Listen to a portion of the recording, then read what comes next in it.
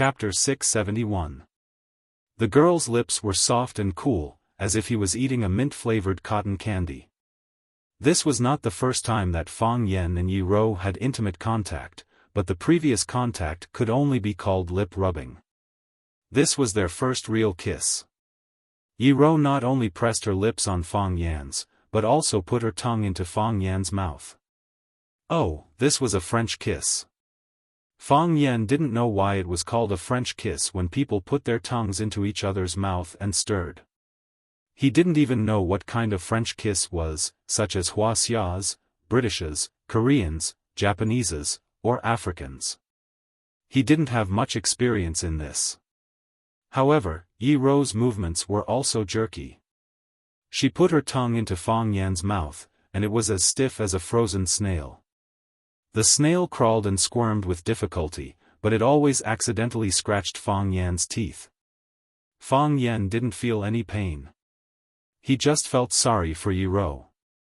He was worried that his teeth might cut her tongue.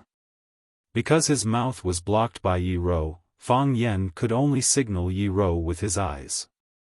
He turned his eyes to the left to remind Yi Rou that she could also turn her tongue to the left. He turned his eyes to the right to remind Yi Rou to turn her tongue to the right as well. His eyes were the guiding light, and all Yi Rou needed to do was wave her tongue and follow his instructions.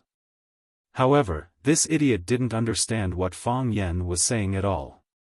Because of her shyness, she closed her eyes tightly. Because of her nervousness, her body trembled slightly. Her legs, which were weak to begin with, became unstable. It was as if she would fall into Fang Yan's arms if she was not careful. Yi Rou really wanted to express her enthusiasm. Maybe it was because of her love for Fang Yen. She was doing this very seriously, but she wasn't good at it. Serious children were worthy of encouragement. Therefore, even though Fang Yen carefully avoided her, afraid that his teeth would hurt her tongue, even though Fang Yen was nervous and worried that her body would not be able to take it and she would accidentally fall to the ground. However, Fang Yen still didn't stop him. Everyone had a learning process, and no one was born with it. For example, when he first started practicing martial arts, he couldn't even stand properly in the simplest stance, let alone a difficult skill like kissing. Thump. Yi Rou had just woken up, and her physical strength was exhausted. Finally, she could not hold on any longer and fell forward. Fang Yen immediately reached out his arms and held Yi Rou in his arms. The warm and fragrant body entered his embrace, and their bodies collided firmly together. At this time, Yi Rou didn't have the toughness of a martial arts master, nor did she have the arrogance and coldness of her usual temperament. She was like a little woman who hadn't recovered from a serious injury, lying in the arms of her man happily. That place made her feel safe. Sense of security? Yi Rou chewed on this familiar yet strange word in her heart. In the past, she never felt that it was dangerous. She just felt that there was no challenge in life. Safe.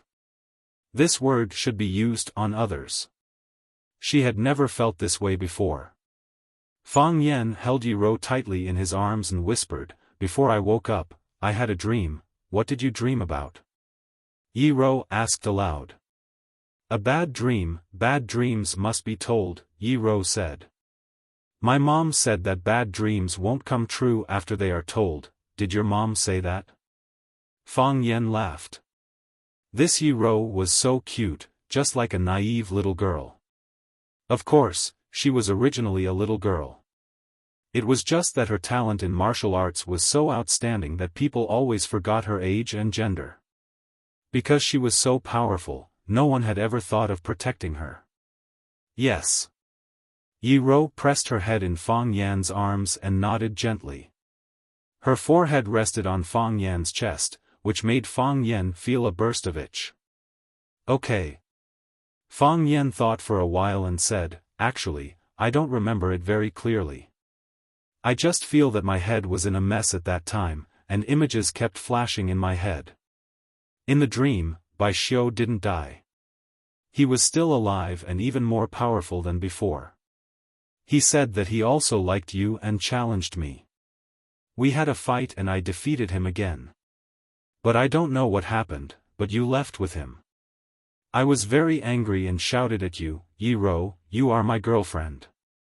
How can you like someone else? You told me that liking is liking, and there was no no or a no. Later, there was a longer story. I met Bai Xiu again, I killed him, and you stabbed me. I think this dream is ridiculous. It is ridiculous. Yi Ro nodded seriously. I don't like Bai Xiu. I didn't like him before. Fang Yan opened his mouth and laughed. Yi Ro really didn't like Bai Xiu. In order to pursue the phoenix, and also to take revenge on Yi Ro for beating him up again, Fang Yan had deliberately used Bai Xiu's name to write an extremely mushy love letter to Yi Ro. Yi Ro had actually run over to Bai Xiu and beat him up. At that time, I knew that the love letter was written by you, Yi Ro said in a low voice. You knew? Fang Yan was surprised and said, if you knew it was written by me, why did you go to Bai Xiu to settle the score? Because I don't like him, Yi Ro said. This kind of answer is really capricious.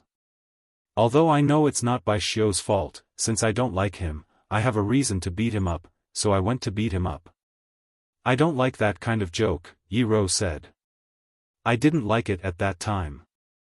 Fang Yan nodded and said, it won't happen in the future. I heard what you said. What?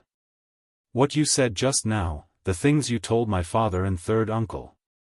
Fang Yan smiled and said, it's good that you heard it, so you can be mentally prepared in advance.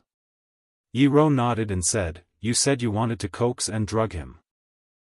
Fang Hui sneered and said, my grandson was worried about Wen Wan's safety. He didn't even give me the time to explain and ran to your Yi family. What's the result? How did your Yi family treat my Fang family? How did your Yi family treat Fang Yan? What does my grandson owe your Yi family? If you think about it carefully, it's your Yi family that owes my grandson more. Daoling, our Fang family is small.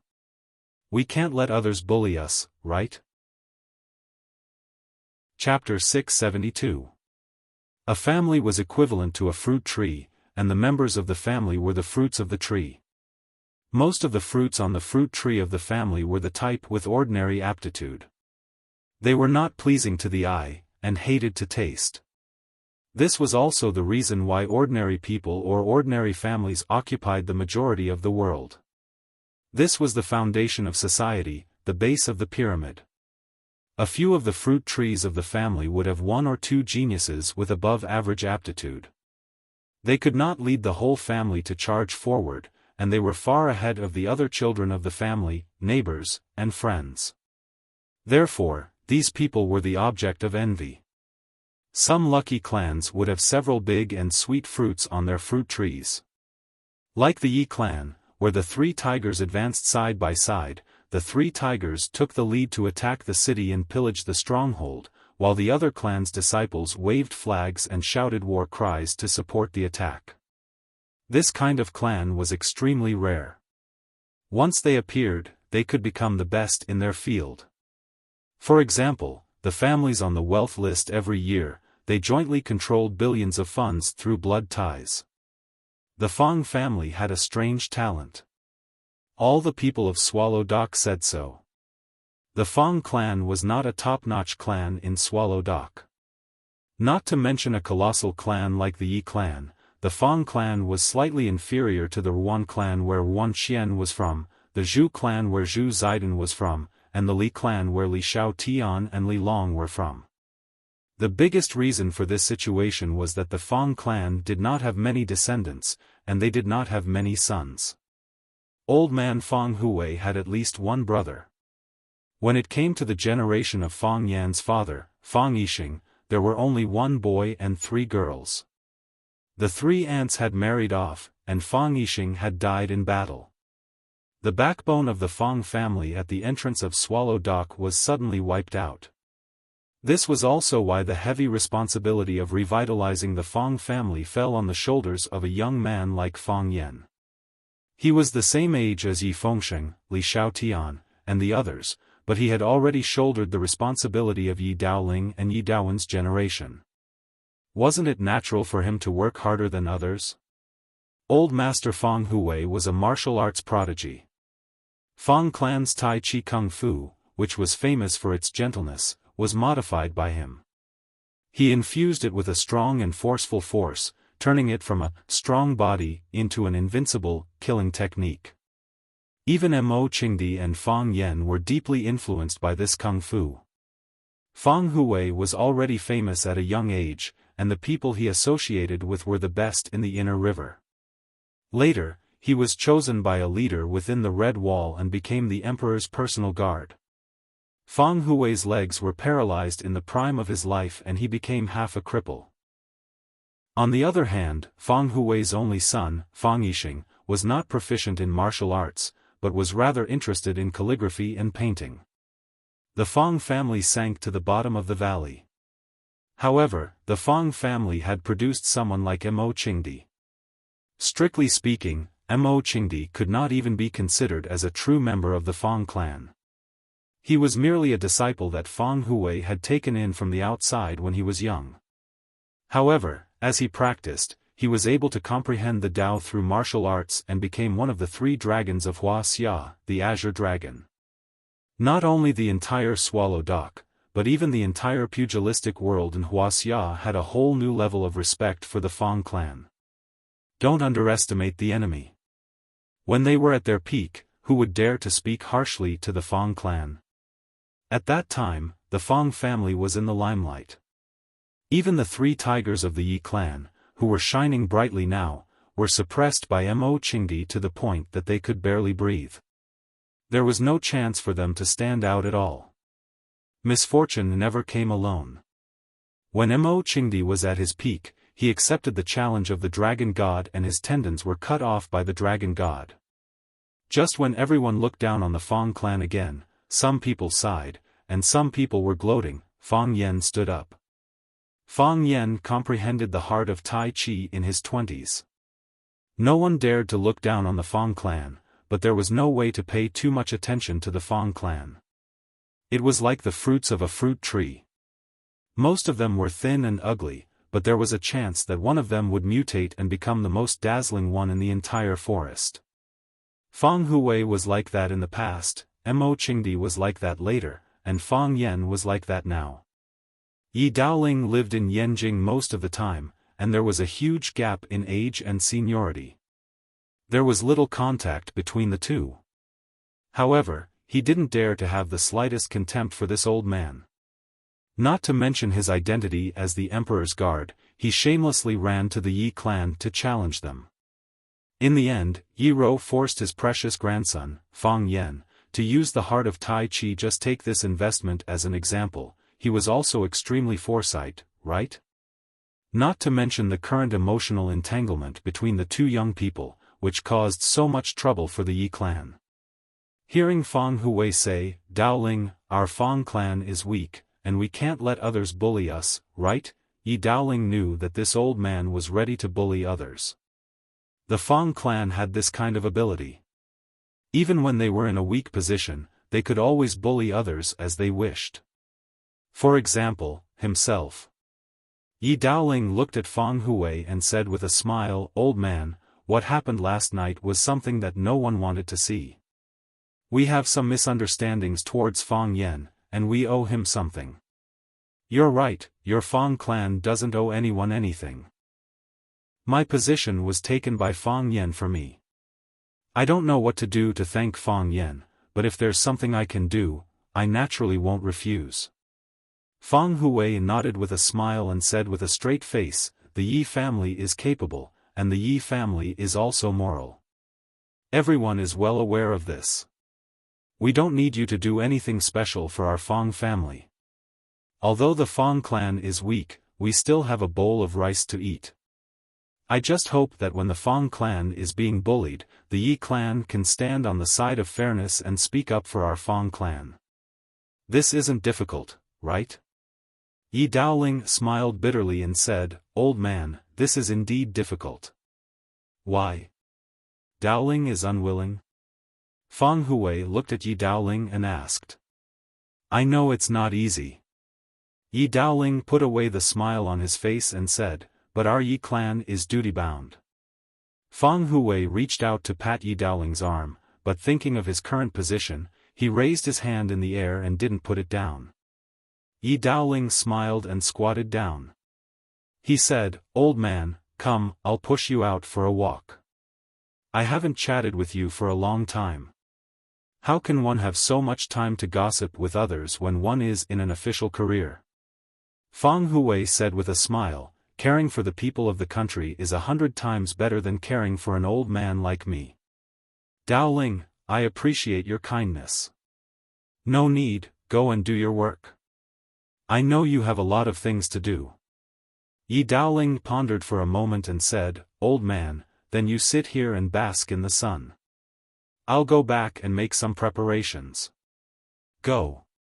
Fang Hui nodded and said, It's time to make some preparations. Fang Yan was seriously injured. At least, that's what he told others. Fang Yan felt that his body was empty. No matter how hard he tried, he couldn't muster any strength. He felt that he had lost all his martial arts and became a trash who could no longer practice martial arts.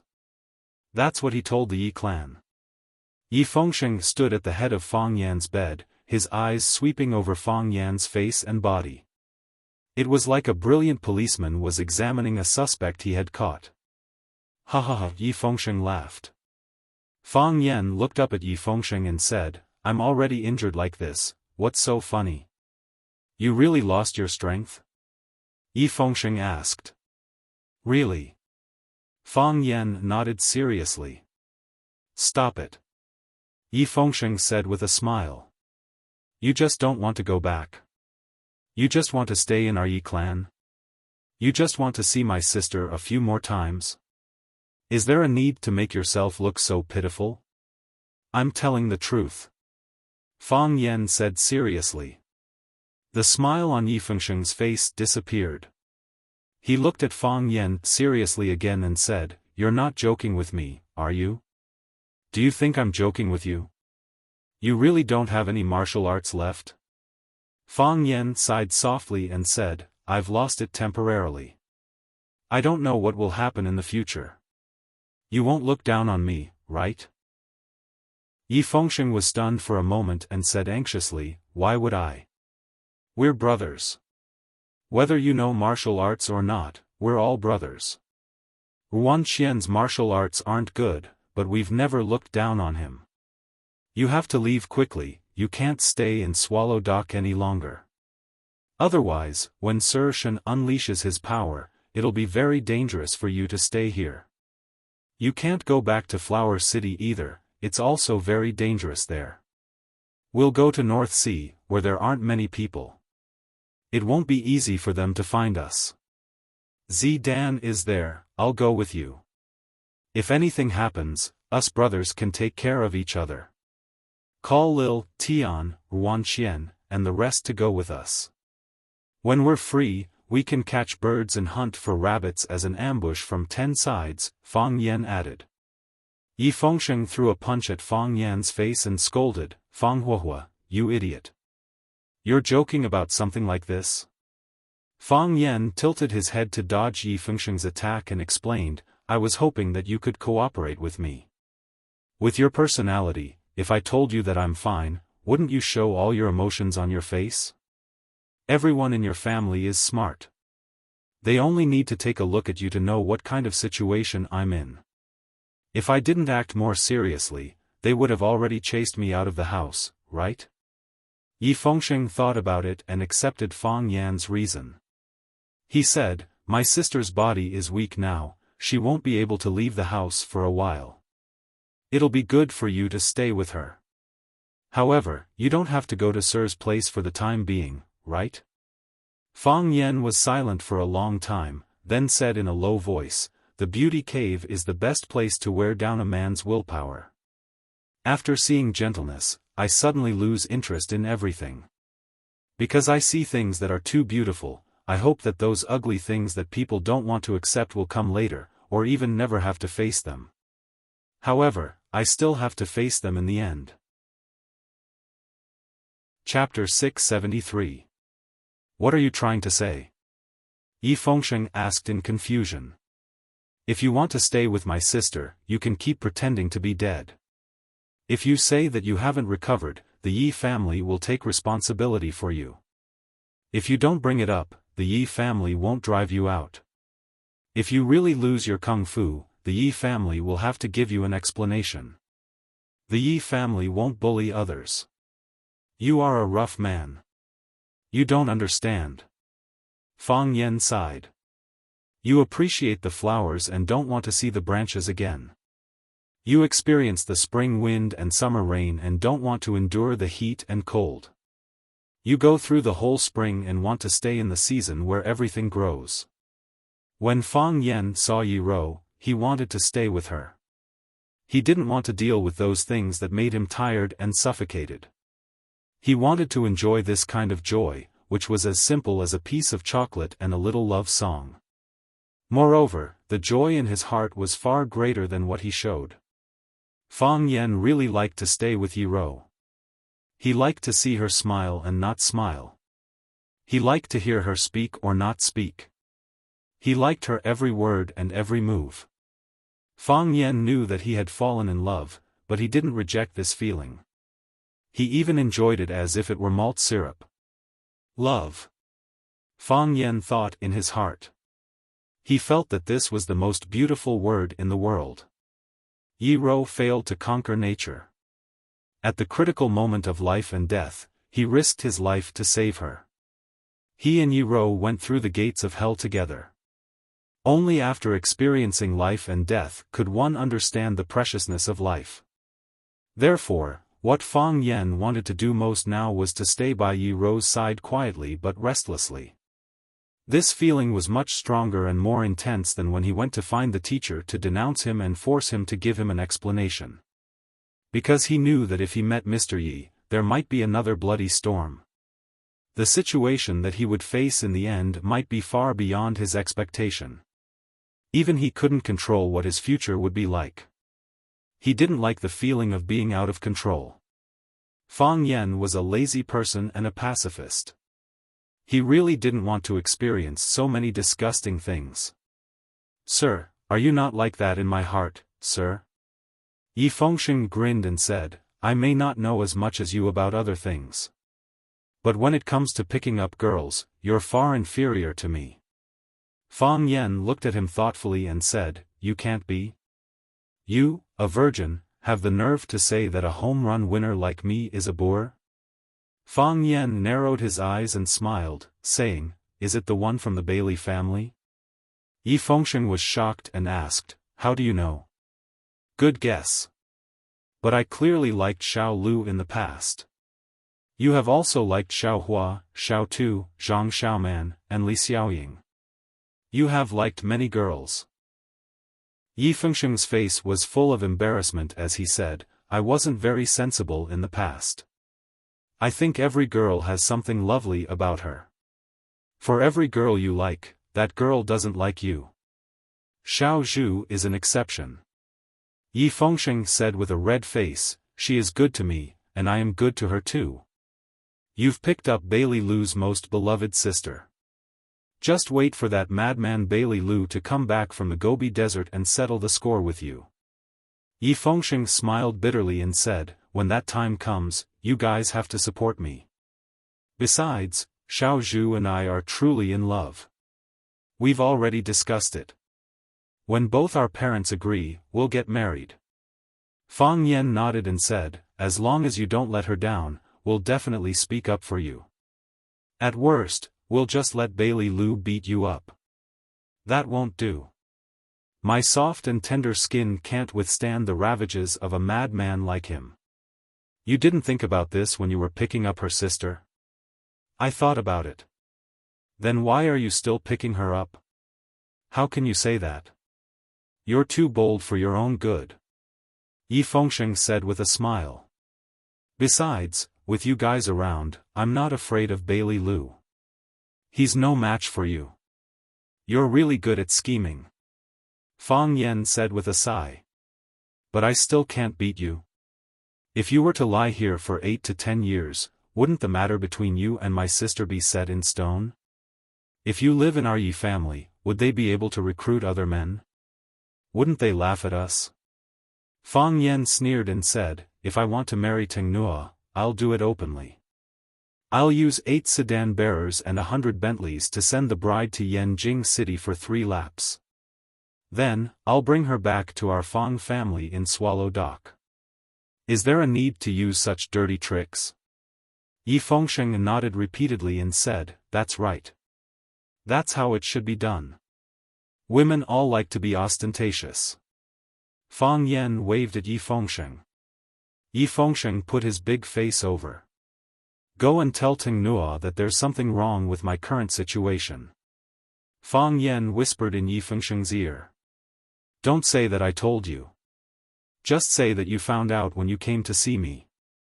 Say that I'm enduring the pain and don't want her to know. Understood? Yi Fengsheng nodded seriously and said, I'll say that if she doesn't come to see you now, she'll never see you again. Fang Yen slapped Yi Fengsheng. Yi Fengsheng laughed out loud and dodged like a nimble rabbit. Continue pretending to be dead. I'll go get someone for you. Yi Fengsheng ran to the door and said to Fang Yen when he closed the door, but, my sister may be resting with the great ancestor. She may not be able to come over. Don't let the great ancestor know that I'm dying. Fang Yen warned. The great ancestor came. The great ancestor came with Yi Rou. The great ancestor stood at the head of the bed and looked at Fang Yen, who was lying on the bed with a weak body and an ashen face. She said to Yi Rou in her extremely hearty voice, I thought this guy deliberately instigated the rumors to deceive us. Looking at his situation now, I'm afraid he really can't make it. Fang Yen wanted to beat Yi Fengsheng to death. No, I encouraged Bailey Lu to beat him to death. We agreed not to let the great ancestor know, but you've brought her here. Yi Rou looked at the embarrassed Fang Yen with great interest, and a seductive smile appeared at the corner of her mouth. Little Yanzi, where do you feel uncomfortable? The great ancestor looked at Fang Yen and asked. Great ancestor. Fang Yen was about to cry. How could she call someone like that? Little Yanzi sounded like a character in The Princess Pearl. He didn't want to be a eunuch. He tried to squeeze out a smile and said, I feel much better now. I feel much better when I see you. You are really the reincarnation of Guanyin Bodhisattva. I won't die, will I? I won't die for the time being. It's good that you won't die, the great ancestor said. If you're really going to die, I can't say these words to you. Rou Rou is my favorite child. I don't want her to be a widow at such a young age. However, I know you are cunning and won't die easily. That's why I'm here to say these words to you. Do you like my Rou Rou? Fang Yen looked at Yi Rou and quickly looked away. He said with some embarrassment, yes. What do you mean? I'm asking if you like my Rou Rou? Yes. Fang Yen answered with infinite shyness. He lifted the blanket covering him up to cover half of his face. All right, all right. Don't be shy. Little Yanzi, I've known you since you were born naked. You're not a shy guy. Fang Yen put away the shyness on his face and said seriously, don't they say that old people like honest and shy children? The problem is that you don't like either of them. The great ancestor said. Since you like my Rou Rou, you must want to be with my Rou Rou, right? Yes. Fang Yen looked at Yi Rou firmly and said, we have to be together. Yi Rou looked at Fang Yen with her bright and beautiful eyes. Even if she was shy, she was unwilling to turn her face away. Then you should also know that it's not so easy. At least, these men in the Yi family are not willing to, right? The great ancestor looked at Fang Yen and asked. It's shameful to talk about it. There are so many men in the Yi family. There are dozens of them, but they have to rely on a girl to revitalize the family. That's right. Fang Yan echoed. How can it be like this? If they like masters of the heavenly path, they can work hard to climb up. Why do you need my girlfriend to support you? The great ancestor looked at Fang Yan with a face full of contempt and said, don't you feel pain in your back? If you are also a master of the heavenly path and a hero like underestimating enemy, even if those guys surnamed you don't agree, what can they do? If you steal your wife and run, will they chase after you and beat you up? Fang Yan did not dare to speak rashly. Whose side is this old lady on? I'm flattering you, okay? Little Yanzi, tell me, when can you climb up to the heavenly path? This, great ancestor, I'm working hard. Fang Yan said. It was difficult for him to answer this question. Who knew when he could climb up to the heavenly path? The great ancestor nodded and said, although I'm old, I'm not muddle-headed. I'm not an unreasonable person. I know that the heavenly path is illusory. There are so many people in Swallow Dock who practice martial arts, but in the past 100 years, didn't underestimating enemy appear? Great ancestor, what do you mean? Don't meet sir. The great ancestor's expression was solemn. Every wrinkle on his face seemed to hide a yellowing past. Chapter 674. Don't see sir, the elder ancestor said again. Her voice was a little softer. There were reminders, warnings, but mostly pleas. Because Fang Yan was the Fang Yan that Yi Rou liked, she also liked the Fang Yan that Yi Rou liked. Fang Yan wanted to see sir and interrogate him. This was not a secret in the whole of Swallow Dock. In Fang Yan's mind, a life for a life, a debt for a life, was the highest and most important rule of conduct that humans should abide by. If the murderer didn't pay with his life, then there would be more people who would kill. If the debtor didn't pay, then no one would be willing to borrow money. Some people said that this society was so cold that even the closest friends couldn't borrow money. However, if you had the experience of borrowing money and not paying it back, then wouldn't you be harming your own friends? The people on the roadside wouldn't be willing to lend you a single cent. Everything had a cause, and good and evil would be rewarded. However, the elder ancestor of the Yi family said to Fang Yan with a serious face, don't see sir. Because of his good relationship with Yi Fengsheng and his bad relationship with Yi Rou, Fang Yan often went to the Yi family. Sometimes he went to play with Yi Fengsheng, and sometimes he went to take revenge on Yi Rou. The more he went to the Yi family, the more he interacted with the elder ancestor of the Yi family. She was gentle, loving, generous, and candid, and even joked with Fang Yan from time to time. She often gave Fang Yan food and scolded him as a naughty monkey. Fang Yan liked the elder ancestor of the Yi family, just like how he liked his grandmother, who passed away a long time ago. In his memory, the elder ancestor had never spoken to him in such a serious tone. She had always been kind and cheerful, and treated him the same as other children. Maybe she liked him a little more. Fang Yan's face was solemn. He kept silent and didn't immediately answer the elder ancestor's question. Or rather, he responded to the elder ancestor's request because she said, don't see sir. Not, don't see Mr. Seeing Fang Yan's expression, the great ancestor sighed softly and said, Little Yan, I know this request is difficult for you. I also know that you have encountered some unfair treatment. In life, everyone has a hard life. But since it's not easy, why do you want to put yourself in an even more dangerous situation? Your grandfather was a smart man. I've lived for 100 years, and I've rarely seen anyone smarter than him. He did everything he could for the Fang clan, and in order to protect you, his only child, he used up all of his energy. Back then, he came to our Yi family to challenge us, saying that our Wen Nuo was not as good as his family's Fang Yan. Dao Wen and Dao Ling were not willing to accept the challenge. It was me who agreed to let you and Wen Nuo compete every year.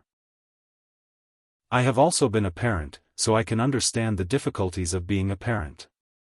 Besides, having the two of you compete once a year will also have the effect of promoting each other.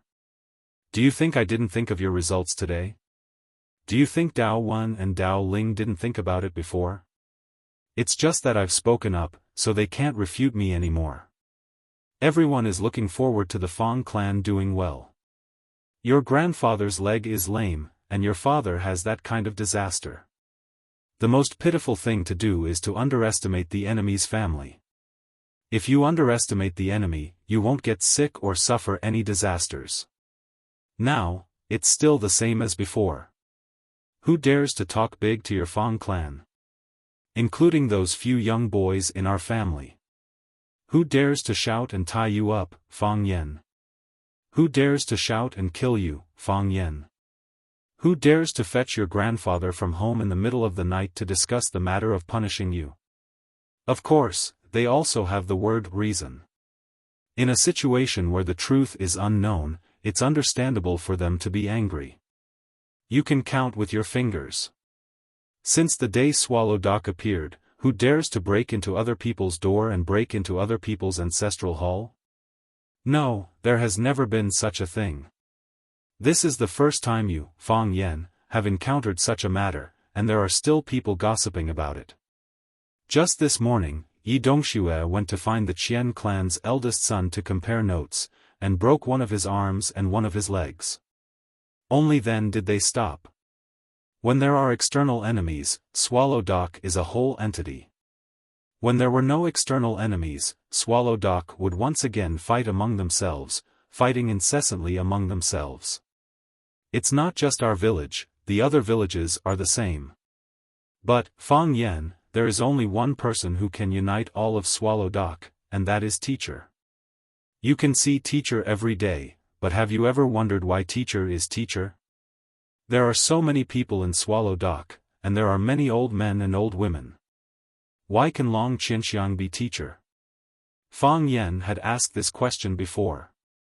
The person he asked was the old drunkard, Mo Qingdi. He said, "Old drunkard, why is Teacher Teacher Teacher? Why can't you be Teacher Teacher? When it comes to martial arts, you are the best in Swallow Dock." The old drunkard's answer was, "Teacher Teacher is the master of Swallow Dock, and also my teacher. No matter how good a student is, he can't compare with a teacher." At that time, it was just a joke. Fang Yan asked casually, and the old drunkard answered casually. Then, the two of them continued drinking. Fang Yan didn't even carefully consider the deeper meaning of the old drunkard's words. "I've heard some things about you. Although I rarely pay attention to the trivial matters outside, Bai Xiu is dead, and the revenge that should be avenged has been taken. Let yourself rest for the time being, give yourself some time, and make yourself stronger. Isn't this the right way? Why do you force yourself to live such a hard and tiring life?" The great ancestor reached out to hold Yi Ro's little hand and said, "I'm telling you this because I feel sorry for Yi Ro.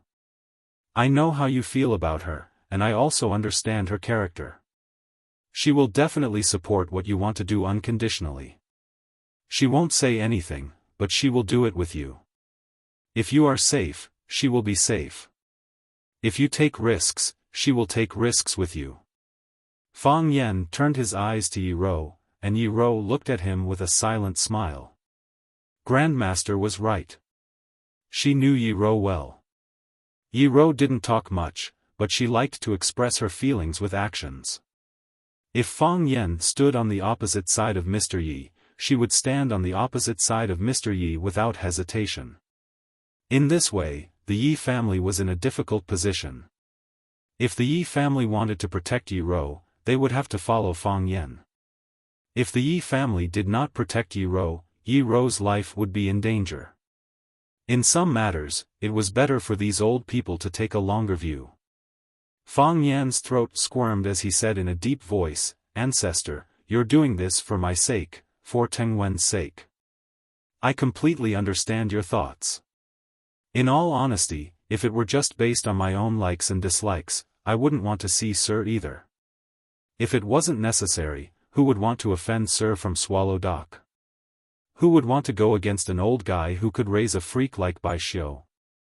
But, can I not go see Sir? Impossible. Bai Xiu is Sir's disciple, and Bai Xiu killed my father. What is Sir's position in this matter? Does Sir know or not? Sir, are you irrelevant or involved? Why did Sir do this? Fang Yen deliberately suppressed the anger in his heart, but his voice was still murderous. Sir was the Sir he respected. His father was killed by the disciple of the person he respected.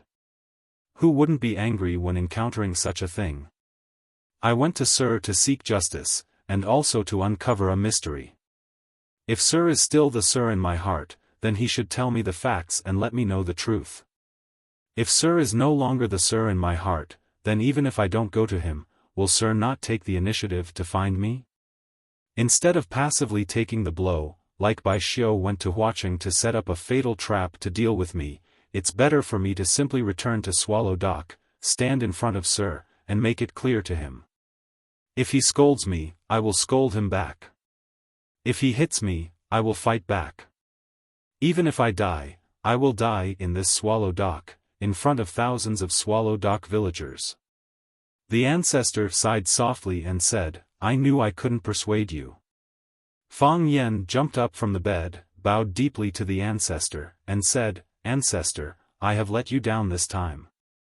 This was also an old man he respected, an elder who wholeheartedly hoped for the best for him. The ancestor waved his hand and said, Didn't you ask Feng Sheng to bring a message to Wenro? Let's have a good talk with her. The ancestor moved his little feet and turned to leave, leaving Fang Yen and Yi Rou in the room again. Fang Yen looked at Yi Rou and said, I know, the ancestor is doing this for our own good. Yi Rou nodded lightly. But I can't promise her.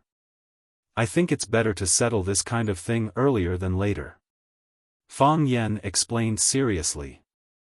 Yi Rou still nodded and looked at Fang Yen with her watery eyes without blinking. She was calm and sure, but there was no shyness of a little girl. What do you think? Fang Yen said. What do you think? I don't think. Yi Rou said. Your thought is my thought. After thinking for a while, Fang Yen gritted his teeth and said, In this case, I'm going to see Mr. Yi when I feel better. Okay. Yi Rou looked at Fang Yen and said, I'll go with you. Don't go. Don't stop me. Don't always look at me like that. Fang Yen felt a little guilty under Yi Rou's gaze and said, I'm a little embarrassed. You are the man I like. Yi Rou's voice was like the tinkling of spring water, small but clear. Why can't I look at you more? Chapter 675. You are the man I like. Why can't I look at you more? If this sentence came out of Fang Yan's mouth, it wouldn't be surprising at all. However, when this sentence came out of Yi Rou's mouth, Fang Yan felt ecstatic and flattered. Nowadays, everyone was used to men confessing to women. It would be rare and sincere for a woman to confess to a man occasionally, especially for a woman like Yi Rou. What did you say? Fang Yan resisted the palpitation in his heart and asked aloud. Yi Rou just looked at him and giggled, without answering. Fang Yan walked forward and held Yi Rou in his arms, saying with a smile, I was laughed at by Yi Fengsheng just now. He said that he may not be as good as me in other things, but in terms of love, I, a virgin, am not qualified to criticize him. I don't even know how to fight back. Then don't fight back. Yi Rou said. You are so cute. I really want to do something inappropriate to you. Fang Yan said. After a pause, he added, but I don't dare to. Yi Rou raised her head from Fang Yan's arms and stared at him with her sparkling eyes. She said, Do you want to coax me with sweet words? What's done cannot be undone. Fang Yan was speechless and hurriedly explained, I just said it casually. This kind of thing is consensual. How can I cheat? I'm not the kind of man you think. Besides, I can't beat you. If you fight back, I can't do anything. It's also possible that I'll be molested by you. Actually. Yi Rou looked at Fang Yan's delicate cheeks and said, no one likes to eat raw rice. Everyone is willing to eat cooked rice. Fang Yan was stunned for a long time. He looked at Yi Rou and said, what do you mean? Guess? If I guess wrong, you won't beat me? Some things were inevitable, but there was no need to rush. Fang Yan made up his mind to see Mr. Yi, but he didn't immediately run to see Mr. Yi. At the very least, he wouldn't go until his body recovered. He didn't even return to the Fang clan. On one hand, he wanted to stay in the Yi family to accompany Yi Rou for a while. He didn't know what would happen to him, but he wouldn't leave Yi Rou before she recovered from her serious injury. Perhaps it was because he had risked his life to save her, or perhaps it was because of Yi Rou's good fortune that her failure to climb the heavens way didn't bring her any severe sequelae. It was a great thing that he was alive and well, and that his head was clear and all his limbs whole. It was just that his body was a little weaker. It would probably take a long time for him to achieve such a breakthrough again. Yi Rou was still young, and she would have plenty of opportunities in the future. Moreover, those who had experienced life and death situations would understand the meaning of living better. Living was the greatest meaning. As for what they could obtain while they were alive, it would depend on their own efforts and the blessings of the heavens. He couldn't force it. Fang Yan's situation was worse than Yi Rou's. He didn't notice it at the beginning, thinking that his body was empty because of the volcanic eruption, and he would be fine after a few days of rest. However, when Fang Yan consciously tried to use his heart of Tai Chi, he found that it didn't move anymore. Just like a few years ago, it became a lifeless, stillborn fetus. This made Fang Yan panic. He was even more panicked than he had been 3 years ago. At that time, Fang Yan felt that everything in the world was just a game. Some games were wonderful and exciting, and some were more boring. If you failed or died, you would have a chance to be resurrected. Now, Fang Yan was besieged on all sides, surrounded by powerful enemies. He didn't want to lose even once, and he couldn't afford to lose even once. Without the heart of Tai Chi, it was equivalent to losing an important safety barrier for Fang Yan. He was prepared to reason with the teacher, but if he couldn't reason with him, wouldn't the heart of Tai Chi revolve and the Tai Chi domain fully unfolded? Fang Yan was very happy these days. Every day, he stayed with Yi Rou, said some very, very stupid things, and did some very, very stupid things. Of course, this was when Yi Daowen didn't notice. If Yi Daowen was at home, their meeting would most likely be a little unpleasant.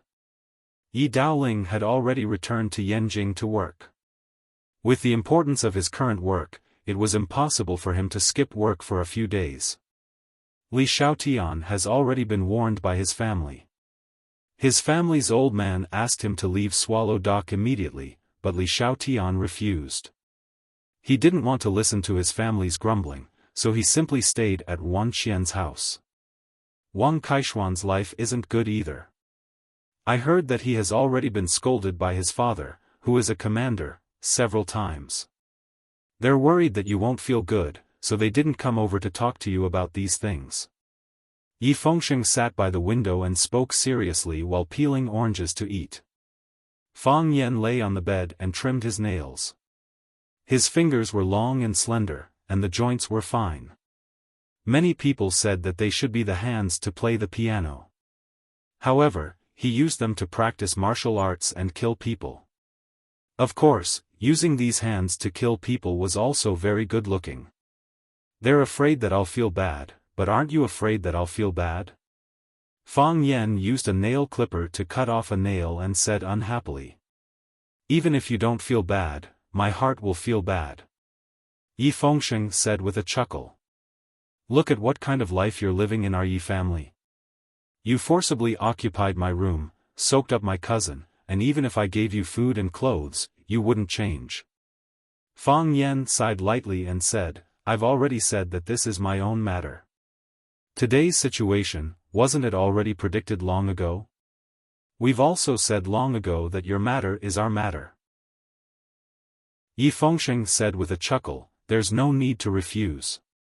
Some things are more precious because they're difficult.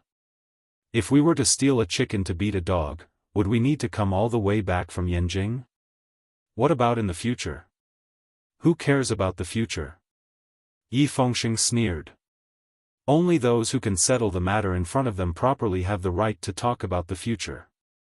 Fang Yan looked at Yi Fengsheng in shock and said, I realize that you're not just fat. It's very philosophical, isn't it?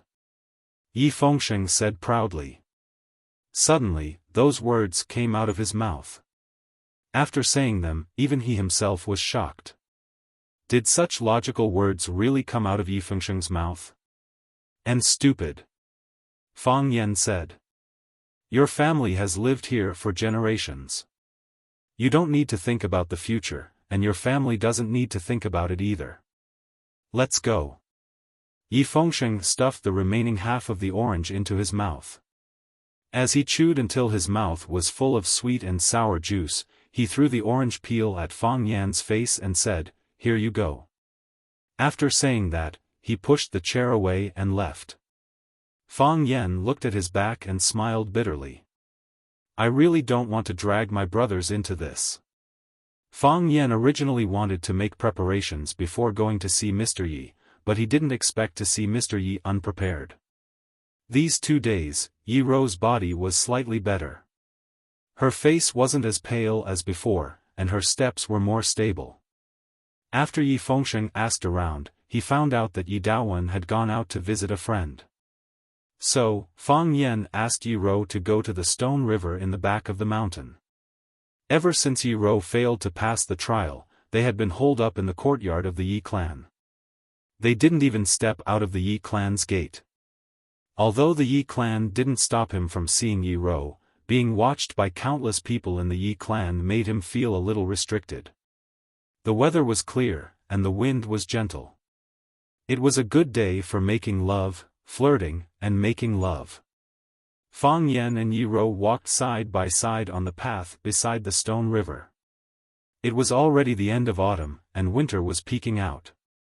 Steam rose from the surface of the stone river, and occasionally, white stripes jumped out of the water. The leaves were yellow, but the weeds on the ground were still growing lush. Fang Yan didn't pay attention to his surroundings. He focused all his attention on Yi Rou. He gathered his courage and held Yi Rou's little hand. After waiting for a long time, she didn't beat him up. He finally relaxed and whispered something to her. Yi Rou suddenly stopped. Because they were holding hands, when Yi Rou stopped, Fang Yan also stopped. Fang Yan raised his head and saw an old man walking toward him. It was an old man in a gray robe. He was hunched and walked slowly with a basket of dung. Seeing animal dung on the roadside, he stopped and shoveled the dung powder into the basket with the rake in his hand. His movements were very slow, and his expression was very solemn. It seemed that for him, shoveling dung was the most important thing in the world. After shoveling a pile of dung on the roadside, the old man picked up the basket again and walked toward Fang Yan. He raised his head and saw Fang Yan and Yi Rou, who had stopped moving forward. Yi Rou held Fang Yan's hand tightly. Fang Yan shook her hand back and told her that he was fine. Before they got close, they could smell the stench of animal dung. The teacher stood in front of Fang Yan and Yi Rou with the basket of dung in his hand. He looked at Yi Rou lovingly and said in a blaming tone, "Girl, why are you in such a hurry to break through at such a young age? Only by working steadily and laying a solid foundation can you be afraid that you can't peep into the way of heaven one day. The way of heaven is dark and far away, and ghosts and gods are obscure. You can't force it, and you can't force it. Do you remember?" Yi Rou bowed and thanked the teacher for his teaching. Chapter 676. "Thank you, sir," Yi Rou said with a clear voice and a respectful look. Sir was the village head of Swallow Dock and the most respected old man. He was highly respected and had many followers, including Fang Yan, who was also a fan of Sir. Sir blamed and reprimanded Yi Rou for her sudden breakthrough, which was a matter of course in everyone's eyes. Not only would you not be annoyed by it, but you would also feel deeply honored to be cared for. At least, that was what Yi Rou thought. Yi Rou knew that Fang Yan and Sir had a grudge against each other. Before the truth was revealed, the two parties were in a state of hostility. If Fang Yan and Sir had a conflict, she would choose to stand on Fang Yan's side without hesitation. If Fang Yan advanced, so did she. If Fang Yan fought, so did she.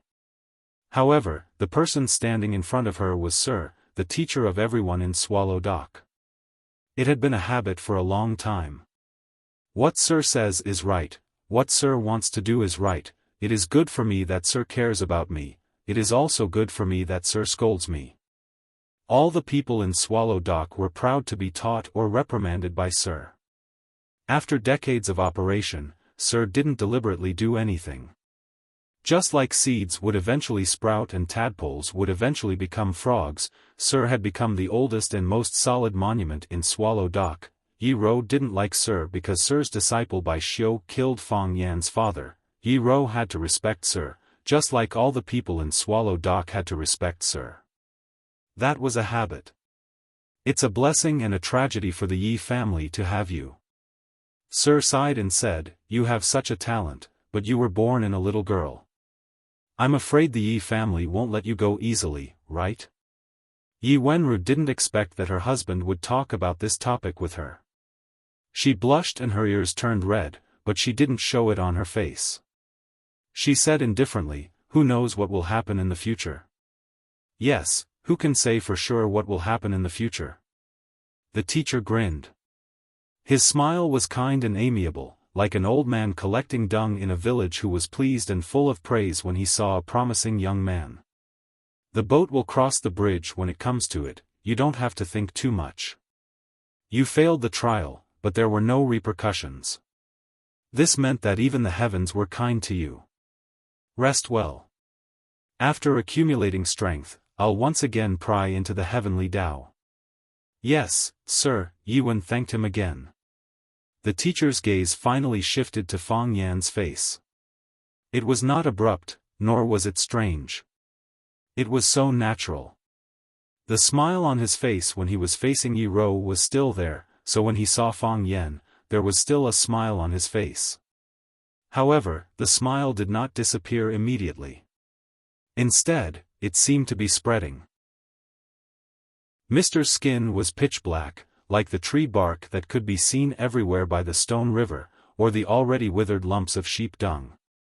Because his skin was too dark, the wrinkles on his face didn't seem deep. His eyes were cloudy, and crisscrossing red blood vessels could be seen in the whites of his eyes.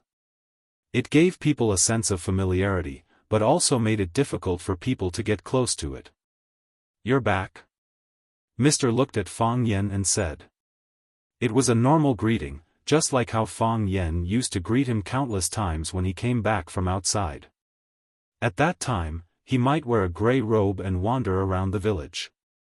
Most of the time, he would carry a dung basket and collect dung like today. The people of Swallow Dock raised countless pigs, cows, and sheep, and most of them were in a free-range state. However, it was rare to see animals' feces, urine, and other excreta inside or outside the village. It was because Swallow Dock had a sunset glow poop shoveling brigade headed by Mr., who had been doing the cleaning work in silence. When Fang Yan heard this question, he was extremely unwilling to accept it. He came back this time to see Mr. When he was in Huacheng, he had already started to conceive and plan all kinds of bloody battles when he returned and confronted Mr. What kind of face would Mr. put on, and how he should respond politely? What would Mr.'s first sentence say? He had to give a perfect answer and at the same time make the outside world think that he was a little persecuted man. For this reason, Li Xiaotian, Yi Fengsheng, and the others returned from Yanjing one by one to gather at Swallow Dock in order to show off their power. They did not give in even when they were threatened or even beaten by the elders of their families, just so that they could stand up at the critical moment and stand together with Fang Yen with passion and passion. They had already planned for so long and put in so much effort, but was this his attitude? You should be angry, you should be furious, you should be shouting, you could hit people with a dung shovel? Or you could display the dignity and domineering aura of a superior, and then use the schemes and tricks you have cultivated for decades to ask me some sharp but deep questions. How could you do nothing? Did he break the stalemate between the two of them with just a simple, "I'm back"? "I'm back," Fang Yen replied in a muffled voice. Because Mr. didn't play his cards according to common sense, he couldn't play the cards he had prepared. Mr. nodded and said, "I heard from them that you were back a few days ago, and I thought you would go to find me right after. I haven't been to school these days, and I've been making big leaf tea several times a day, but I haven't seen you at all. What does that mean? Don't take it for granted." Fang Yen thought angrily. Fang Yen looked at Fang Yen and said, "Do you want me to go, mister?" "Of course I want you to go," Mr. said. "The later you go, the worse my character is in your eyes." The teacher looked around and said, "Winter is coming. Before the heavy snow seals the mountain, the animals on the mountain will be more active. After picking up the dung in the afternoon, my throat is so thirsty that it's smoking." Mr. looked at Yi Ro and said, "Ro, go back first. If you go back late, your family will be worried that they have been tricked by this guy to do bad things." As if he knew that Yi Ro would agree, he turned his eyes to Fang Yen again after saying that, and said, "Come with me. Let's have a private talk." Yi Ro looked at Fang Yen, and Fang Yen nodded to her. Yi Ro still looked at Fang Yen, and Fang Yen said with a bitter smile, "Go back." Yi Ro nodded and said, "I'll go back first." Yi Ro turned around and left, walking towards the village of Swallow Dock. Mr. also carried the dung basket and walked towards Swallow Dock, and Fang Yen followed him step by step. When they arrived at Mr.'s hut, Mr. poured the dung in the basket into the cesspool. The village was so backward that they didn't even use biogas. So after the dung fermented on its own, it was picked up by manpower, carried to the wheat field or the rape field, and sprinkled. Mr. threw the dung basket in the corner outside the courtyard, went to the yard to get a bucket of water to wash his hands and face, and then pushed open the wooden door, took the big enamel jar on the table, and gulped down a big mouthful of water. Then he seemed to think of Fang Yen again, and said, "Do you want to drink tea?" Fang Yen refused and said, "I've been taking tonic recently, and I'm afraid that the medicine has been neutralized. It's not convenient for me to drink tea." Mr. didn't insist, and said, "It's said that you make good tea. Even Dao Ling, who has enjoyed a good life in the city, praises your tea skills. I've never had a chance to taste it." Fang Yen didn't respond. If he didn't solve the knot in his heart, he might not be able to make a pot of good tea for Mr. in his life. Mr. stood at the door with a tea jar in his hand, and Fang Yen stood outside in a white robe. There was only a doorsill between them. The light in the thatched cottage was dim, and Mr.'s face was hidden in this gloomy atmosphere. The sun was shining brightly outside, and Fang Yen, who was dressed in a white robe, looked handsome, like the golden sunlight in the sky, dazzling people's eyes. "You came too late." Mr. looked at Fang Yen and said. Fang Yen nodded and said, "Maybe it's too early. I always feel that I'm not ready, and I want to spend more time with the people close to me. After all, I don't have any relatives by my side. You've always been a good child who values friendship and righteousness." Mr. praised. "What you said is something that everyone should care about. In this world, there's nothing more important than this." Fang Yan's lips curled into a mocking smile, and he said, "If you said that in the past, I would be proud for a long time. Even Mr. praised me, which proves that I must be such an outstanding person. And now? Now I feel that it's a great irony to me." Fang Yen said. "You want me to come earlier?" I want you to come earlier. You said that the later I come, the worse your character is in my heart. Fang Yan's eyes became sharp, and he stared coldly at Mr. standing in front of him, and said, "Are you so confident in your character?" Mr. picked up the tea jar and drank a mouthful of tea, and said, "There's hostility in your heart. That's murderous intent." Fang Yan said. 3 years ago, it was hostility, and after 3 years of digestion, it has long become murderous intent. You don't want to kill me, Mr. said. If you wanted to kill someone, you would have thought of a way to kill him. Mr. looked at Fang Yan, and said, conspiring, ambushing, poisoning, or any other method. These are all things that you, Fang Yan, can do. Chapter 677. However, you chose to meet me, Fang Yan, in the most primitive and foolish way, just like the other children. I've watched you grow up, so you shouldn't have any objections to what I'm saying, right? It's not just you, I've also watched your father, Fang Yixing, grow up from a naughty kid in open-crotch pants to a tall young man, and then become a husband and a father. You're not a person who likes to play cards according to common sense. For a person like you to suddenly play cards according to common sense, it proves that you're afraid of Fang Yan. You treat meeting me as a matter of life and death? Do you think I'll slap you to death in front of countless villagers? Fang Yan, what do you take me for? And what do you take Swallow Doc for? Sir's tone was very casual, and his expression was very calm. Sir did not show any anger or resentment, and he did not exude his domineering aura. Even his words were very simple and straightforward, and he would definitely not confuse you. Sir's words made you feel like an old farmer was talking to you, but every sentence and every word made Fang Yan feel very pressured. The reason why we fear a person is not because of what he says, but because of what kind of person he is. What kind of person was Sir? What kind of person is Sir? Fang Yan asked the biggest question in his heart. Sir held a large enamel jar and narrowed his eyes as he sized up Fang Yan, who was standing in the divine light. The young boy in the past had become handsome and elegant. In terms of temperament and demeanor, Fang Yan could be said to be the most handsome young man in Swallow Dock. Of course, the original most handsome young man, Bai Xiu, had been killed by Fang Yan. The greatest evil in life was to be an obstacle. If Bai Xiu had looked like Yi Fengsheng, he would still be living comfortably, right? If he didn't act so pretentiously. Sir looked at Fang Yan and asked softly, in your heart, what kind of person is Sir? Sir, you know, I just want an answer, Fang Yan said. Like you, I also want an answer. Mr. stubbornly looked at Fang Yan and said, what kind of person are you, Mr.? I don't know. Fang Yan gritted his teeth. This answer doesn't match your style at all. The teacher shook his head and sighed. Fang Yan, ever since I've known you, have you ever said anything that you're afraid of? Is there anyone you don't dare to see? If there is.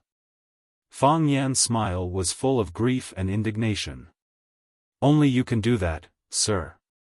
Only the person who loves me can hurt me the most, and being stabbed by the person I respect the most is even crueler. Swallow Dock was a special place, and it was also a place that people could be proud of. And Sir was Swallow Dock Sir, the pillar and totem in the hearts of countless people. For example, when Fang Yan brought Yi Fengsheng and Li Xiaotian to confront Jiang Junling at the Maple Leaf Club in Yanjing, he knew that if the situation was irreversible, Sir would definitely come out, and he really wanted to force Sir to come out. In the end, under the situation of being pressured from both inside and outside, Sir did come out, and he even used the red machine that he had been locked in an iron box. At that time, everyone thought that Fang Yan was in a weak position, but in fact, they had never thought that the real strong person was actually Fang Yan, and that Jiang Junling was the weak one. That night, it seemed that Fang Yan and his companions were the ones who were rejected and attacked by the crowd, but even if hundreds of people attacked together, what could they do to them? They couldn't win in an argument, and they couldn't win in a fight. What advantage did they have? Loss of reputation? Losing face? Come on, Fang Yan was originally an insignificant person at that time. What face did he have? What reputation did he have to lose? The one who truly lost face was Jiang Junling, and the one who truly lost his reputation was also Jiang Junling. Some people said that a person's opponent determined their height. Fang Yan's opponent was Jiang Junling, so everyone put him and Jiang Junling on the same level. Have you considered Jiang Junling's feelings? It was just like how some small celebrities who had just made their debut had to rely on Lu Dehua or Xiaofan to create hype, saying that they wanted to surpass Lu Dehua and that they wanted to soak up Xiaofan. Have you considered the feelings of Lu Dehua and Xiaofan? That was a marketing campaign, a self-marketing campaign for Fang Yan's position. It was also a scheme to force the Jiang family to give up their position. If it wasn't for some people realizing the seriousness of the problem, Yi Daoling would be sitting in the position of the Jiang family, and with the Jiang family sitting in this position, Fang Yan's days would be even worse. What kind of person was Fang Yan? Things had only started to take shape, but he had already completed the entire plan and guided it. Yi Fengsheng, Li Xiaotian, Ruan Qian, and the others who stood behind him, some of them understood at the time, and some of them only understood afterwards. No matter what, they were willing to advance and retreat together with Fang Yan. Otherwise, with Fang Yan's personality, he would definitely turn around and run when he realized that he was about to suffer a loss. A music addict can't eat. Who would be willing to bear the siege of hundreds of people for a woman? The one who set up the stage was Fang Yan, and the one who acted was also Fang Yan. However, the final director was Mr. Fang Yan, who was far away in Swallow Dock. The reason why Fang Yan dared to cause such a huge disaster and dared to ignore the enmity of the Jiang family and all of the wealthy families in Beijing was also because he had Swallow Dock and Mr. However, could the current Mr. still support him? Could he trust him like a totem engraved on his soul? Mr. was silent for a long time, then said, Fang Yan, I heard that you broke through again in Huacheng and comprehended the Tai Chi light that is rarely seen in 100 years? That is also thanks to Mr.'s good disciple, Bai Xiu. Most of this is due to his efforts. Fang Yan said with a face full of sarcasm, if he and Jiang Junling hadn't worked together to set up that sure-kill trap, if he hadn't used the thunderclap sword to attract the lightning, if he hadn't forced me into desperate straits with that old man song Zaniang time and time again, if it hadn't been for him, how could I have had the chance to break through again? Actually, Fang Yan was lying. The reason why he comprehended the Tai Chi light was mainly because he was forced by the Blade Monarchs, chopping wood blade. When he comprehended the Tai Chi light, Bai Xiu had not yet appeared, and neither had the phoenix. Thinking of the phoenix, Fang Yan's heart bled. These bastards, why did they have to drag those innocent people into this? Thinking of the phoenix heartbroken because of this and how she cut off her mortal roots to escape to Buddhism, Fang Yan's heart was filled with anger. The phoenix hated. She hated how fate played tricks on her. Fang Yan also hated. He hated how those conspirators had ruthlessly manipulated their fates. Bai Xiu, Jiang Junling, the Yin family, and perhaps even Mr. were all sinners. Mr. was finally angry. Fang Yan rarely saw Mr. angry. Even if a student in the academy did something terribly wrong, he would just keep a straight face and slap them. But at this moment, Mr. frowned. His eyebrows furrowed so deeply that his thick eyebrows turned into curved black silkworms. Mr. stared at Fang Yan with a burning gaze. His eyes, which had always been dispirited and depressed, flashed with a frightening brilliance. He said in a low voice, "You just want an answer, right?" "Yes." Fang Yan said. "I also need to ask Mr. to give justice to my dead father. Otherwise, the dead will not be able to rest in peace, and the living will not be able to rest in peace." "Fine. I will give you justice." Mr. said. He held the jar in one hand and raised the other, fiercely chopping toward Fang Yan's face. Palm as a sword. Thunderclap sword.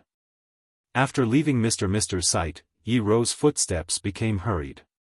She didn't return to her Yi family because she knew Yi Fengsheng wasn't home. She walked along the stone river all the way to the Ruan family at the entrance of the village. Sure enough, before she got close, she heard the laughter of young people inside. Yi Rou appeared at the entrance of the courtyard and saw Li Xiaotian and Ruan Qian wrestling. The others were holding a wine pot, lying down or sitting, and were still fiercely discussing who would win and who would lose. I'm betting on Xiaotian. Xiaotian's Kung Fu foundation is not bad, although he has put on a little weight after becoming a businessman. If it was before, I would definitely bet on Xiaotian, but now I'm betting on Ruan Qian. Ruan Qian is always by Uncle Ye's side.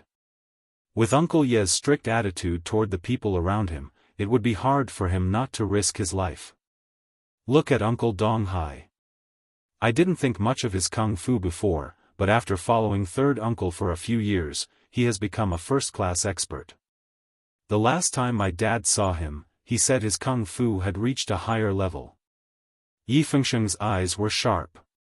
When he saw Yi Rou standing at the door, he quickly jumped up to greet her and said, "Sister, why are you here? Didn't you go to the Stone River with Fang Huohua for a walk?" The others also stood up. Wang Kaixian looked at Yi Rou with a smile and said, "Originally, they wanted to follow and peep, but I forcefully stopped them. I say, they're a couple talking about love, so why are you people going over to join in the fun?" If it was before, Wang Kaixian and Li Xiaotian wouldn't dare to speak to Yi Rou in such a tone. Because according to Yi Rou's character, they were likely to be beaten black and blue by Yi Rou before they could finish a joke. It wasn't that Yi Rou's character had changed, it was mainly that Yi Rou's identity had changed. Now, Yi Rou was his brother's woman. If he made a joke with his brother's woman, wouldn't it mean that everyone was close and liked her? Sure enough, Yi Rou didn't hit them this time. Yi Rou looked at Yi Fengsheng and said, "Fang Yan went to see Sir F***ck. Yi Fengsheng threw the wine bottle in his hand out, smashing it on the wall and breaking it. He cursed, "This bastard, son of a bitch, we agreed to go together. How can he be so untrustworthy?" Chapter 678. This bastard, son of a bitch, we agreed to go together. How can he not keep his word? This time, Yi Fengsheng, Wang Kaixian, and the others were really angry. They had clearly agreed to go see teacher together, so why did he quietly run off alone? This kind of behavior was much more serious than saying that they would grow old together, but you secretly went to bake oil. Exactly. What kind of logic is that? Wang Kaixian was so angry that he stomped his feet and cursed. Fang Yan, that be ****, pushing us once is what he should do. Pushing us twice is due to our friendship. Pushing us 3 or 4 times means that he doesn't treat us as brothers. We have treated him with sincerity. What does he mean by doing this? Yi Rou frowned slightly. She didn't like it when others scolded Fang Yan. No matter what the reason was, he didn't like her. Don't get excited. Let's listen to what Gentle has to say. Chen Yanqing was experienced and prudent. She stood out and said that to smooth things over. You still don't understand what happened? Why are you all cursing and swearing? Li Xiaotian and Ruan Qian also let go of each other. They stopped wrestling and gathered around to listen to Yi Rou.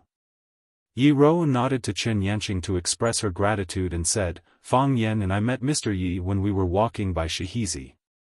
Mr. Yi asked me to come back and ask Fang Yan to go back with him. You can't be thinking of silencing me, right?" Yi Fengsheng asked with a pale face. "Let's ****ck this thing up." Li Xiaotian was rather agitated. He rushed to the corner of the wall and took out a broadsword. Although the Li family was good at using fists, it was not a problem to have a broadsword to defend themselves. It also looked more threatening. As for whether the teacher would buy it or not, that would be another matter. Chen Yanqing looked at Yi Rou and said, "Rou, you haven't recovered yet. You'd better go back and rest. Rest assured, as long as we're still alive, we won't let Fang Yan suffer any losses." "Yes. I don't believe that Mr. can single-handedly wipe out all of us." Wan Jing roared, his face red. It was quite interesting for a delicate and gentle man to shout such hot-blooded words. Yi Rou refused and said, "I'll go with you." "Sis, your body." Yi Fengsheng tried to persuade her further. "I won't do anything. I'll just watch from the side," Yi Wen said. Watching is also a form of strength. If there were more witnesses, you wouldn't have gone too far with Fang Yan. "I understand." Yi Fengsheng nodded. "Let's go find Sir." "Let's go see Fang Yan," Chen Yanqing said. Thus, the group of youngsters ran towards the entrance of Swallow's dock where the teacher lived. As they ran, they shouted loudly at the yards they passed. "A life for a life, a debt must be paid back. Mr. wants to see Fang Yan. Mr. wants to see Fang Yan. Everyone, come and take a look. Sir said that he will give justice to Fang Yan." As they ran, the gates of the courtyard were opened one after another. Some of the gates were open, and people ran out of the courtyard. More gates were closed at an even faster speed. It was better not to get involved in some things. When they ran to the Fang family's house, Yi Fengsheng turned a corner, trotted through the hall, and ran to the backyard. He shouted to Fang Hui, who was sitting in the yard drinking tea, "Grandpa, Grandpa, Fang Yan went to see Sir. Sir wants Fang Yan to see him. Where's the thing you prepared?" Fang Hui was stunned for a moment, then he laughed and said, "In the second drawer of the mahogany cabinet in my room. You can use it." Yi Fengsheng rushed into Fang Hui's room and rummaged through it. Soon, he came out with something. He shook his fat butt and ran outside, saying, "Grandpa, you don't have to come here. We're here." His voice faded away, and before he finished speaking, he had already disappeared. Fang Hui sat in the yard in silence for a long time. He said to the King Kong eagle, who was looking around curiously, "It's a little late, but it still came out." "Sir." He sighed and turned his wheelchair in circles in the yard. Fang Yan had never fought with Sir. Fang Yan had never even seen Sir in action. However, Fang Yan knew that Sir must be an expert. How could Sir, who could cultivate an expert like Bai Xiu, be mediocre? Fang Yan and Bai Xiu had fought before, and Bai Xiu's swordsmanship had reached the highest level of profound meaning. Fang Yan had only heard from the elders of Swallow Dock that Sir was an expert in swordsmanship, and that his thunderclap sword was impenetrable. However, Sir had also said to the elders in the village that Bai Xiu was an expert in swordsmanship, and that he was superior to him. Then, whether the master was stronger than the disciple, or the disciple had surpassed the master, was unknown. However, it was conceivable that the master and disciple were both masters of swordsmanship. Sir didn't use a sword, but his hand was the sword. The sword swung out, plain and indifferent. There was no rolling energy, no thunder or lightning. It was as if he wasn't using the thunderclap sword, but the soul-vanishing saber. However, Fang Yan knew that Sir was using the thunderclap sword. The true profound meaning of the thunderclap sword lay in silent thunder. Bai Xiu's sword swung out, thunder rose, the momentum was huge, and the sword chi was overbearing. Bai Xiu gained the upper hand with a show of strength, but he also lost because he exposed too much. Sir's sword was plain and simple. You didn't know where you would be shocked, and you didn't know where the thunder was. However, you knew that the thunder would definitely detonate. Just like the last move that Fang Yan used in the battle with Bai Xiu, hidden thunder, sword not shocking thunder, but person shocking thunder. The most exquisite part was that it was hidden and ready to strike at any moment. That was the sword that Bai Xiu used with all his strength, and it was also his last life-saving move. In Bai Xiu's view, that sword could be his trump card. Of course, that sword really caused great trouble for Fang Yan. Fang Yan caught the lightning in the air and was almost blown to pieces by it. However, Sir used his palm as a sword and casually used such a move. This big liar. Fang Yan thought in grief and indignation. He even said, Bai Xiu is better at the sword than me. In order to make his disciple proud, he went against his conscience and said such irresponsible words.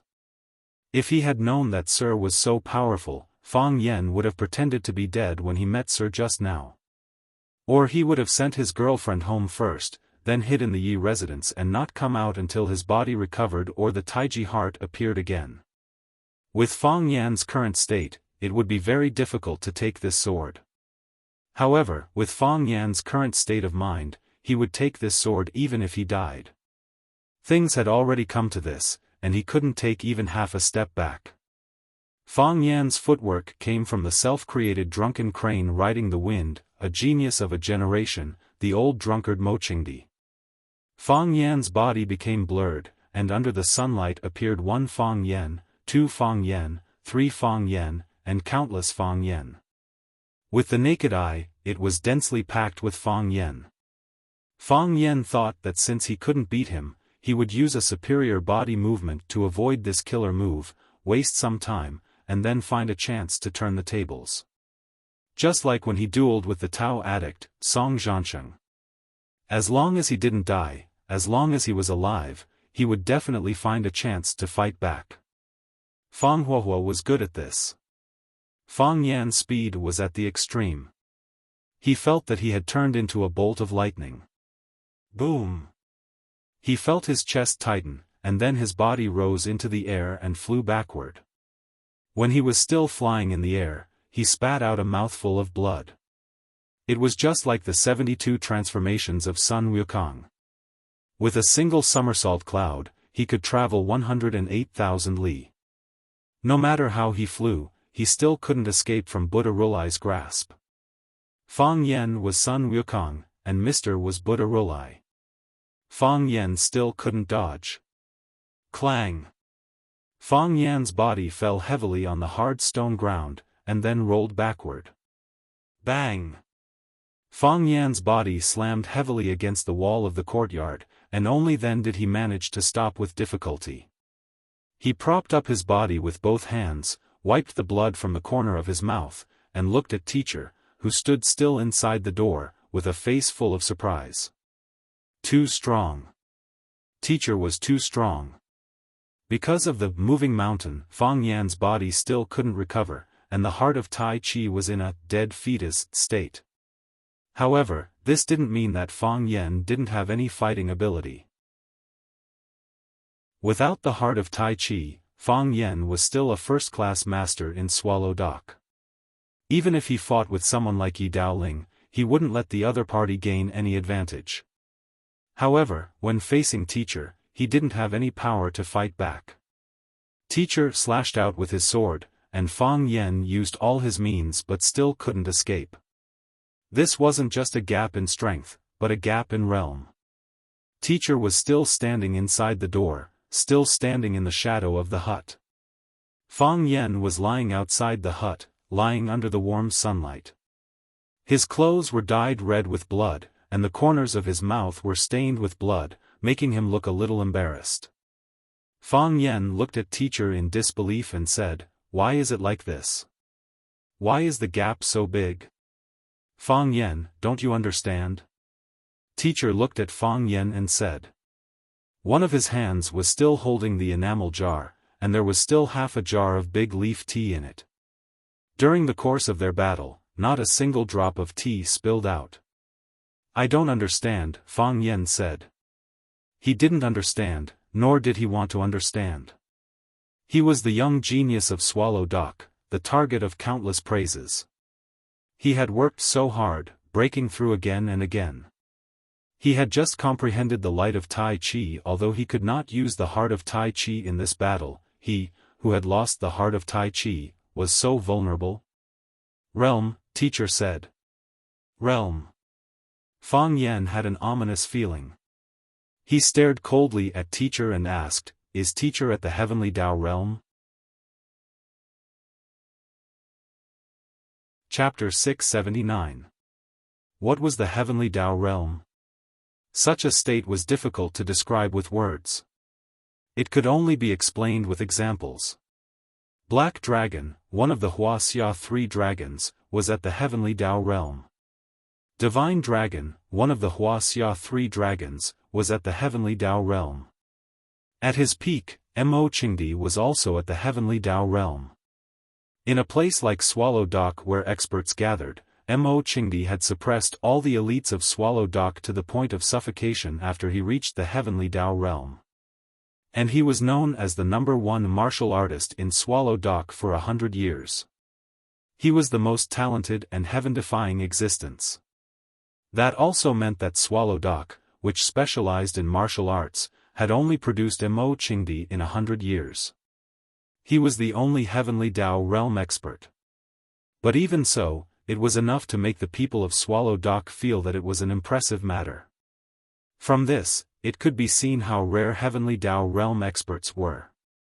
They were gods and warriors, but they were far removed from the pugilistic world. Have you ever seen a divine dragon compete with other martial artists for supremacy? Have you ever seen Black Dragon appear in the mortal world? Have you ever seen Mo Qingdi be considered a heavenly Tao realm expert who was closer to the people? Of course, that was a lifestyle he began after his tendons were maimed by Divine Dragon. Back when he was still a heavenly Tao realm expert, he was best at roaming the world alone with a sword. He would rid the world of injustice and challenge all the experts in the world, such as challenging the Japanese 36 islands.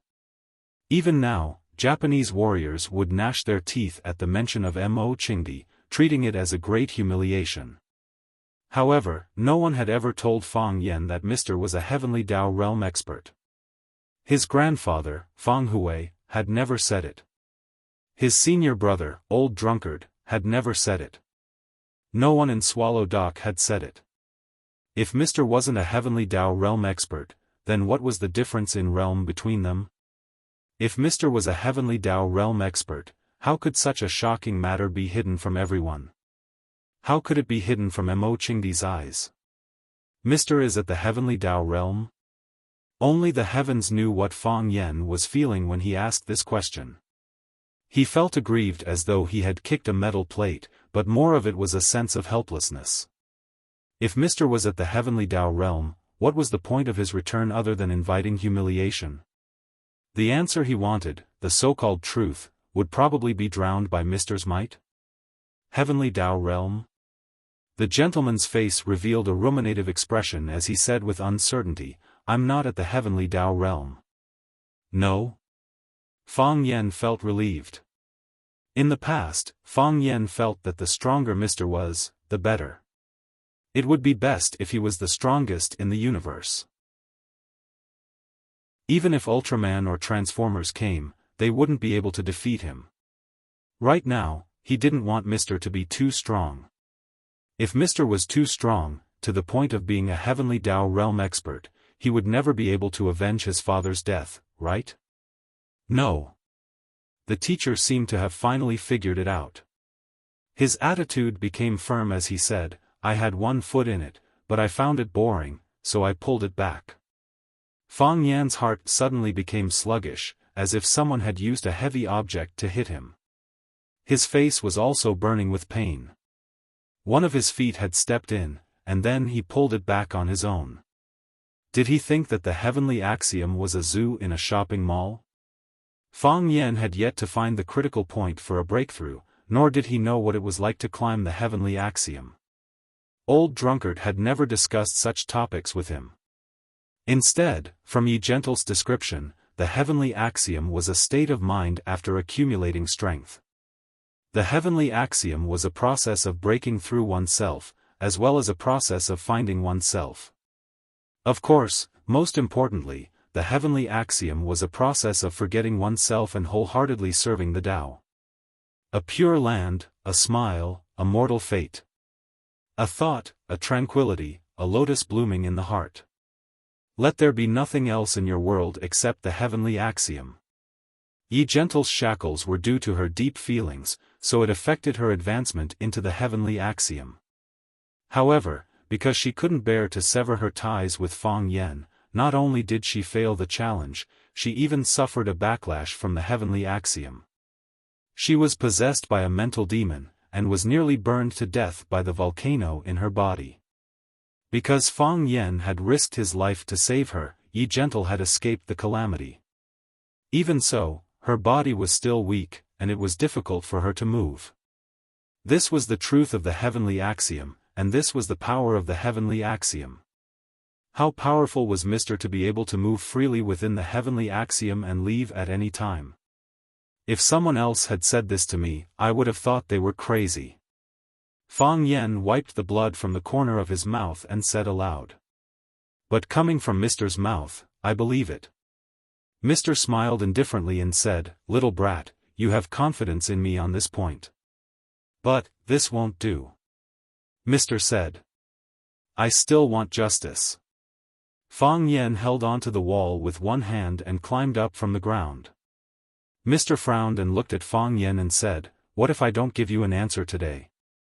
Then I'll stand here." Fang Yen said in a deep voice, "I'll stand here and be beaten to death by you. Is there a meaning?" Mr.'s frown deepened, and even his face became serious. It was as if, in his opinion, Fang Yan's choice was an extremely stupid thing to do.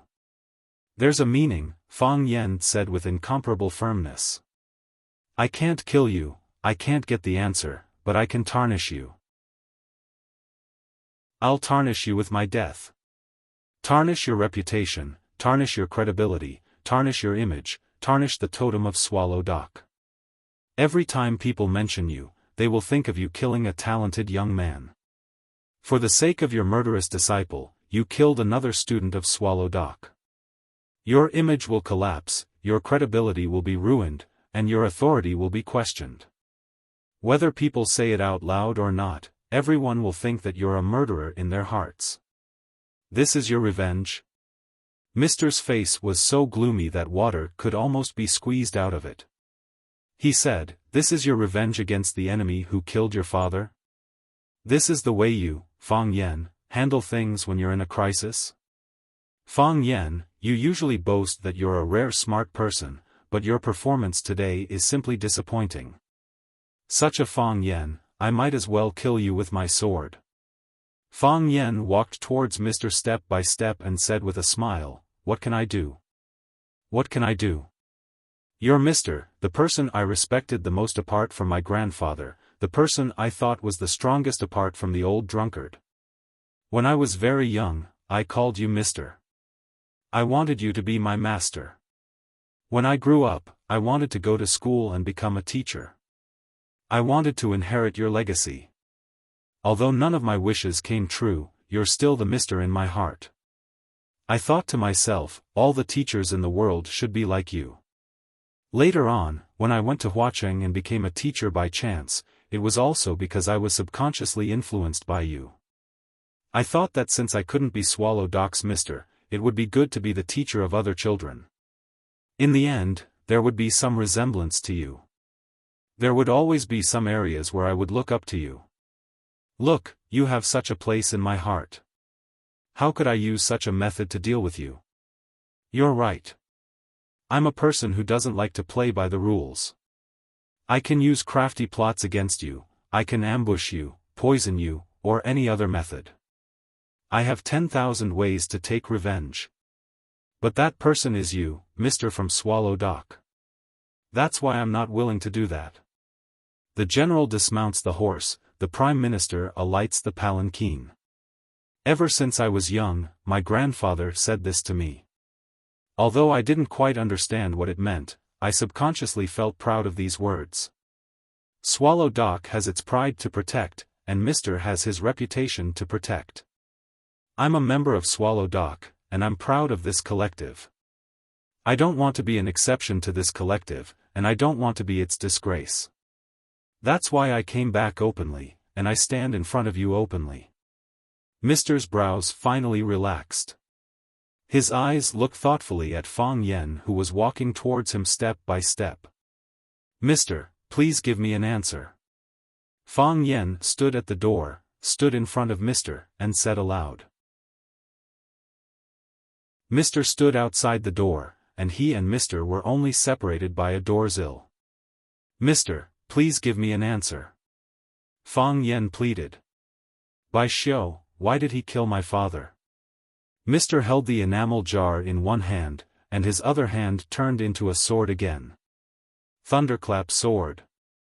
Stop. A coarse voice roared. You old man, stop. The man's angry voice rang out. Even in his angry state, he didn't dare to curse in front of Mister. From this, it could be seen how deep Mister's prestige was. Mister, what are you doing? Let's talk this out. Chen Yanqing said with a smile. As a civil servant in the ministry, he had practiced not to get angry easily during his work. As they spoke, a group of young people ran in front of Fang Yen, using their fat or thin bodies to block in front of Mister. Yi Fengsheng, Li Xiaotian, Chen Yanqing, Wang Kaixian, or Wan Qian, except for Zhu Ziden who was far away in the North Sea, Swallow Dock's number 1 male heavenly group, Hua Meinan, were all here, blocking in front of Fang Yen. Yi Rou rushed over, and saw the blood on Fang Yan's face, the dust on his back, and the dent in the wall. Her expression was cold, but she didn't say anything. She only walked to Fang Yan's side, stretched out her small hand, and held Fang Yan's blood-stained hand. Fang Yen wanted to break free, but she held on tightly. When Fang Yen exerted force, she also exerted force. She used her small action to express to Fang Yen that wherever he was, she would be there. Chapter 680. The Mister looked at Yi Fengsheng, Li Xiaotian, and the others who had hurried over, and said with a smile, I knew you little brats had returned, but you were always hiding and refusing to show your faces. Mister is no longer qualified to be your Mister? You didn't even greet Mister when you returned? What? Were you waiting for today to show me who I was? How could that be? We came back a few days ago, but not because we didn't want to visit Mister, but because Li Xiaotian was sick. Yes, Li Xiaotian was very sick. We have been staying by his side these few days, afraid that something might happen to him. Yi Fengsheng's face was full of awkwardness, and he said, We didn't come to show you who you are. In our Swallow Dock, who can show you who you are? We just heard that you wanted to give justice to Fang Yen, so we came to see. Yes, yes. Li Xiaotian also nodded, and said, I was sick some time ago, very sick. We all believe that Mister is fair and just in handling matters. Chen Yanqing looked at the Mister with a smile, and said, In all these years, I have never heard of Mister wrongly accusing anyone. The Mister laughed heartily, and put down the sword in his hand. Looking at the group of young people from Swallow Dock who kept flattering him, he said with a smile, You all put one hat on my head after another, but it is because you don't trust me enough, right? You say that I am fair and just in handling matters, but that is because you are worried that I am not fair and just in the matter of Fang Yen. You say that I have not wrongly accused anyone all these years, but you are worried that I have wrongly accused someone in the matter of Fang Yen. The smile on the Mister's face froze, and he looked at Fang Yen and the others with a serious voice, and said, What if I say that I do not give you an explanation this time? All the young people were dumbfounded. They had thought of Mister's reaction, but they did not expect Mister to have such a reaction. What kind of attitude was this? Was this not a hooligan? If Fang Yen or any of them were hooligans, they would feel that it was natural, but when Mister acted like a hooligan, it was hard to accept. Mister, what do you mean? Yi Fengsheng asked. What I mean is, the matter could have been solved in another way, the teacher said. For example? Yi Fengsheng asked. For example, if I cut Fang Yan in half, or if Fang Yan cuts me in half, what do you think? That's not good, Yi Fengsheng said. Sir, we just want an answer. Why can't you just tell us directly? Mister's face was full of anger, as if he had been greatly insulted. He stared coldly at Fang Yan and asked, since you just want to know an answer, why can't you come and ask me directly? Fang Yan's expression froze as he looked at the teacher in surprise. You came back 8 days ago at 5 o'clock in the afternoon, didn't you? Yes, Yi Fengsheng replied softly. When they came back, he took a look at the time. They came back at that time. Teacher's village was at the easternmost part of the village, which was also at the entrance of the village. When they came back, they made such a big noise. It was impossible that teacher didn't hear it. It was not surprising that monsieur should know when they would be back. Did someone tie your hands and feet to prevent you from coming? Teacher asked again. No, Li Xiaotian said. Did someone gag your mouth to prevent you from making a sound? No. I'm not at home. On a long journey? Sir, since no one. Teacher's expression became extremely dignified, and his voice became extremely serious. He said, then, tell me, why did you wait until now to find me? Why do you have to make things so complicated? Why do you have to make such a big scene? Teacher, we are just. Chen Yanqing wanted to explain, but the truth was right in front of them. They had returned a long time ago, and had been back for a long time. However, they did not think of asking teacher, and even deliberately avoided teacher. They did not want teacher to see them return. They wanted to stand out at a crucial moment and give teacher a fatal blow. They thought that teacher was guilty. Although the truth had not been revealed, they already thought that teacher was the mastermind behind Bai Xiu's death. He was the one who instructed and manipulated Bai Xiu to kill Fang Yixing, and then prepared to kill Fang Yan. Yes, that was what they thought in their hearts. Otherwise, why would they be afraid of teacher? After teacher took Fang Yan away, why would they be so anxious? In your hearts, I am the murderer, I am the sinner, I am the enemy that you are about to face. Should I feel very embarrassed? Should I feel very embarrassed? Teacher looked at Fang Yan and said. What is this place? This is Swallow Dock. This is the Swallow Dock where the general dismounts the horse and the prime minister alights. Who am I? I am the teacher of this Swallow Dock. When each of you was born, I went to your home to visit you, and held you in my arms. From the time you started to read 100 family names and rules for disciples, I was already your teacher. Fang Yan, didn't you become a teacher in Huacheng? Didn't you achieve some good results? Who was the one who first nurtured and guided you in your knowledge of ancient literature? Ruan Qian, you are now Dao Mausoleum's secretary. Who was the one who first let you carefully study game theory? Li Xiaotian, you are now a businessman. When you were young, you were naughty and mischievous. Who was the one who said that your natural disposition was to be temporarily recorded? Now that you have grown up and each of you has your own achievements and career, you are now beginning to question whether your teacher is a murderer? Or the culprit of the murder case? Teacher looked at Fang Yan and said, Fang Yan, if you came to me on the afternoon 8 days ago, on the night you came back, and you asked for an answer, and you asked for justice, would I have rejected you? I was worried. Fang Yan said honestly. Since everyone had already spoken, there was no need for him to hide anything. I was worried that teacher was no longer teacher. That's right. Because you were worried that teacher was no longer teacher, you delayed it day after day. You came back in groups, wanting to make a big deal out of it. You wanted everyone in Swallow Dock to see it.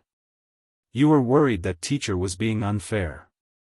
You were worried that I would speak up for Bai Xiu and wronged you. Teacher was in a bad mood. With an angry tone, he said, Fang Yan, on the afternoon you came back, I was waiting for you in this thatched hut. I didn't wait for you that afternoon. I didn't wait for you that night. I didn't wait for you the next day. I didn't wait for you the third day. If I hadn't coincidentally met you at the Stone River today, I'm afraid you wouldn't have come to see me today, right? When we exchanged blows just now, I knew that your body hadn't recovered yet. You couldn't use the heart of Tai Chi now you are at your weakest. How would Fang Yen dare to meet the enemy who killed his father at this time? Am I right? Yes. Fang Yen gritted his teeth and said. From the beginning of that incident, I have been waiting for you in Swallow Dock. Do you know? I don't know. Fang Yen said. I didn't expect Bai Xiu to appear in Huacheng. I also didn't expect Bai Xiu to join forces with Jiang Junling to kill me. I never expected Bai Xiu to tell me in front of so many people that my father was killed by him. Teacher, Bai Xiu is your disciple. He is a student that you have groomed. You treat him like your own son. He is my father's enemy who killed my father. How do you want me to look at you? How do you want me to look at you? Teacher, you are teacher. You are omnipotent and omniscient. In all of Swallow Dock, what can hide from your eyes? Can you tell us that you have no idea that Bai Xiu did such a terrible thing? Teacher looked at Fang Yen and said, what if I tell you that I really didn't know? Then teacher has failed in his duty. Fang Yen said. Although he still didn't believe teacher's words, he felt as if a huge stone had been lifted from his heart. He didn't want teacher and Bai Xiu to be the same kind of people, even though this was a little self-deceiving. If teacher and Bai Xiu were the same kind of people, this would be a big problem. This situation was really too big. I did not teach my students well. This is indeed my failure. Teacher nodded sincerely and said. Teacher looked at Yi Fengsheng and the others and said, you came here in a group. Are you trying to force Teacher Gong again? Is he not going to give you an answer today? Teacher. Yi Fengsheng said a little embarrassedly, I've already said that we are here to watch the show. However, we still hope that teacher can explain things clearly to Fang Yen. It's just a matter of a few words. Hiding things here and there will easily cause misunderstandings. It will also affect teacher's wise and powerful image in our hearts. Don't you think so? Teacher looked at the banner in Yi Fengsheng's hand and said, what is this? That. Yi Fengsheng wanted to hide the banner in his hand and said, it's nothing. I just wrote a poem. It's nothing much. I don't want to embarrass myself in front of teacher. Let me see, teacher said. Teacher, it's better not. Yi Fengsheng looked like he was in a difficult position. Teacher extended his hand to Yi Fengsheng and said, give it to me. Yi Fengsheng glanced at Fang Yen, and Fang Yen nodded at him. Only then did Yi Fengsheng reluctantly hand the AM in his hand to teacher. Teacher unfolded the banner. On it was a line of blood-red words, Murderer Bai Xiu. Teacher became silent, as if he was carefully appreciating the structure of the words on the banner. After a long time, he sighed softly and said, Hu Wei was smart his whole life, but he also wasted his whole life. Chapter 681. The teacher sighed softly and said, Hu Wei was smart his whole life, but he also wasted his whole life. Hearing the teacher's evaluation of his grandfather, Fang Yen was a little unhappy. He said, what do you mean wasted his whole life? Fang's Tai Chi originally walked the path of extreme yin and softness. Because of your grandfather's personality, it was said to be hard Tai Chi. If he could achieve success on this path and bring the hard Tai Chi to greater heights, it would be a great thing to establish a sect. Since he chose the right path, he practiced hard on this path. In the end, your grandfather went astray again and wanted to use tricks to replace hard work. In the end, he stood out because he was focused on seeking the Tao. He became a rare Heaven Tao master in Swallow Fort. Hu Wei could create his own hard Tai Chi. How could his talent be worse than Chen Xiaoxing?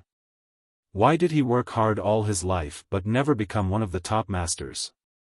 It was because he thought too much. There are some things that can't be taken shortcuts. Also, he was originally one of the top masters in the Jianghu. In order to revitalize the Fang family, he chose to be the guard of the old people behind the Red Wall. This was a good thing and a bad thing. The good thing was that he expanded the Fang family's connections. The bad thing was that he delayed his main business and lost his drive. With those old people, no matter how bad Hu Wei's temper was, he couldn't speak in a rough voice. Can a martial artist without a temper be considered a good martial artist? His heart is higher than the sky, but his life is thinner than paper. Hu Wei was ambitious and capable. Why did the Fang family end up in the hands of Chen Xiaoxing?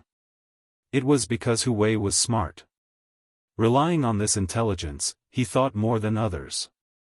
In this world, most successful people are actually stubborn people. They are a little paranoid and don't know how to be flexible.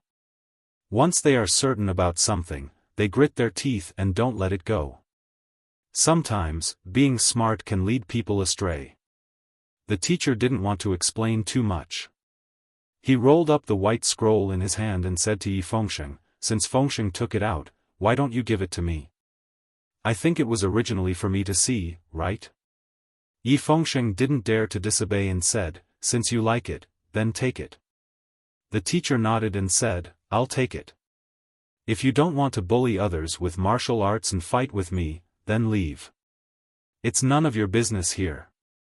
He then looked at Yi Ro and said, "You little girl, I told you to go back and rest, why did you come out again?" "I'm worried about him," Yi Ro looked at the man and said. She was neither servile nor overbearing, neither shy nor secretive. This was exactly what she was thinking in her heart, so she said it openly. The teacher liked this side of Yi Ro very much. He comforted her and said, "Go back. He'll be fine." "Thank you, sir," Yi Ro said gratefully. He gently squeezed Fang Yan's hand and took the lead to leave. Yi Fengsheng and the others looked at each other and followed behind Yi Wen. Very soon, only Fang Yan's lonely figure was left in the courtyard. The teacher looked at Fang Yan and said, "Come in." After saying that, he stepped aside from the door's sill. Fang Yan did not hesitate and stepped through the door. Clang! The teacher closed the wooden door, and the room fell into a state of semi-darkness. The teacher walked to his old recliner and sat down.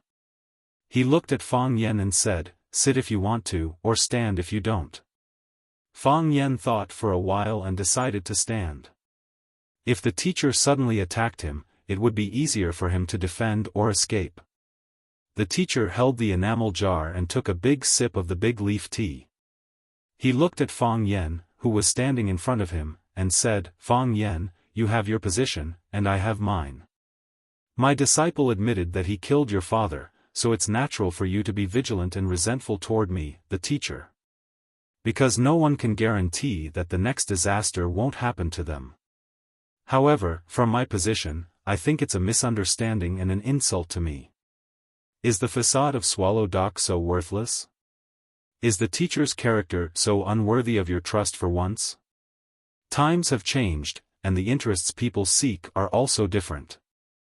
However, no matter how many scoundrels have come from Swallow Dock, there will always be some people who fight for the facade of Swallow Dock, for the names on the stone monument at the gate of Swallow Dock, and for the tombs on Green Mountain, both old and new. There will always be some people who regard the existence of Swallow Dock as more important than their own lives, and regard the glory of Swallow Dock as more important than their own honor. You have humiliated and humiliated me, so what is the point of playing this game? It's just for an answer, Fang Yan said again.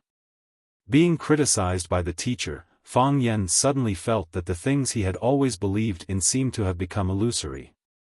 Very quickly, he expelled this kind of bad thought from his mind. He was seeking justice for his father, and he was seeking justice for the Fang clan. He had done nothing wrong, he had done nothing wrong. He was the victim, and he should be the righteous one, not the old man sitting in front of him. Even if what the old man said was somewhat reasonable, it couldn't cover up the fact that his disciple had killed someone. "I'll tell you, I don't know anything." The teacher looked at Fang Yen and said, "Do you believe me?" Fang Yen thought for a moment and said, "I'm willing to believe it, and I hope it's true, but I don't think I'm so sure." "So, what I say is no longer important, is it?" the teacher said to Fang Yen. "So, does the teacher mean that the matter should be left unsettled?" Fang Yen found it hard to accept such an outcome. If this was the answer he was seeking, then what was the point of him coming home? What was the point of him seeing the teacher? Sometimes, one could compromise and compromise. This was the case most of the time. Yes or no, some things had to have an answer. "Do you know why Bai Xiu wanted to kill you?" the teacher asked. "I don't know." Fang Yen shook his head. "I also think it's very strange. I have no conflict with him, and we have no business dealings." "How do you know you have no conflict with him?" "No business dealings?" the teacher asked. "If there is, then it's because of Jiang Junling. Because the Jiang family wanted to kill me, he helped the Jiang family kill me?" "And what about the benefits of Swallow Dock?" the teacher said. "What benefits does Swallow Dock have?" Fang Yen was stunned for a moment. He stared at the teacher with wide eyes and said, "What do you mean, teacher?" The teacher sighed softly and said, "Because I cherish the relationship between master and disciple, I was willing to give him another chance. I didn't expect this chance to lead to such a disaster. So, you can blame me, but I'm not innocent." "What are you trying to say, teacher?" Fang Yen faintly felt that he had grasped something. But he couldn't be sure. "What do you think of your profession?" the teacher asked. "You are very respected," Fang Yen said. "Yes. You are very respected," the teacher said. "What else?" "You can use the red machine," Fang Yen continued. "Yes, you can use the red machine." "What else?" Fang Yen couldn't think of anything else. Apart from being respected, and being able to use the red machine once in a while, you are just a poor teacher in Swallow Dock. "Isn't that so?" the teacher asked Fang Yen. Fang Yen looked at the clothes the teacher was wearing and looked at the simple and crude home. He nodded and said, "It is a bit poor. But, you didn't have to live like this." Would the teacher be short of money? If the teacher wanted money, there would be countless people willing to give it to him. If the teacher wanted women, there would be countless people who would give them to him. It was just that he didn't know if he could use his current body. "You have to live like this," the teacher said with a sigh. "Swallow Dock is a special place. We have the glory passed down from our ancestors, but we also have responsibilities that we have to fulfill for thousands of years." "What kind of existence is the teacher?" "The teacher is the teacher of Swallow Dock, the guide of Swallow Dock, and the suppressor of Swallow Dock. The warriors of Swallow Dock are the weapons of the country and the important weapons of the country. Long knives need sheaths, and treasured swords need sheaths. The sharpness of Swallow Dock also needs someone to cover and hide. It would be bad if they hurt themselves. The teacher is the sheath and sheath of Swallow Dock. He is the lubricant between Swallow Dock and some important people. Such people can only be trapped in Swallow Dock for the rest of their lives. The narrow-minded think that Swallow Dock is very big. The big-hearted think that Swallow Dock is also very small. Some are willing to guard it for the rest of their lives, but some think that Swallow Dock is like a dragon swimming in the water, unable to show off their skills. Bai Xiu is a big-hearted person, so he thinks that Swallow Dock is very small? Fang Yen asked. That's right. The teacher nodded and said. I thought highly of Bai Xiu before because I thought that he was more suitable than you to guard Swallow Dock. This is also the reason why I kept him and rejected you when you both went to apply for the school teacher position. Bai Xiu has talent and wisdom, and he can read and calm his heart. At that time, I hoped that he could take over my mantle and become the next teacher of Swallow Dock. Later, I found out that he was too close with some outside powers, so I wanted to give him a knock. I wanted him to stay true to his heart, to let him know that his roots were in Swallow Dock. So, I found him a competitor. I wanted to tell him that I could choose him, or I could let someone else replace him. That competitor was me? Fang Yan's face was full of surprise. You've never told me about this. The teacher looked at Fang Yan and said, Do you still remember the sword I gave you? That green cloud sword? Fang Yan asked. That green cloud sword, the teacher replied. Chapter 682. Even if he had to hold back his tears, he had to finish the engagement. Even if he had to bleed, he had to bear the consequences. Fang Yan felt that he was a bastard. Why did he have to take advantage of teacher's Qingyun sword? That Qingyun sword. That damned Qingyun sword. What was the use of it? What was the use of it? Just because of that dusty sword, that scrap metal that was left in the corner, Bai Xiu wanted to kill his father and him. Did he want to exterminate his entire family?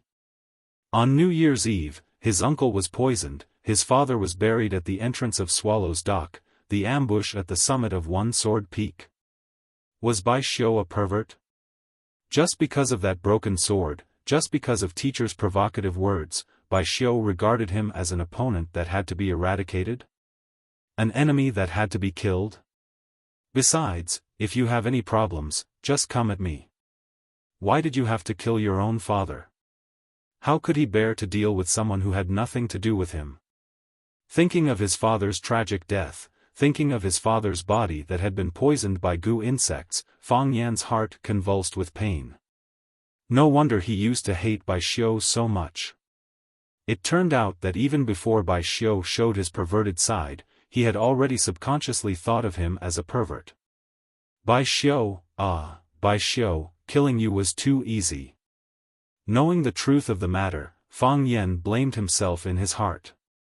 He shouldn't have killed Bai Xiu. He shouldn't have killed him so easily. He shouldn't have pierced his heart with a sword. He should have tasted the harshest torture in the world. He didn't have the right to die so easily. He couldn't bear to recall the past. Every time he thought about it, it was like a whip to his soul. That Qingyun sword. Fang Yan's mouth was full of bitterness as he said sorrowfully, That Qingyun sword that I asked for from you, why?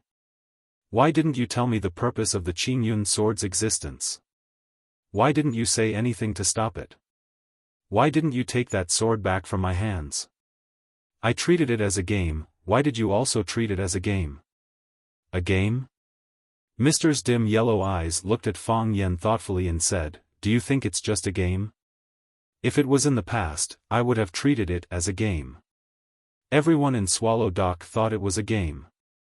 You and Bai Xiu went to the academy to apply for the position of a teacher at the same time.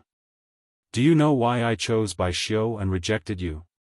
Because your thinking is jumpy, your personality is unrestrained, and the way you speak and do things don't follow common sense.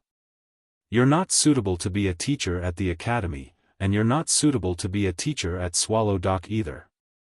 So you chose that abnormal disciple of yours? Fang Yan asked with a sneer. Don't make yourself sound so great. It's as if you're not manipulating things behind the scenes. Didn't you choose Bai Xiu because he's your disciple? Mr. looked calm and ignored Fang Yan's mockery. He held the enamel jar in his hand. The tea in the jar had already gone cold. Judging from the qualities and potential that the two of you have shown, Bai Xiu is indeed more suitable than you, Mr. said with certainty. He wasn't trying to defend himself. He just wanted to state a fact to Fang Yan. But because of that incident, you've allowed everyone to see more possibilities. Which incident? The incident of forcing the abdication, Mr. said. The incident of the Maple Leaf Society forcing the abdication. That night, you young people stirred up a huge storm in Yanjing. In the end, I even had to use the red machine, Fang Yan. You must have no idea how amazing your performance was that night. Fang Yan just wanted to curse, *ck your grandma. I just wanted to show off once. I just wanted to trap that pretentious Jiang Junling. I just wanted to please Yi Rou and give the Yi family some gifts. How did I end up getting myself into trouble? Newton was hit by an apple, and as a result, he discovered gravity. Everything in this world is really full of coincidences. Life is like a game of chess. Everyone is playing on the chessboard. If you advance, the enemy will retreat. If you are strong, the enemy will be weak. You are on an insignificant battlefield. At least at that time, it seemed to be nothing more than a romantic occasion. But you were able to decide the outcome with one battle. You gambled yourself, the Fang family, the Yi family, the entire Swallow Fort, and me. You killed the Jiang family and nailed them to the pillar of shame.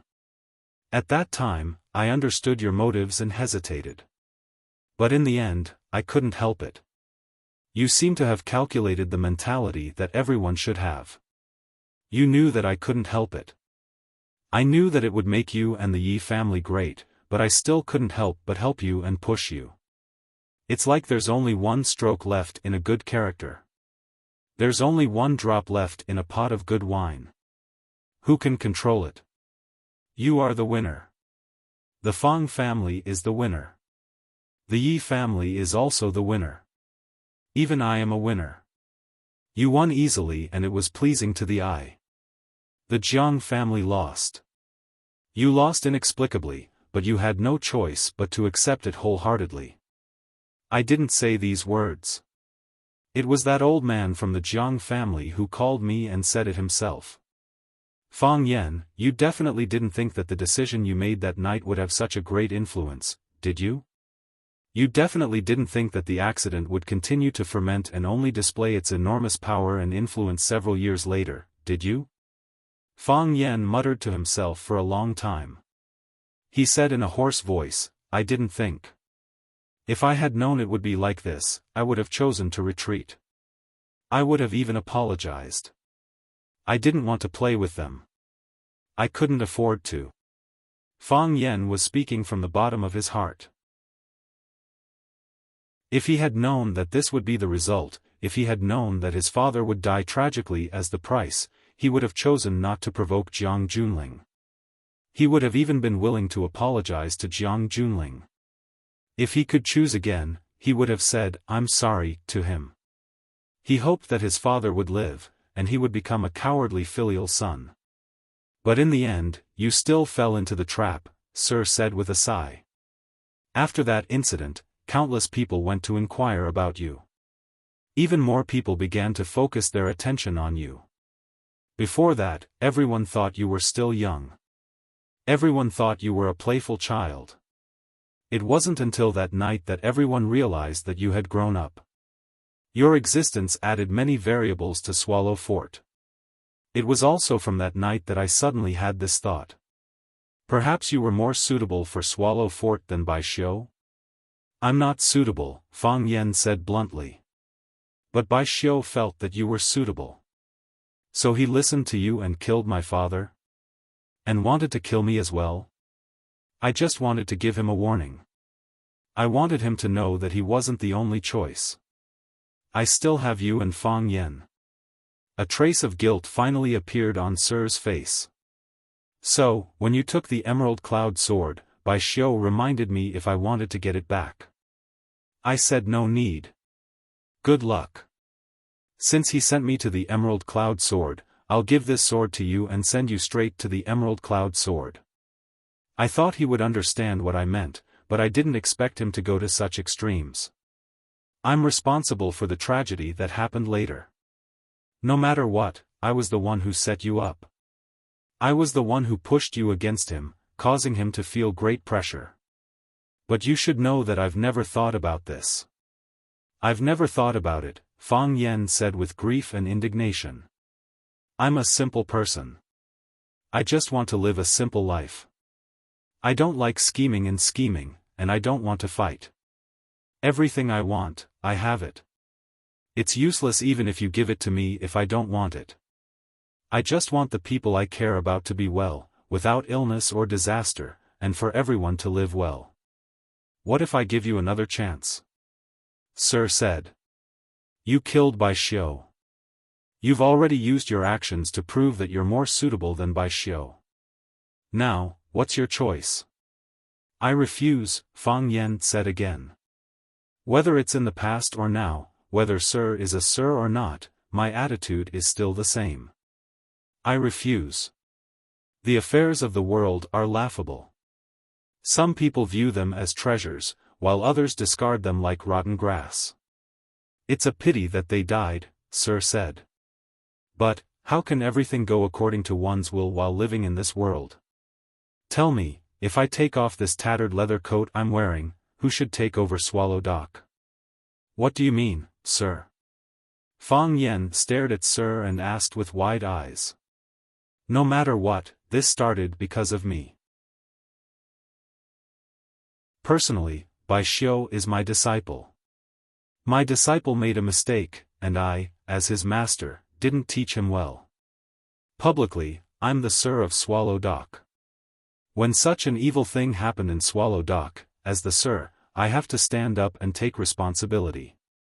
I have to stand up and seek justice for the villagers. These are all very important things that I have to do. So, I'm no longer suitable to hold the position of Sir of Swallow Dock.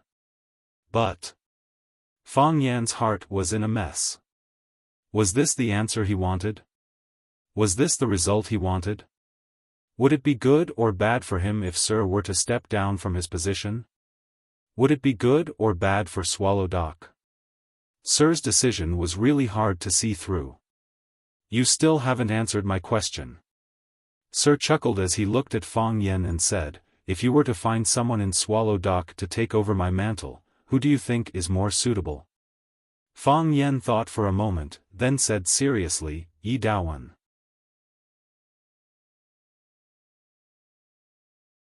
Chapter 683. The Fang Family. In the backyard of the Fang family, Lu Wan was holding an official teacup made after the rain. The Longjing tea in the teacup was already cold. The color of the tea had thickened and the fragrance had diminished. Lu Wan did not bring it to her mouth to take a sip.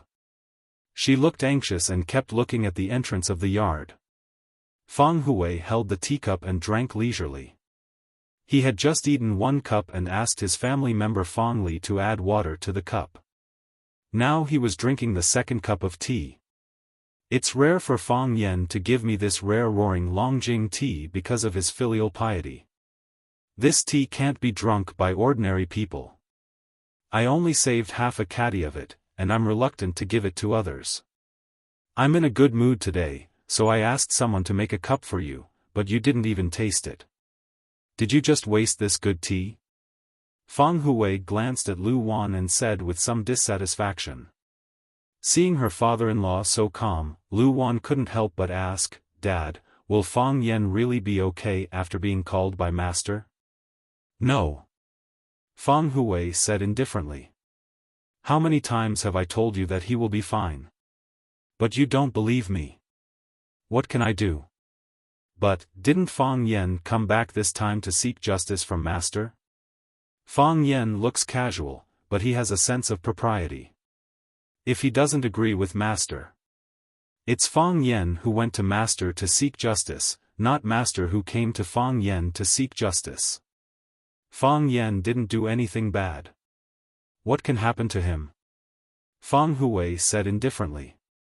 Believe in Fang Yan and believe in your own son. What Fang Yan can do, we may not be able to do. What Fang Yan can't do, we definitely can't do. Instead of worrying, it's better to sit here and drink tea and chat, waiting for the news from the front to come back. This is Swallow Dock. Nothing big will happen. Lu Wan was not in the mood to drink tea and chat. She said with red eyes, I don't ask for justice. I just hope that Fang Yan is safe and sound. He called before and said that he would come back, and I wanted to refuse him. However, he said he would come back to see you. I can't possibly reject his filial piety. Fang Hui glanced at Lu Wan and sighed softly. You've just said that Fang Yen looks casual, but he has a sense of propriety deep down. If he insisted on doing something, who could change his mind? Now that the child had grown up, he needed to make his own path in the future. The only thing we can do is not to cause trouble for him. Don't worry, nothing will happen. I'll go out and take a look. Lu Wan put down the teacup and said aloud. Feng Sheng and the others also followed. I'll go and see if they have come back. Before he finished speaking, he had already left in a hurry. Old man Fang Hui shook his head with a wry smile and said to the Vajra eagle on the shelf, Women, their way of thinking is a bit too simple. I can't say that they're wrong, I can only say that they're shallow. How can there be such a simple thing in this world? He put the empty teacup on the small table in front of him, gently rubbed his thigh with his hand and said, There should be a result over there, right? Yi family. Yi family's ancestral hall. Yi Daowen placed 3 incense sticks in front of the ancestral tablet, then knelt on the praying mat in front of the offering table and respectfully kowtowed to the ancestral tablet. After kowtowing 3 times, Yi Daowen put his hands together, closed his eyes and mumbled. Dong dong. There was the sound of something hitting the ground. Yi Daowen opened his eyes and turned around to see the old ancestor standing at the entrance of the ancestral hall with a cane. Yi Daowen hurriedly got up and ran over to support the old ancestor, saying, Old ancestor, why did you come here by yourself? Where are the girls? Where did they run off to play this time? See if I don't break their legs. Don't scold the girls, I came here on my own. The old ancestor said. She let Yi Daowen support her to sit in front of the ancestral hall's armchair and said, Close the door. I want to have a few words of understanding with you. Yi Daowen was puzzled, but he still walked over and closed the vermilion door of the ancestral hall. Creak. The ancestral hall immediately fell into darkness. Smoke lingered, and longevity tablets stood in great numbers, looking somewhat eerie and terrifying. Yi Daowen looked at the old ancestor and asked with a smile, Old ancestor, what do you want to say? The old ancestor stared at Yi Daowen with a burning gaze. Her pupils were dim yellow, and her face was aged. In this kind of environment and atmosphere, it made people feel especially pressured. The old ancestor stared at Yi Daowen without blinking and said, Daowen, do you really want that seat under Mister's butt? Old ancestor. Answer me, yes or no. Old ancestor, there are some things that I can't decide alone. Yi Daowen said in a deep voice. This is everyone's wish. I know, it's your collective decision. There are some things you want to hide from me, and there are some things you can't hide from me. But Daowen, do you think you can replace Mister as Swallow Doc's Mister? Do you think you're worthy? At the village entrance.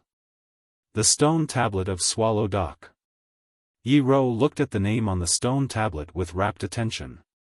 After 100 years of wind and rain, the words on the stone tablet were somewhat blurred, but the name on it had been engraved in the hearts of every Swallow Doc villager. A man should be engraved on a stone to record his merits. This was something that the elders of Swallow Doc often said to their children. Every villager of Swallow Doc wanted to engrave their name on the big stone at the village entrance one day. Originally, Yi Ro had a chance. If she had resolutely swung out that sword, she would have succeeded in breaking through the heavenly Tao, and her name would have been engraved on the stone tablet. Unfortunately, she had let go of such a precious opportunity. Sister. Yi Fengsheng stood behind Yi Ro and called out carefully, If we leave just like this, if Mister were to kill Fang Yen, we won't be able to save him in time. Yi Ro finally came back to her senses and found that everyone present was looking at her anxiously. Yi Ro was touched. She knew that these outstanding young men were all Fang Yan's best friends. Her boyfriend's best friend felt proud of Fang Yan for no reason. "He'll be fine," Yi Rou said aloud. "Mr. won't kill him." "If Mr. wanted to kill him, there's no need to wait until now, Yi Daowen," Fang Yan said aloud. Although Yi Daowen was his girlfriend's father, Fang Yan did think that Yi Daowen was the most suitable candidate to be the new Mr. If Mr. really wanted to resign from the position of a Mr. Only a person of virtue and prestige could become the Mr. of Swallow Dock. Yi Daowen was originally a very virtuous elder in Swallow Dock. He was honest and righteous, so he was deeply loved and respected by the villagers. Although his talent was above average and his martial arts were slightly weak, the Yi family was developing rapidly like the sun at noon.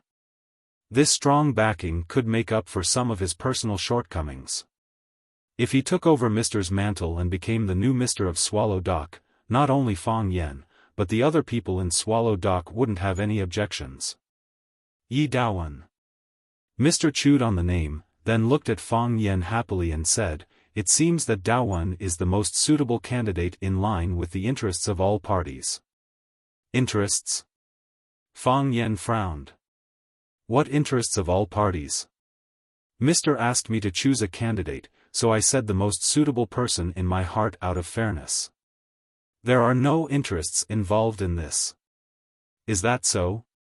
Mr. stared at Fang Yan with sharp eyes and said, "You really don't know?" "What should I know?" Fang Yan said. Mr.'s expression eased a little and said, "It seems that they didn't discuss this matter with you." "Mr., what do you mean?" Fang Yan asked aloud. Mr. looked at Fang Yan and said, "I know that you chose Yi Daowen out of your heart, but if it's out of selfishness, who do you think is more suitable to be Swallow Dock's Mr.? "I haven't thought about it," Fang Yan said. "You might as well think about it now."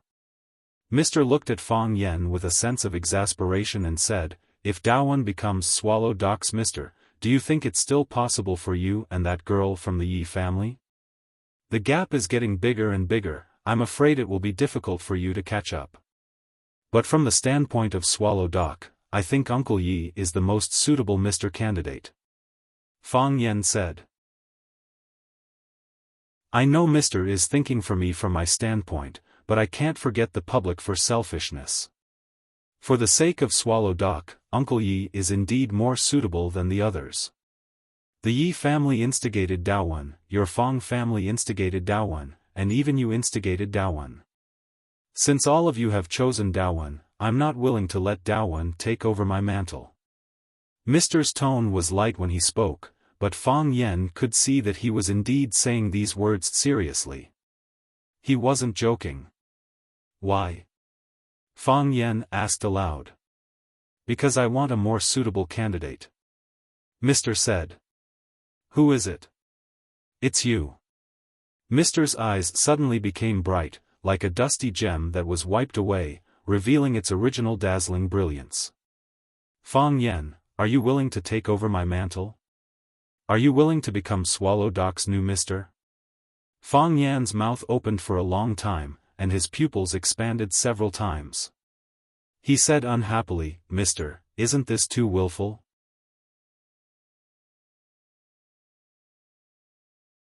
Chapter 684.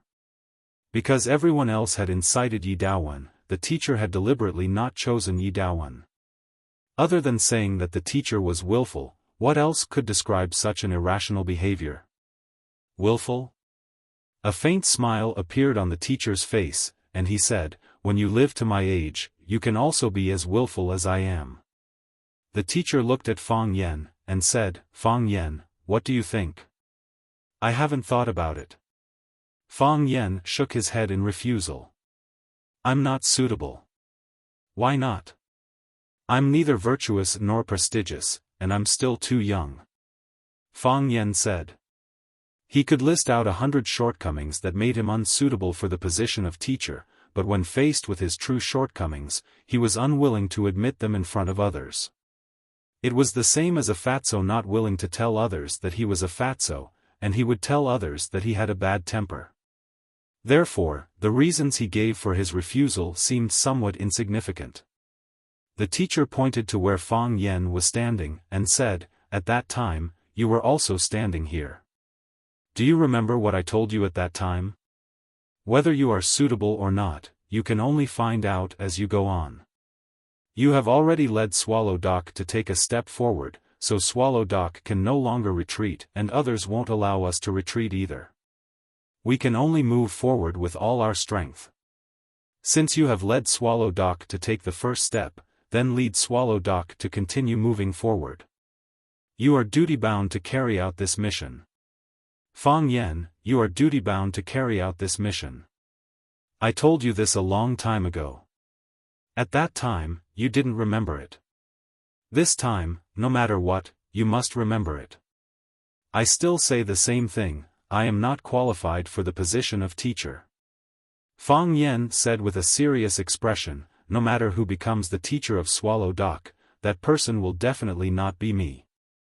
The teacher chuckled, and said, "It seems that we are also divided on this issue." "Yes," Fang Yan said.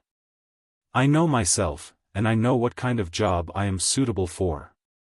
Just like how you felt that I was not suitable back then, I also have the same understanding of myself. We are not divided on this point." The teacher chuckled, and said, "Let's talk about this later. Are you free tomorrow?" "Tomorrow?"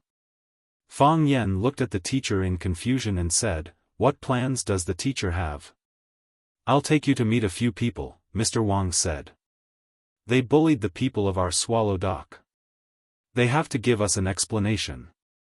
So much time has passed, but here."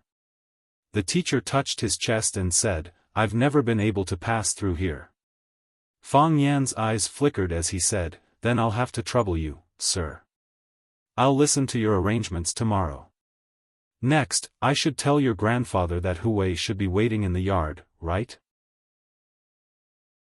The teacher said, "Fang Yan, I'll have to trouble you to go back and pick up your grandfather." "Pick up my grandfather?" Fang Yan looked confused. The teacher smiled and did not reply. Fang Yan stood in the house for a while, then pushed open the wooden door and walked in. When Fang Yan pushed Fang Hui into the room again, Mr. Fang had already fallen asleep on the rattan chair. He looked very tired, and there was a heavy snore between his breaths. Fang Yan did not speak, but just quietly stood behind his grandfather. Fang Hui glanced at Fang Yan and waved his hand, signaling him to go out first. Fang Yan glanced at the teacher again, and then tiptoed out. The teacher was sleeping soundly, and Fang Hui did not want to disturb him. He was lying on the back of the wheelchair, eyes slightly closed, hands swinging on his thighs, and mouth lightly humming an unknown song. "It's taking Tiger Mountain by strategy," the teacher suddenly said. He still did not open his eyes when he spoke. "Through the forest sea, across the snowfield, the spirit soars to the sky, expressing lofty sentiments and lofty aspirations, facing the mountains, may the red flag flutter in the 5 continents and the 4 seas, even if it's a sea of fire and a mountain of knives. I can't wait to turn the flying snow into spring water, and usher in the spring to change the world," the teacher sang, and Fang Hui echoed. The more they sang, the more passionate they became, and the more energetic they became. When the voice came out of the door, Fang Yan smiled bitterly and said, "These 2 old men are having a good time." After singing a part, the teacher opened his eyes, glanced at Fang Hui, and said, "Do you want some tea?" "I just drank at home," Fang Hui said. "I drank 2 bowls." "Waiting is torturous," the teacher said. "Drinking a bowl of tea to calm the mind is also necessary." The teacher stood up, took a kettle, and filled his big enamel jar with water. He took out a big bowl, threw a handful of big leaf tea at the bottom of the bowl, and then filled it with water, brought it in front of Fang Hui, and said, "Your legs are not flexible, let me make you a cup of tea." Fang Hui hurriedly took it and said, "Thank you, sir. This kind of thing should be done by me. I didn't expect a cripple would also take advantage of others." The teacher sat back on his recliner with the enamel jar, looked at Feng Hui, and said, "You, cripple, are not simple." "It's not simple, sir," Feng Hui replied without raising his head, blowing the big leaf tea on the bowl.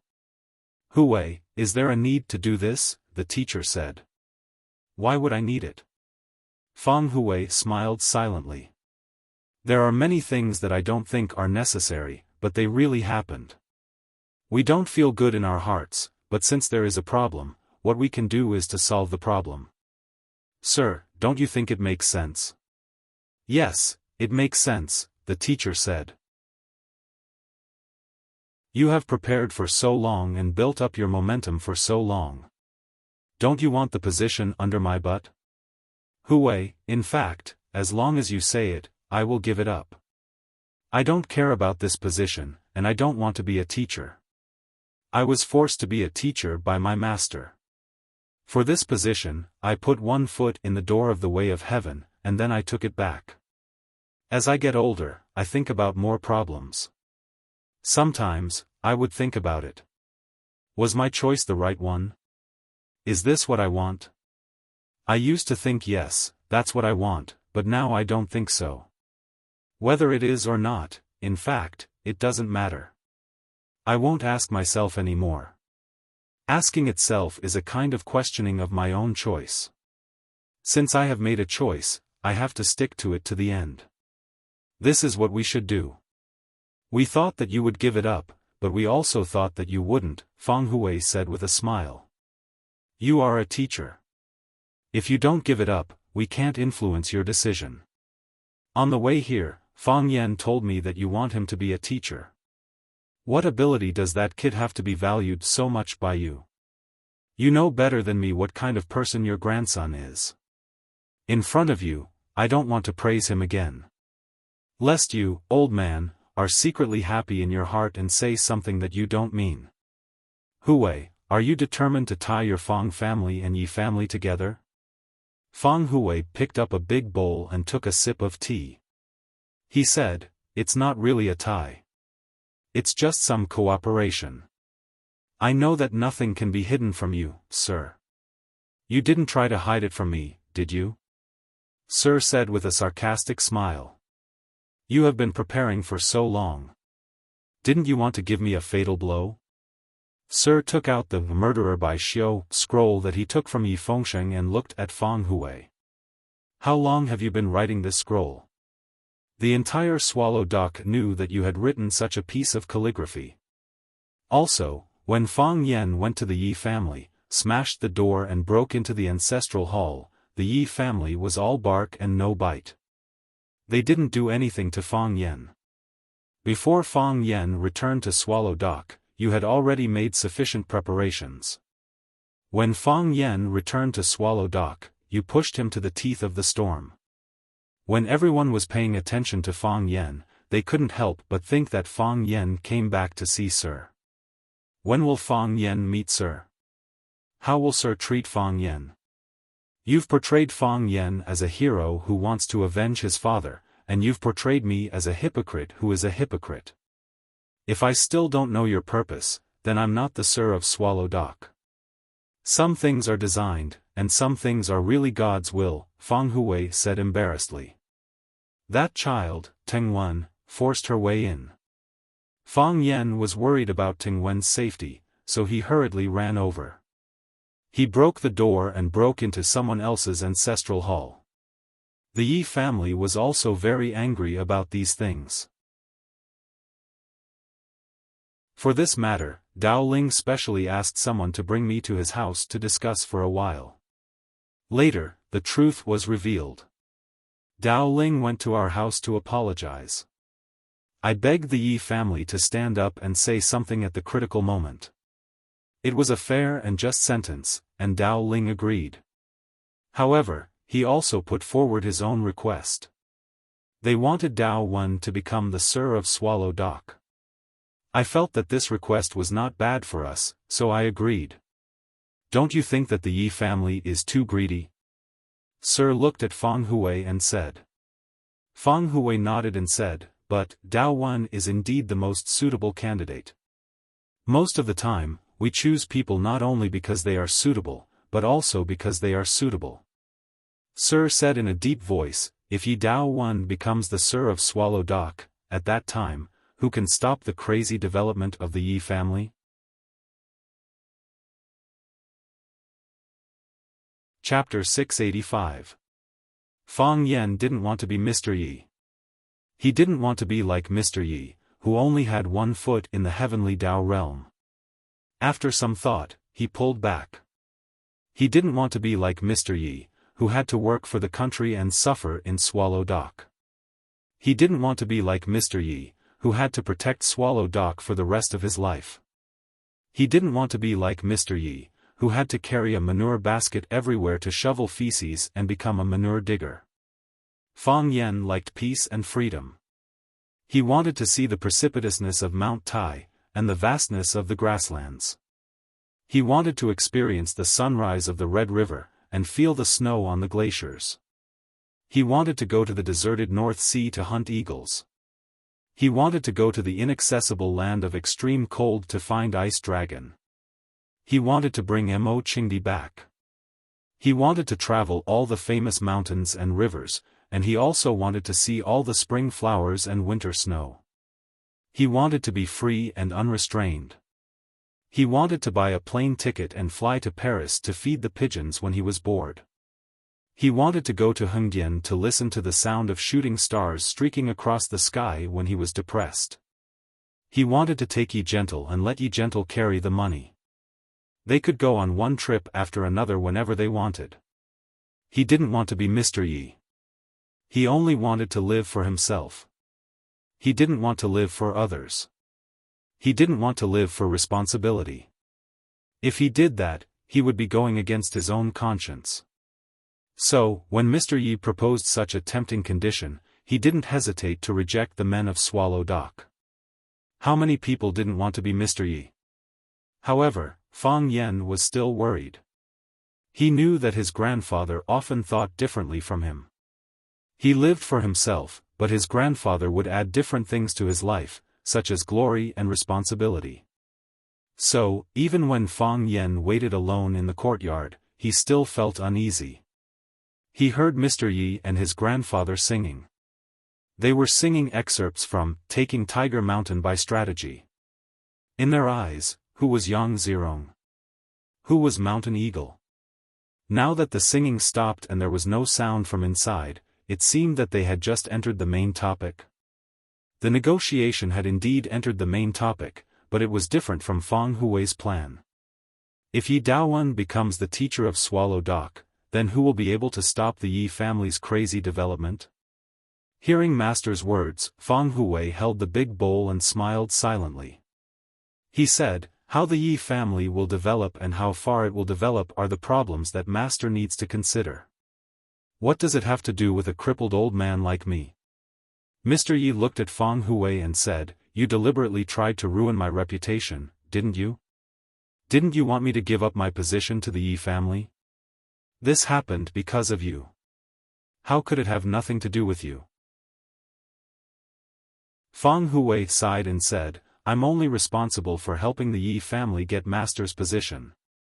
As for how the Yi family will develop in the future, I'm not in the mood to study it, nor am I able to find out. So you're saying that you're only responsible for releasing the monsters in the cages, but you're not willing to take any responsibility for the monsters' actions after they're released? In your eyes, the Yi family is a monster? Any unrestrained power is a monster, Mr. said. It's the same for Swallow Dock, but it's locked in a cage. That's why Swallow Dock has Master. Mr. looked at Fang Hui with a playful look and said, it's strange that your Fang family keeps creating opportunities and fighting for benefits for the Yi family. 3 years ago, Fang Yan helped Yi Daoling get his current position. Now he's in charge of Huaxia's economic lifeline. Now, you, this old fellow, are pushing the waves from behind, wanting to help Yi Daowen obtain the position of Mr. Hui. Do you really think the relationship between the Yi family and the Fang family is unbreakable? Does your Fang family really want to be tied to the Yi family's chariot? What kind of unbreakable relationship is that? I just want to send some betrothal gifts to my grandson. But you should know better than anyone that the more betrothal gifts you send, the lower the possibility of Fang Yen and Wen Raoan. With the Yi family's current development speed, will you still be able to climb up to the Yi family? Mr. said with a smile, it's better to retreat and form a net than to envy the fish in the pool. After all, it's not a wise thing to do for others. Hu Wei is wise. You should understand these principles more clearly than I do. Do you mean you want Fang Yen to be master? Yes. But if Fang Yen becomes master, he will have to tear up with the Yi family. I'm afraid the marriage between the Fang family and the Yi family will be even more impossible, right? Fang Hui reached out and touched the cup. He said with a smile, "You're harming me. You're up to no good. If I want to achieve what I want, I need to have enough strength. It's not hard to choose between being a bug that can only follow and respond, or to be a dragon that can contend with the Yi family, right? It's difficult." Fang Hui said with a smile, "It's very difficult." Mr. looked at Fang Hui and said, "Then do you choose to be a worm? Or choose to be a dragon?" "Naturally, I choose to be a dragon." Fang Hui said, "Wealth comes from danger. What do you think, Mr.?" Mr. smiled and said, "Hui, you're too smart." "What a pity." The smile on Fang Hui's face slowly disappeared. He looked at Mr. seriously and said, "I know what you're feeling sorry about, but if you were me, what would you choose?" "I'd choose the same as you," Mr. said simply. "That's why I said we're both smart people." Fang Hui said, "Smart people have a hard life." Mr. pointed outside with his finger and said, "You've been doing these things without telling that boy? Fang Yen is smart and flexible, but he's pure in nature. The things we've done are too dirty. Even if he doesn't say anything, he'll still feel a little uncomfortable. Instead of that, it's better to get things done first. I'm lame and old. I can't help him in other aspects, but I'll help him take the blame and shield him from the dirty water. I'm good at these things." Mr. sighed softly and said, "It's not easy for you." Fang Hui laughed and said, "But I have a good grandson, and you don't." If there was a list of the most annoying people in Swallow Fort, the Fang family's grandfather and grandson would definitely be on it. Old street, old house. Fang Yen sized up the seemingly ordinary but not simple old alley. He looked at Mr. and asked, "What is this place?" On both sides of the alley were courtyards with red walls and gray tiles that looked very old. Some of them still maintained the style of the previous courtyard houses. However, the doors of each courtyard were tightly shut. One couldn't see what was going on inside, let alone know what kind of people lived in the courtyard. The street was narrow, and the middle of the alley could only allow one car to pass. Larger cars couldn't pass at all. There was no flow of people on bicycles, and it was rare to even see people. It was clearly in the downtown area, and the most important center of power in Wuxia was separated by a wall. However, this alley was very quiet, and there was almost no noise. Most importantly, Fang Yen sensed the aura of experts. There were at least 4 experts lying in ambush in the places he knew. There were also some people who were even more secretive. Only after they took action would he know their exact location. "Debt collectors," Mr. said expressionlessly. He reached out to knock on the door. He grabbed the copper buckle in the mouth of the Pihu beast and slapped the door. Pa, pa, pa. After 3 sounds, Mr. took a step back and stood at the bottom of the steps with his back straight. Creak. The wooden door was pulled open from the inside, and a tall woman appeared at the door. The woman bowed to Mr. and said, "Mr. Master knows you are coming today. He has already prepared good tea and has been waiting for you for a long time." Mr. nodded and raised his foot to enter the door.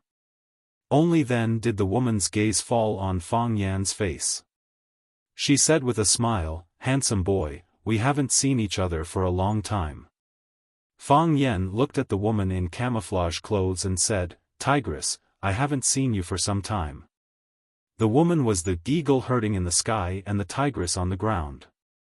Fang Yan knew that she was Jiang Junling's subordinate. The two of them had interacted before. However, he didn't expect to see her again here. Fang Yan looked at the tigress and sized up the old house in front of him. He said with a smile, "Is this the general's house?" The tigress also smiled. The woman's facial features were very beautiful. Because her chest was too large, she gave off a very strong feeling.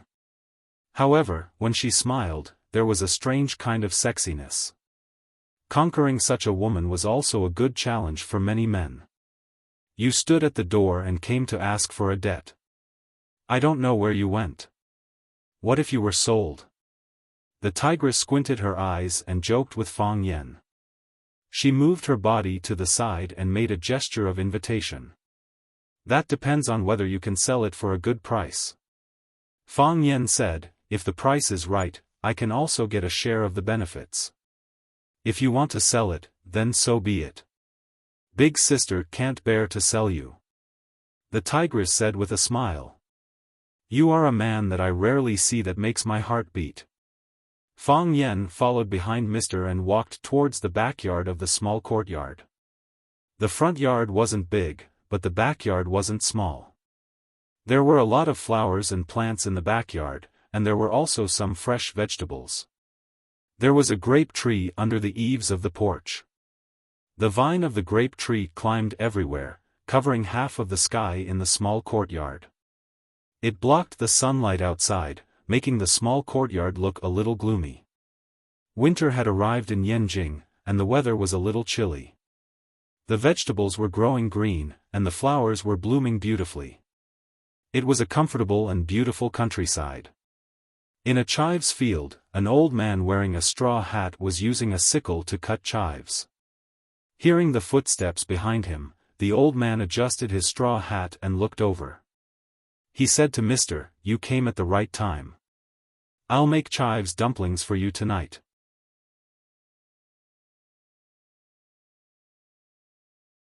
Chapter 686. He was not tall and slender, nor did he have a sage-like demeanor, nor was he gloomy, cold, or awe-inspiring. His figure was slightly plump, his skin was a little tanned, and his smile was a little wretched. It was a very ordinary old man, exactly the same as the old men he saw in the fields in the village. However, this old man was not ordinary at all. The general cherishes his fortune. Jiang Fengxing was Jiang Junling's grandfather, the head of one of the most powerful families in Yanjin. With the wisdom of the ancients, they created the phrase, wealth comparable to a country. We often use the phrase, as rich as a country, to describe a person's wealth, but most of the time, it's actually a praise for that person.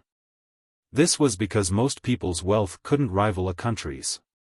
Those who could truly rival a country were extremely rare existences in the human world, and the Jiang clan was one of them.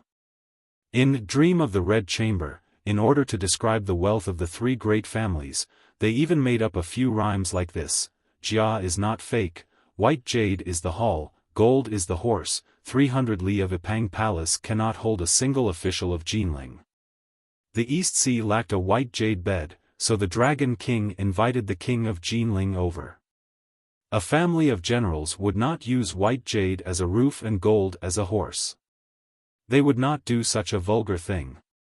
However, the wealth of the Jiang family was far beyond that of the Jia, Shi, and Wang families.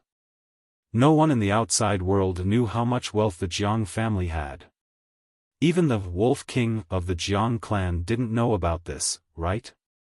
That's great. The teacher said with a smile, I haven't eaten your chive dumplings for many years. That's because an esteemed guest like you doesn't easily pay a visit. Jiang Shifu chuckled. Tell me, what's so good about guarding Swallow Dock? With such a group of powerful people around, who could bully them? Do you really have to be like an old hen protecting her chicks, guarding there for a moment? I say, when you have nothing better to do, you should come out and walk around more. You should go to Yanjing City more often. You didn't see your group of old friends in Yanjing City back then? Aren't I here now? Mr. Wang said with a smile. An old friend is an old friend. Whether he comes or not, we are still friends. While Jiang Shifu was talking to the teacher, he had already walked out of the vegetable field with a basket. He handed the basket in his hand to the tigress and said, "Wash the vegetables, then add a few more eggs and fry them together. Chop the stuffing into smaller pieces and add more sesame oil. I'll go mix the dough later." The tigress carried the basket and left, leaving Shifu in the corner of the yard with the tap to wash his hands. The teacher pointed at Fang Yan and said, "Fang Yan." Oh. There were waves rolling in Jiang Shifu's eyes, and in an instant, he restored his tranquility. He looked at Fang Yan with great interest and said, "Let's eat dumplings later. Young people should eat more bowls." Fang Yan smiled and said, "I will try my best." Fang Yan didn't expect to eat dumplings at the general's house. He also didn't expect the dumplings at the general's house to taste so good. Tigress stir-fried dumpling stuffing, Shifu and dough rolled into dumpling skin. It was neither soft nor hard, and the thickness was just right. With a single bite, his mouth was filled with oil. The green flavor of the chives and the aroma of the eggs blended together perfectly. It was even more delicious than the dishes cooked by star-rated chefs. The teacher ate a small bowl, and Jiang Shifu also ate a small bowl. After the two of them ate the dumplings, they each held a bowl of dumpling soup and sipped it.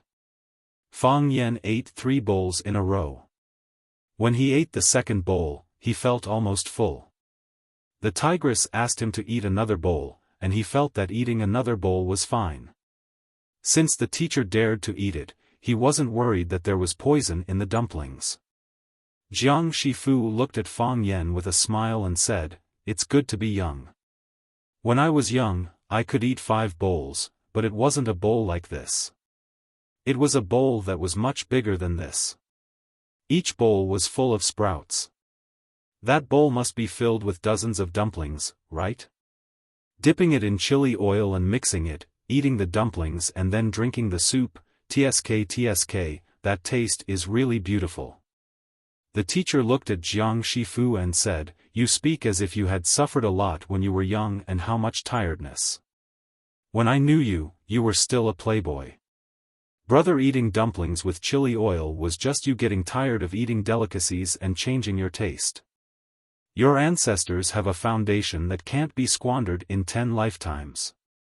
You can't lie to me about this kind of thing." Jiang Shifu laughed loudly and said, "It's strange. Our Jiang family has produced great generals and great scholars, but we've never produced farmers.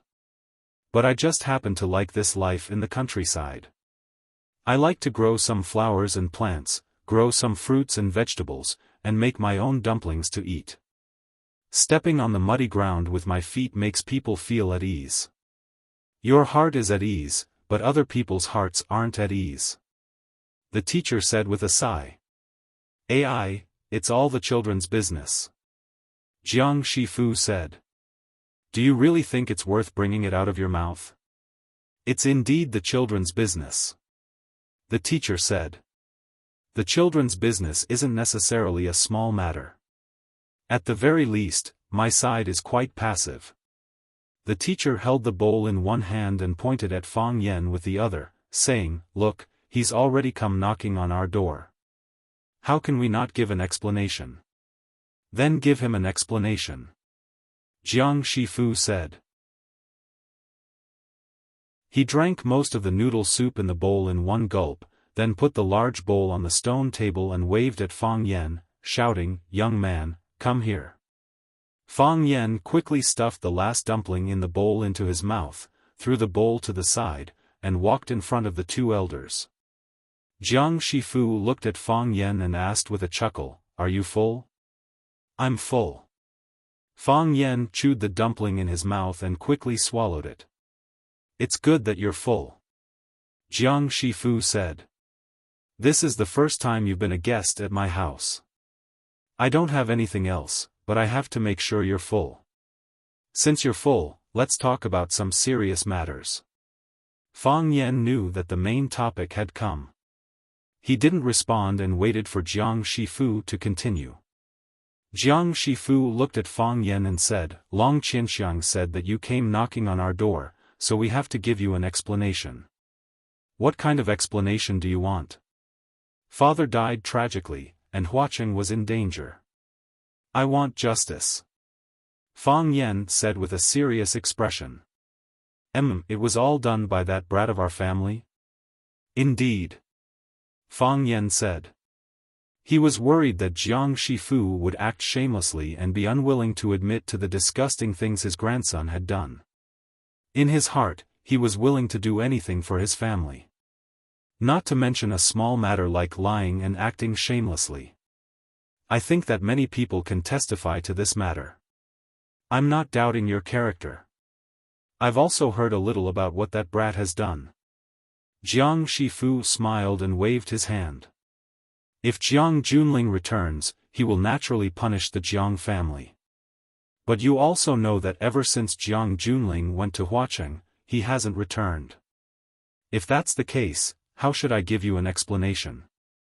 So you're saying that the Jiang family is prepared to deny it to the end?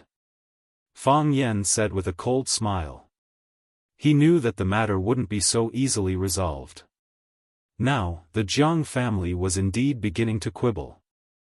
After the failure of the encirclement at the summit of One Sword Peak, Jiang Junling had indeed disappeared without a trace. Of course, his disappearance was aimed at outsiders like Fang Yan.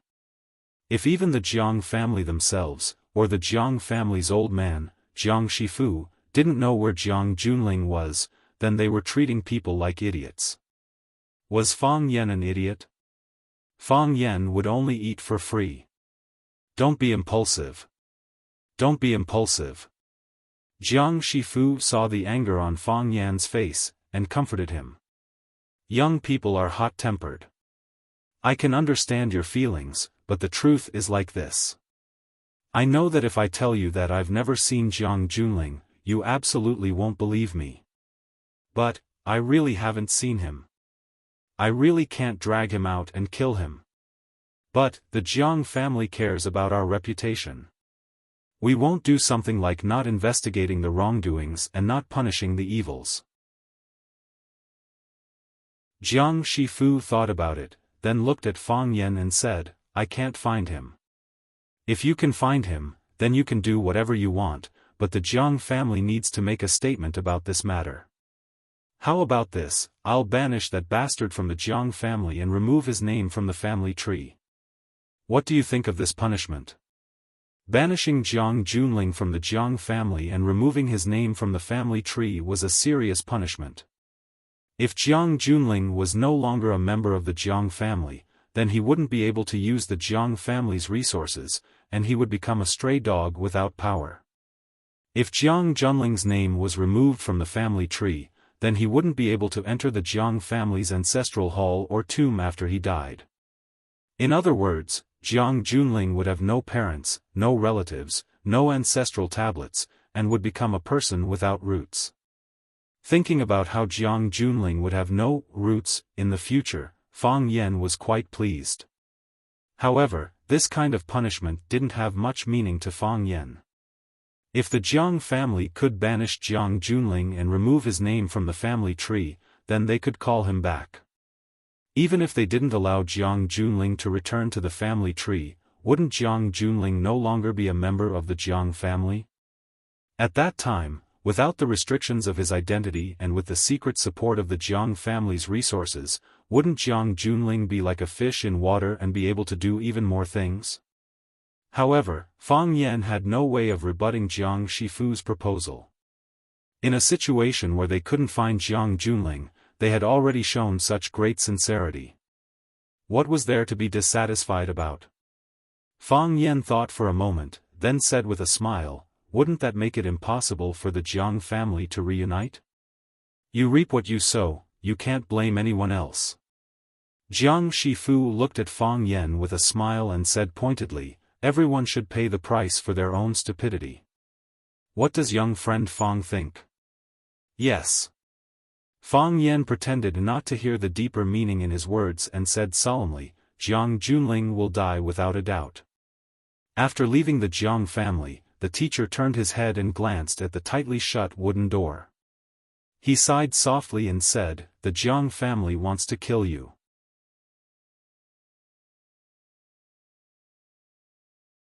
Chapter 687. To draw a dragon or to draw a tiger, it was difficult to draw its bones. One might know a person's face, but not their heart.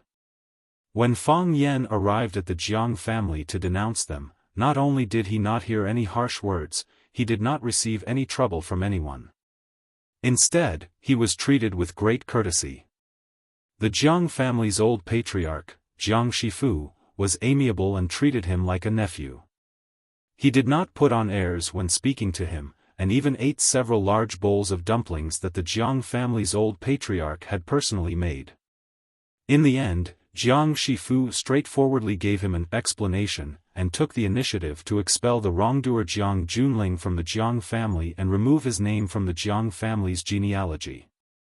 If that was the case, didn't that mean that the Jiang family recognized their mistakes and were sincerely apologizing to Fang Yan?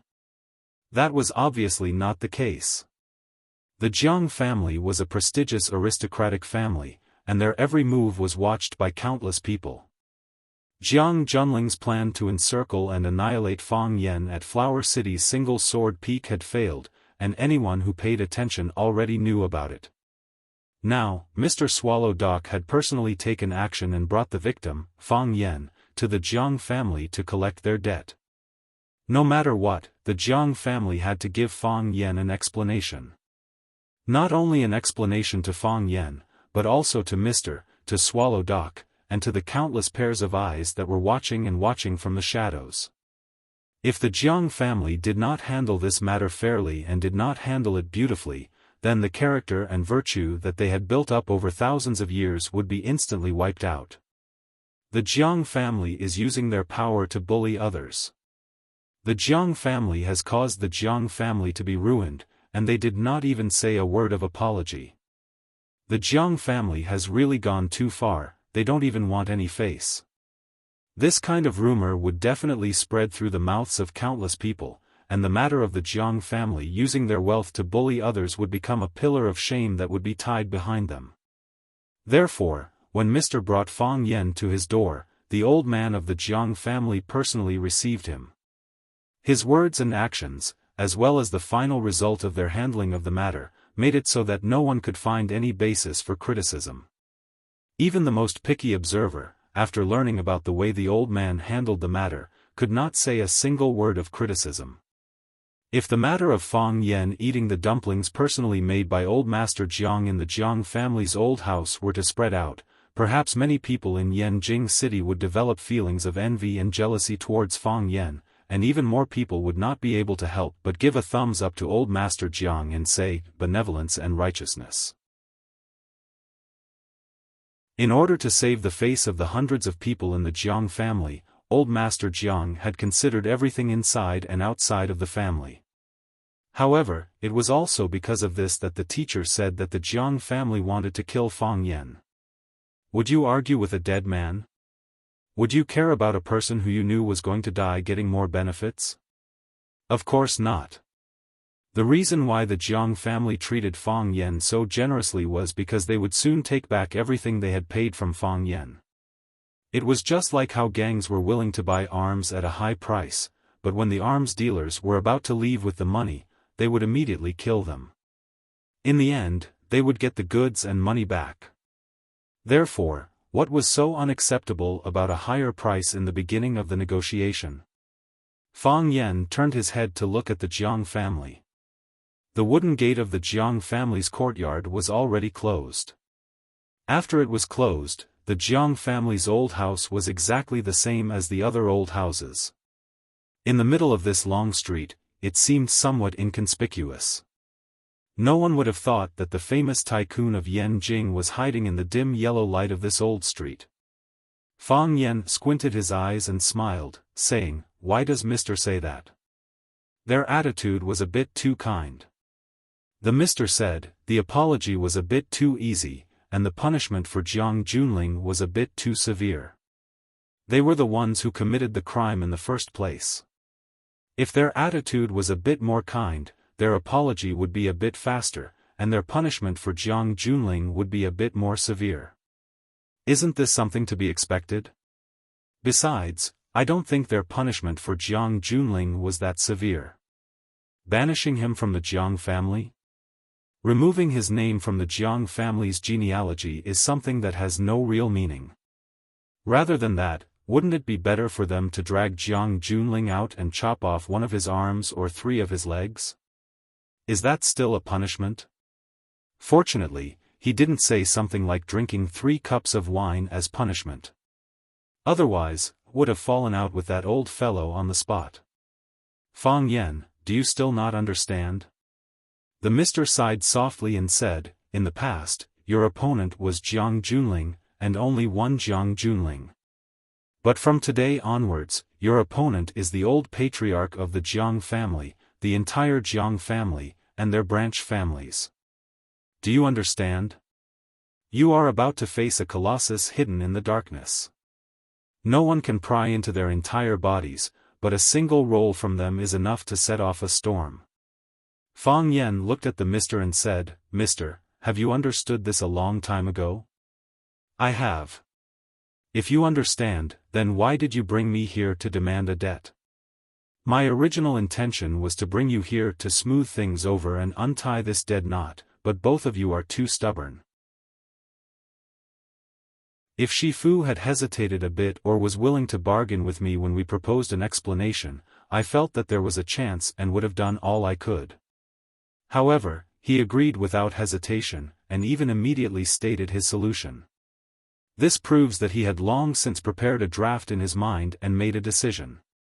There is no meaning in talking anymore. Fang Yan nodded and said, I also feel that the atmosphere of the Jiang family is a bit too strange, but what can I do? Even if you don't bring me here to demand a debt, even if I refuse the Jiang family's apology, will the Jiang family be able to live in peace with me? No. The mister said. So, do I have a choice? Or is it better to say that simply avoiding will solve the problem I face? The crisis I will encounter? No. If that's the case. Fang Yan squinted his eyes and smiled, a mocking smile appearing at the corner of his mouth. Why can't I act a bit more forceful? And then give Jiang Shifu, that hypocritical old fellow, the middle finger? You gave him the middle finger just now? The mister paused and asked. I did. Fang Yan said. I did it secretly in my heart. It's not that I don't dare, I just feel that doing this is a bit too much of a loser. If word gets out, I'll be laughed at. Fang Yan said. The Jiang family is too strong right now. If I give him the middle finger, others will only laugh at me for overestimating myself, and say that I'm an ant laughing at an elephant for needing to lose weight. But, when the day comes when I trample the Jiang family under my feet, wouldn't everyone's applause be even more enthusiastic when I do this again? Trampling the Jiang family underfoot is what I'm going to do next. Although it sounds a bit difficult, when I faced Jiang Junling, no one thought that I had any chance of winning. The mister looked at Fang Yan and said, so, be the mister of Swallow Dock, I can help you. You're trying to trick me again. The guest left, the host left. After the courtyard door closed, old man Jiang Shifu walked towards the backyard with a teacup in his hand, humming a tune. Every night, he had to water the flowers and plants he planted. He had to do this by himself, and no one else was allowed to help. Jiang Shifu placed the teacup on the stone table under the grapevine, and then carried the sprinkler to water the triangle plum in the nursery. General Xing, dressed in white, stood behind him and said with a smile, I could smell the fragrance of the dumplings in the study, and my saliva was about to flow out of my mouth. At that time, I wanted the tigress to send me a bowl, but I was afraid that the guests would laugh at me. That kid is really lucky to be able to eat the dumplings that Grandpa personally made. General Xing turned to look at the tigress in the dark corner and said, "Is there any more of Grandpa's chives dumplings? If there is, tell the kitchen to quickly make a bowl for me, a big bowl. If there isn't any, give me a bowl of dumpling soup. At least let me satisfy my craving first." The tigress chuckled and said, "I know that young master likes to eat this, so I specially asked the kitchen to leave a bowl for you. It should be ready now, right? I'll bring it over for you." General Xing had a satisfied look on his face and said, "Go, go. I can't wait." When the tigress turned to the kitchen to bring the dumplings, General Xing said to Grandpa, "Today, these two unwelcome guests are not easy to entertain, right?" "Unwelcome guests? How evil can they be?" Jiang Shifu said without turning his head. "How powerful can a cat be?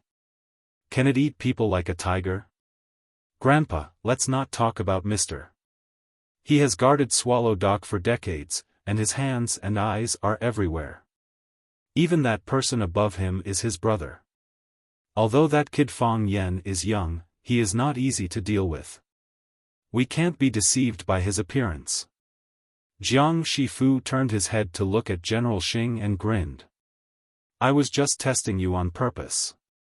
I was afraid that you would make the same mistake as the military order. If that kid was really a simple person, how could he force your little brother to the point where it is difficult for him to return home? If he was really an ordinary person, how could he have the guts to run to our Jiang family and flaunt his strength? I had no choice but to make dumplings for him and expel your little brother from the Jiang family to settle the matter." General Xing nodded and said, "It seems that Grandpa's evaluation of him is very high.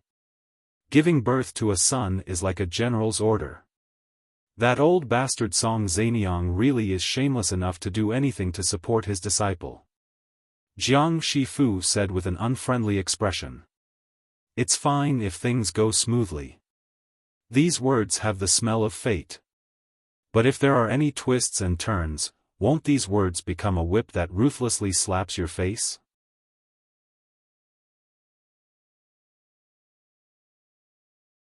Chapter 688. Why did Jiang Junling immediately flee after his defeat, even daring to return to the family? If I were him, I would be too embarrassed to return and have children, just like Jiang Junling. His cheap master made him the benchmark of all the heroes in the world. But this benchmark was easily pushed by someone. How could he have the face to return? Coming back would just be adding a joke to the Jiang family. The higher you climb, the harder you fall. Now, if anyone mentions those words in front of the Jiang family again, feel free to slap them. No need to doubt that he definitely doesn't have any good intentions.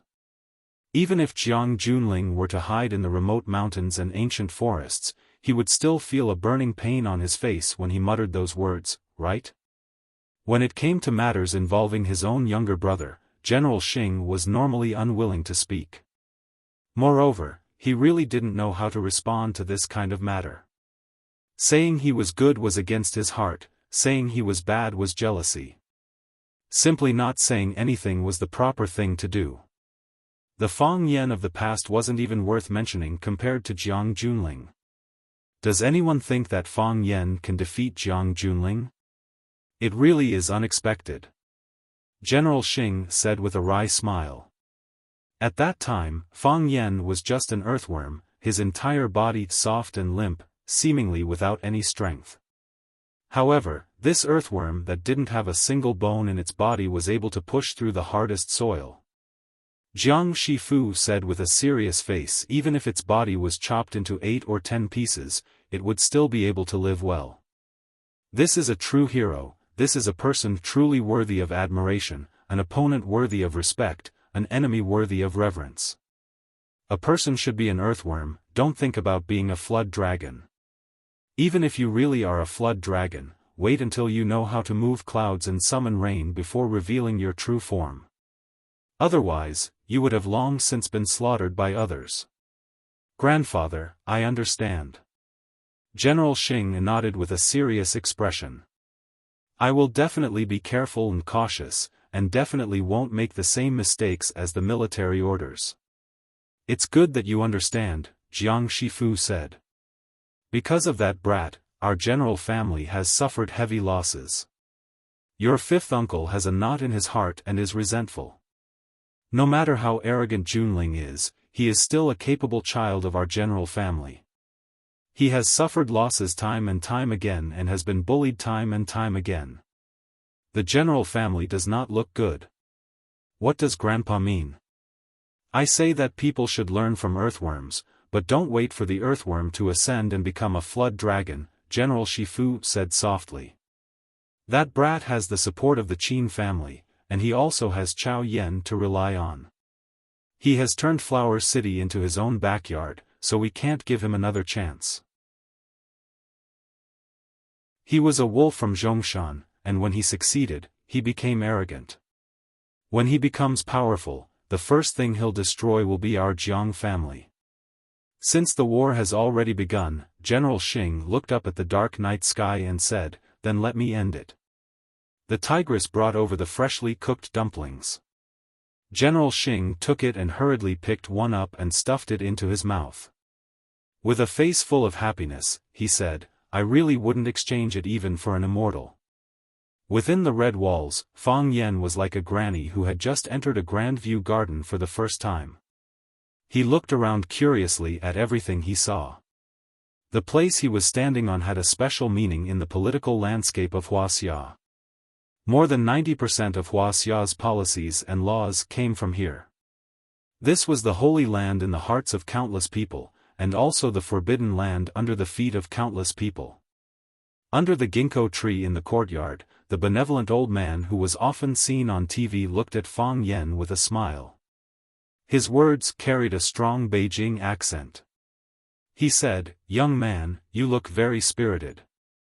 If you go to the army, you'll definitely be a good seedling."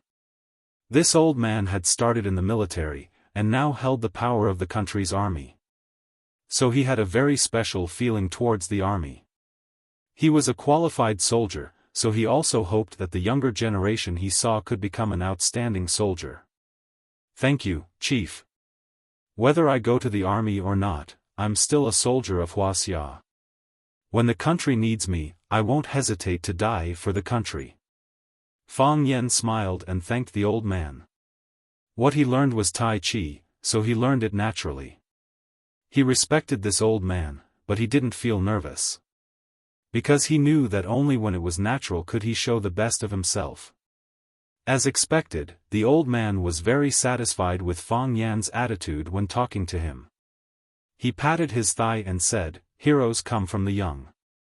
To be valued so highly by Qianxiang at such a young age, he must have something extraordinary. Looking at the teacher sitting opposite him, he said, "Qianxiang, it's been a while since you brought me to see such an outstanding young man."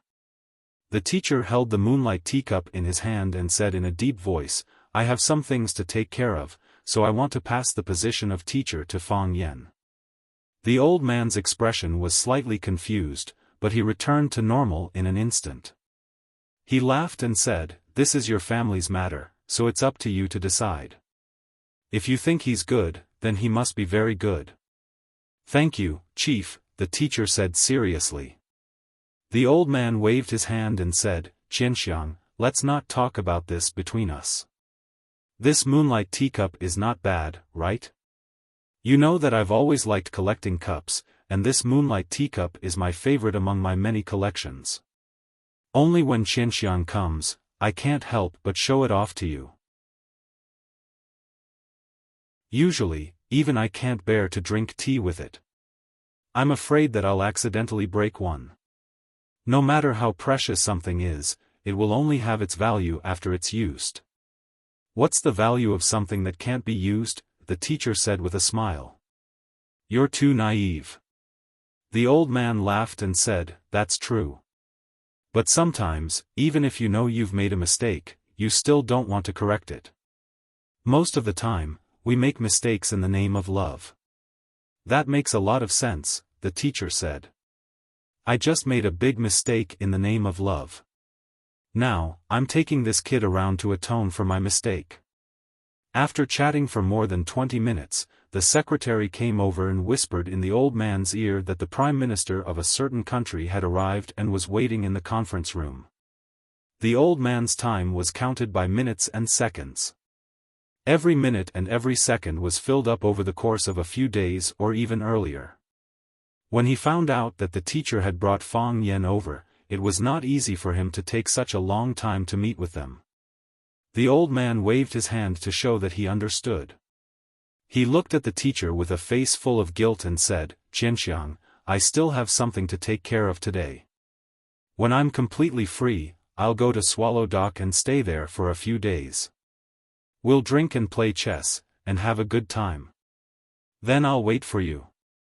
The teacher also stood up and said, "Go do your work. We won't disturb you anymore." The old man nodded and looked at Fang Yan.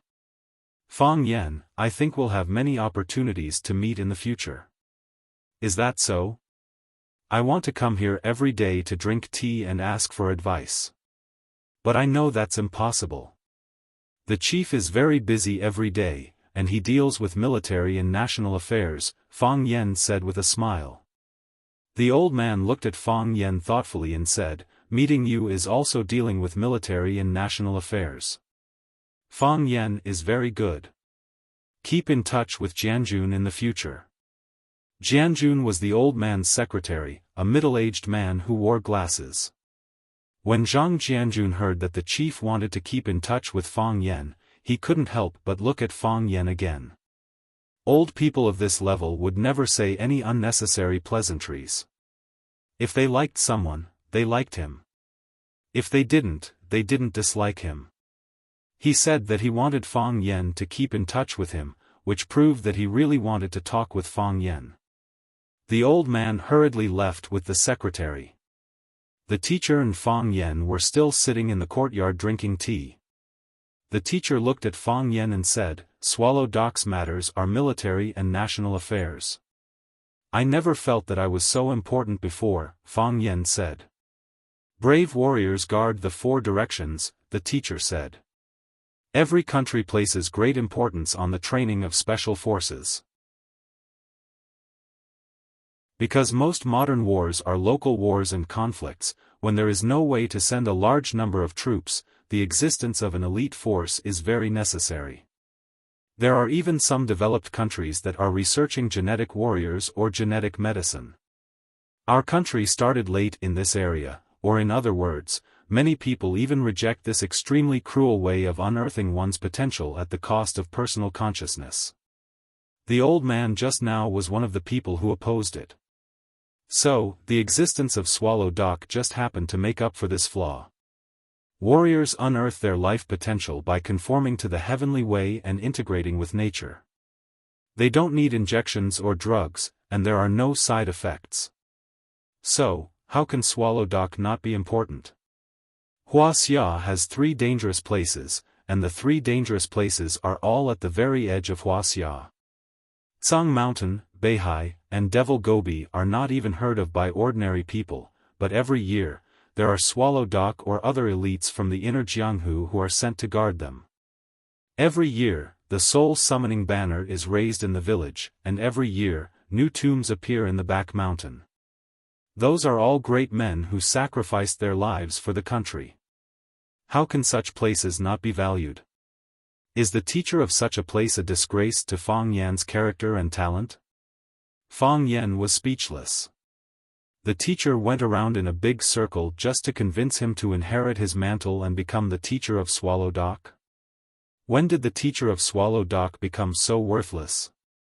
The old man just now also said that I haven't brought elites from Swallow Dock to visit him for a long time, the teacher said in a deep voice. 7 years ago, I brought Bai Xiu here. 16 years ago, I brought Dao Ling here. Earlier, I brought Xiao Di here. He likes people like Xiao Di the most. Fang Yan knew that Mo Light Enemy was very cool back then. But he still didn't expect Mo Light Enemy to be so cool.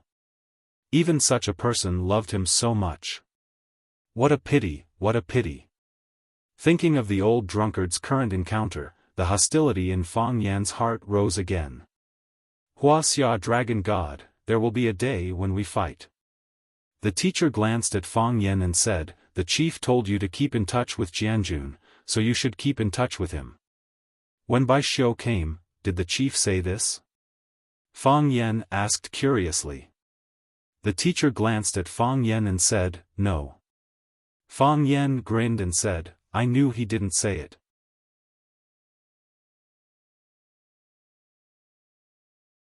Chapter 689.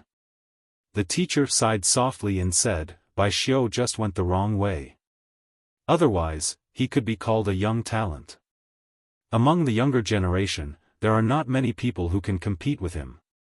Fang Yan glanced at the teacher and said, I hope you don't mind what I said. Of course, even if you do mind, I still have to say it. Although you always put Bai Xiu on a high pedestal and said how powerful he was, I still killed him. Is this considered a counterattack by a nobody? What kind of nobody are you? You were born in the Fang family of Tai Chi. Your grandfather is a god of Red Wall, your father is a celebrity in the painting world, your mother was born in a family of scholars, and your grandfather is the prime minister of the academic world. Most importantly, Mo Qingdi, the only master of the way of heaven to come out of Swallow Fort in 100 years, is also from your Fang family. He has already comprehended the heart of Tai Chi at a young age. If such a background is still considered a nobody, then how do you expect the thousands of ordinary people who rely on their own hands to start from scratch, and even can't make a name for themselves for the rest of their lives? Listening to what you said, it turns out that I'm also a second generation? Second generation of martial arts? It's because you're too outstanding that the opponents you provoke are people like Jiang Junling. Otherwise, how could things have developed to this stage?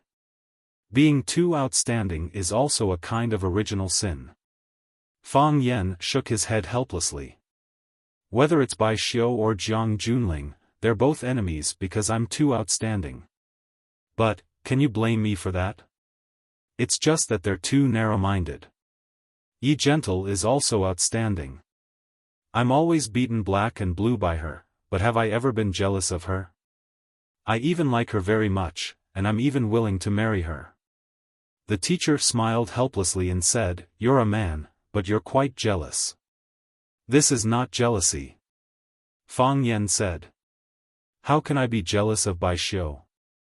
I just strongly condemn some of his actions. If you're good enough, the worst that can happen is that you'll be killed by someone even better than you. However, if you were not outstanding enough, you would be drowned by thousands of ordinary people like you. No one could see your face, and no one was willing to listen to you. No one would care whether you were happy or sad. You looked like you were walking in a lively crowd, but in fact, you only had yourself as a companion. Which one will you choose? I don't want to be killed by outstanding people, and I don't want to fade into the crowd. I hope I can be the center of attention when I walk in the crowd. I hope that every word I say, there will be countless people to listen to me carefully. I laughed, and the others laughed too. If I cry, someone will cry with me. Fang Yan looked at the teacher with a serious expression and said, I hope to be able to live an outstanding life. When a wild goose flies over people's heads, it still knows to scream a few times at the top of its voice to let people know that it has been here. The teacher nodded in praise and said, It is not easy for us to come to this world, how can we not leave behind something? What kind of people are the big winners in life? The heroes who fought bravely, the pillars of the country, the great poets who left their names in history, for thousands of years, their names shone in the long river of history and were commemorated and sung by countless people. They were the real winners in life. Some people can manage for a lifetime, while others manage for generations. Fang Yan, I hope you can become that kind of person.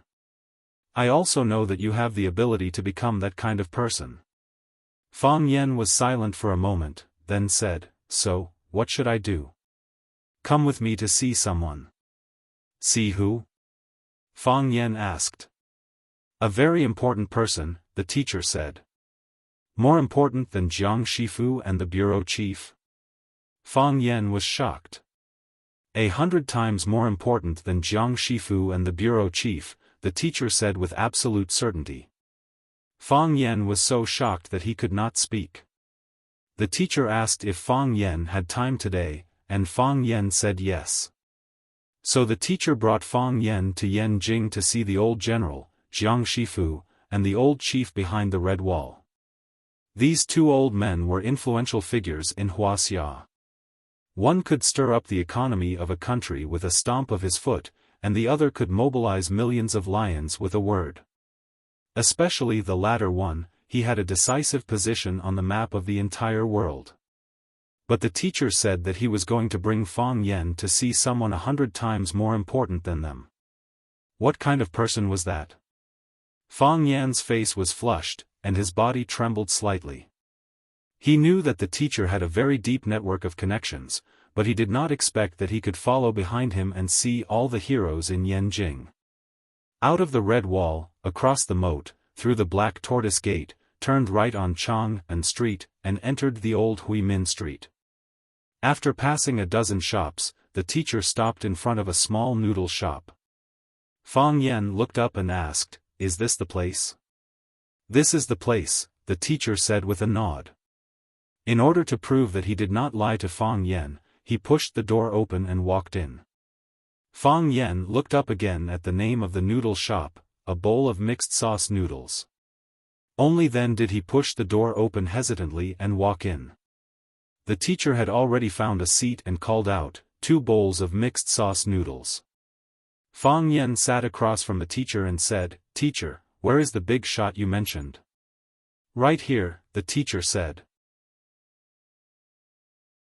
Fang Yan looked around at the simple facilities of the noodle shop and said, "Why is the big shot here?" "The chef of this noodle shop is a big shot. He is a hidden master?" Fang Yan asked with wide eyes, his face full of expectation. "The mixed sauce noodles he makes are very delicious," the teacher said. Fang Yan wanted to jump up and curse. "These old guys, your humor is not humorous at all. I hate listening to your jokes the most. Who can be more important than the chef of mixed sauce noodles who can fill our stomachs and not starve to death?" The teacher saw Fang Yan's disappointed expression and said with a smile, "This mixed sauce noodles is the most authentic in Yanjing.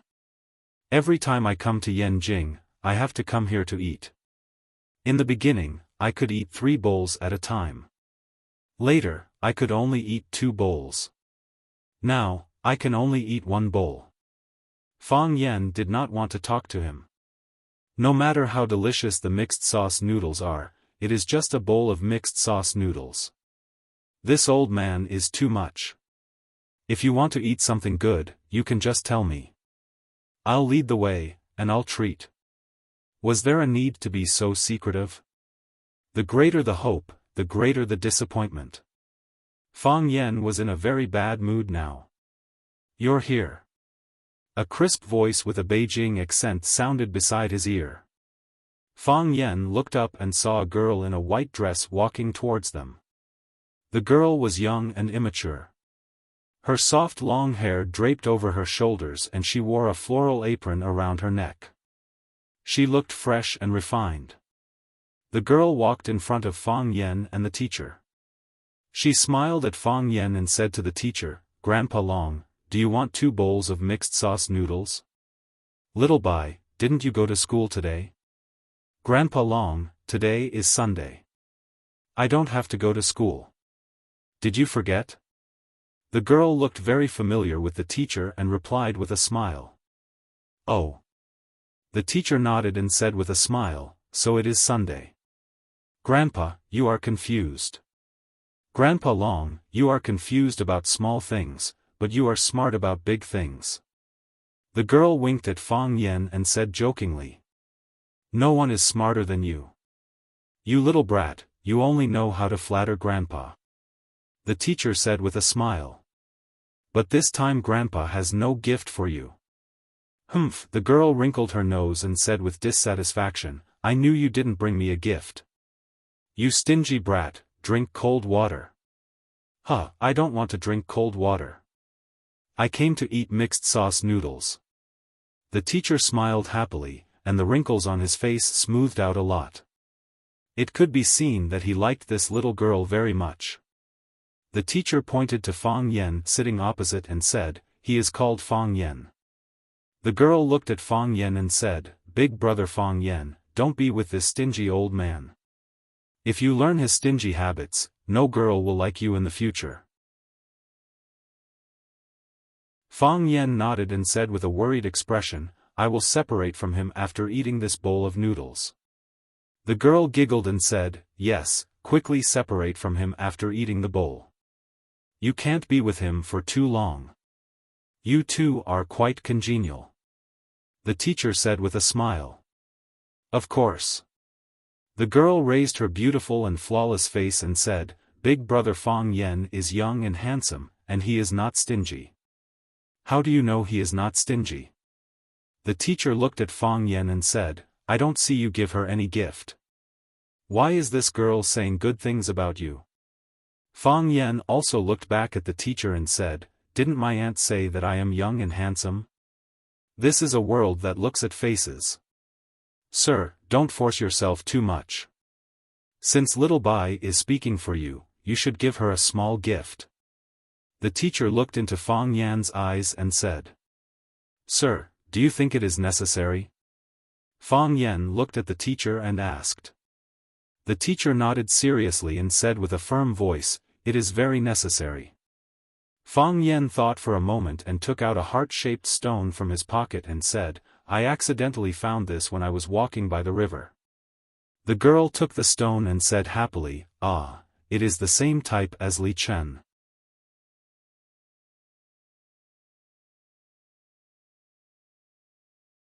Chapter 690. The same as Li Chen? Fang Yan was stunned for a long time and asked, "What's the same as Li Chen? Don't you know?" The girl had a contemptuous expression that said, "Uncle, you're out," and said, "There's a very handsome teacher in our school named Li Chen. Every time he pursues a woman, he will give her a heart-shaped stone." The girl raised the small stone in her hand and said, "It's exactly the same as this one. Later, he fell in love with Teacher Wang from our school." Teacher Wang posted a photo of the small stone on WeChat and said that it was accidentally picked up by Teacher Li Chen while walking by the river. It represented his wholehearted love for her. As a result, Teacher Zhang and Teacher Lin from our school also posted photos of their small stones on their WeChat moments at the same time and said, "Li Chen, your family runs a tourist souvenir shop, right?" Later, we found out that Teacher Li Chen's family does run a souvenir shop. There are as many of these heart-shaped stones as you want. Nowadays, if the boys in our school pursue the girls they like, they will also buy one of these heart-shaped stones as a gift. It has become a trend.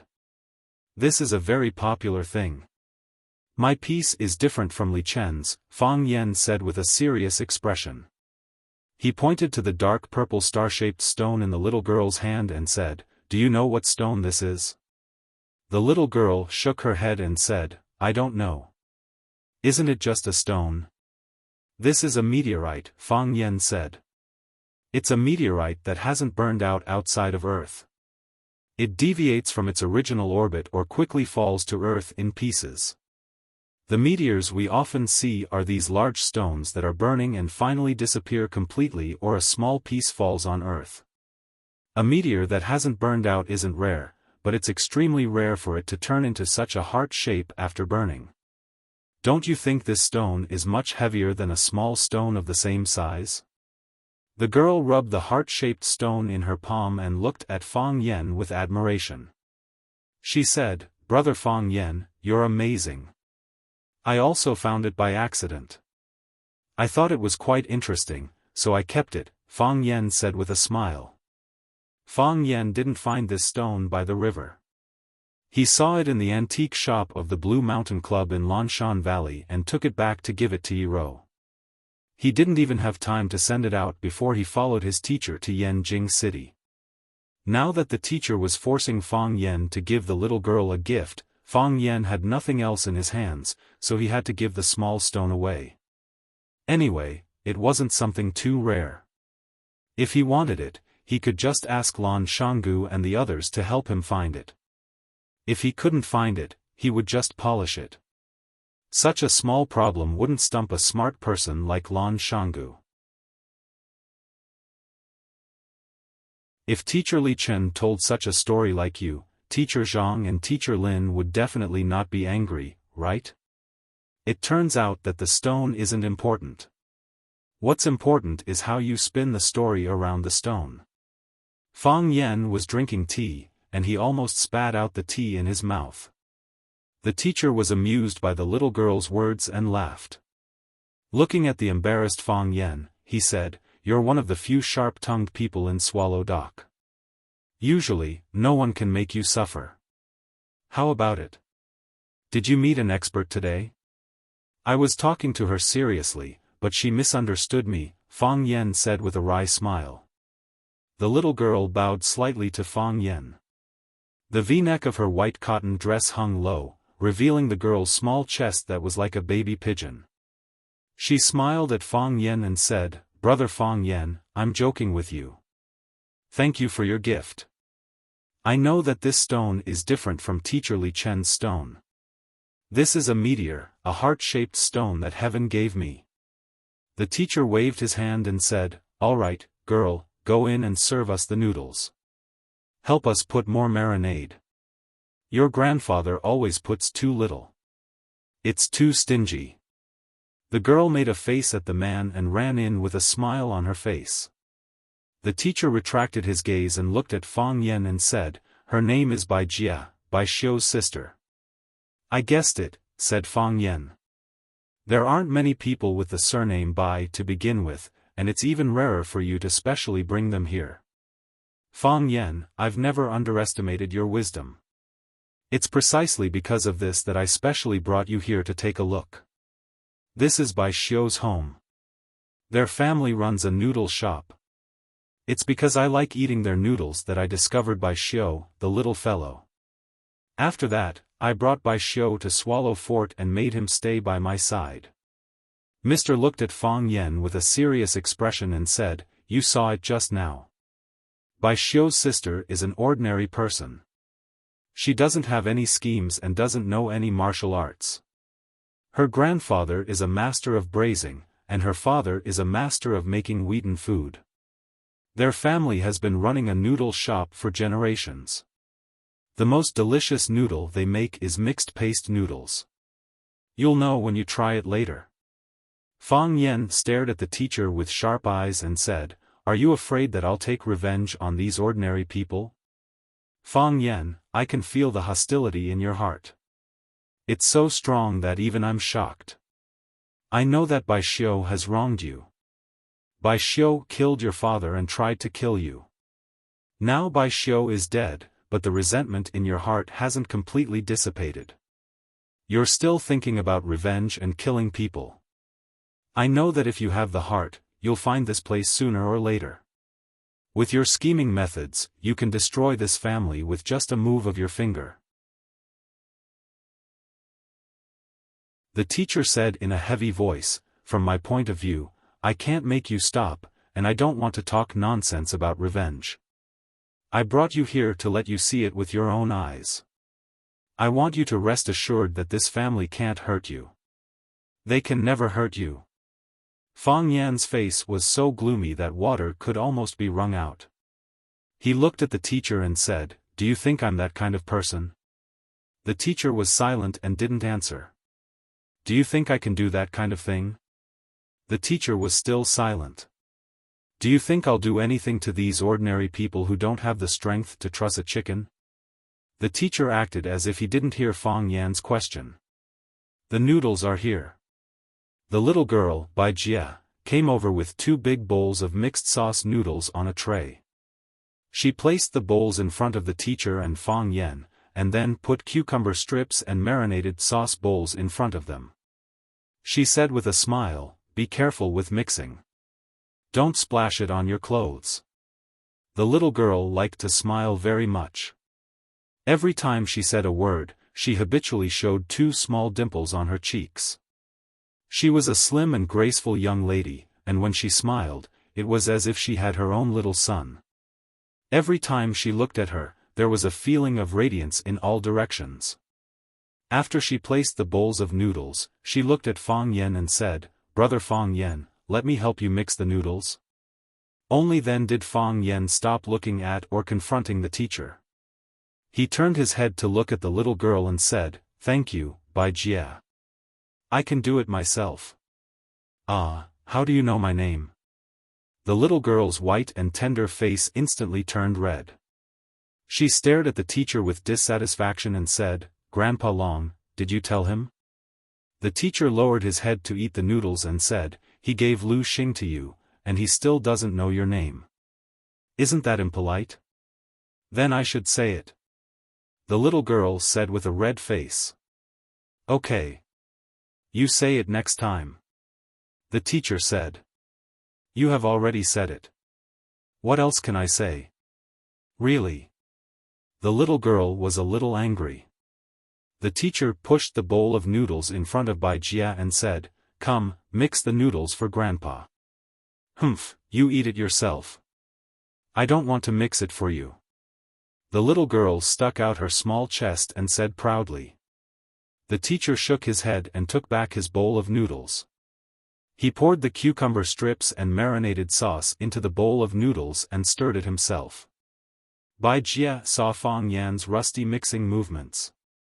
She grabbed the chopsticks from his hand and said, "Brother Fang Yan, let me help you." With that, she stirred the chopsticks skillfully. Pulling and pulling, flicking and pressing, Bai Jia's movements were quick and agile. There was also a unique rhythm, as if she was performing a musical instrument. Soon, Bai Jia pushed a bowl of mixed sauce noodles to Fang Yan and said with a smile, "Brother Fang Yan, eat it quickly. It won't taste good when it's cold." Fang Yan nodded and said, "Thank you. You're welcome. You just gave me a meteorite. It's nothing for me to help you mix the noodles." The little girl squinted her eyes and smiled again. The teacher sighed softly and said, "This is really an era where looks are important." Bai Jia curled her lips, raised her head, and said, "Humph, who asked you to tell others my name? I should have told him myself. I had already thought about it. When I came out, I was going to tell him, but you brought it forward." The teacher lowered his head and ate the noodles. He said, "Isn't it because I saw that Fang Yan is good-looking?" At this moment, the glass door of the noodle house was pushed open from the outside. A few tall men walked over. When the bald man saw Bai Jia, who was standing beside Fang Yan, talking and laughing, his eyes immediately lit up and shouted, "Bai Jia, Big Brother wants to eat your underwear today."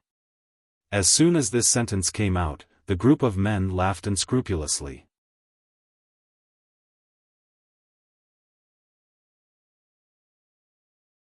Chapter 691. The bald man laughed arrogantly. He was very proud of his classic line.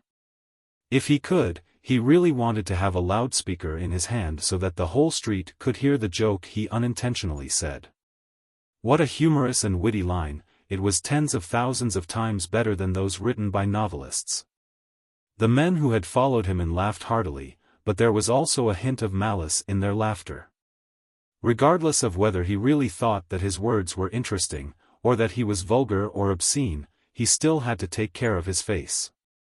After all, he had to pay the bill every time he ate, so he had to give something in return, right? "Brother Jiangwo, do you want to eat Little Miss Bai Jia's lower body, or do you want to eat Little Miss Bai Jia's lower body?"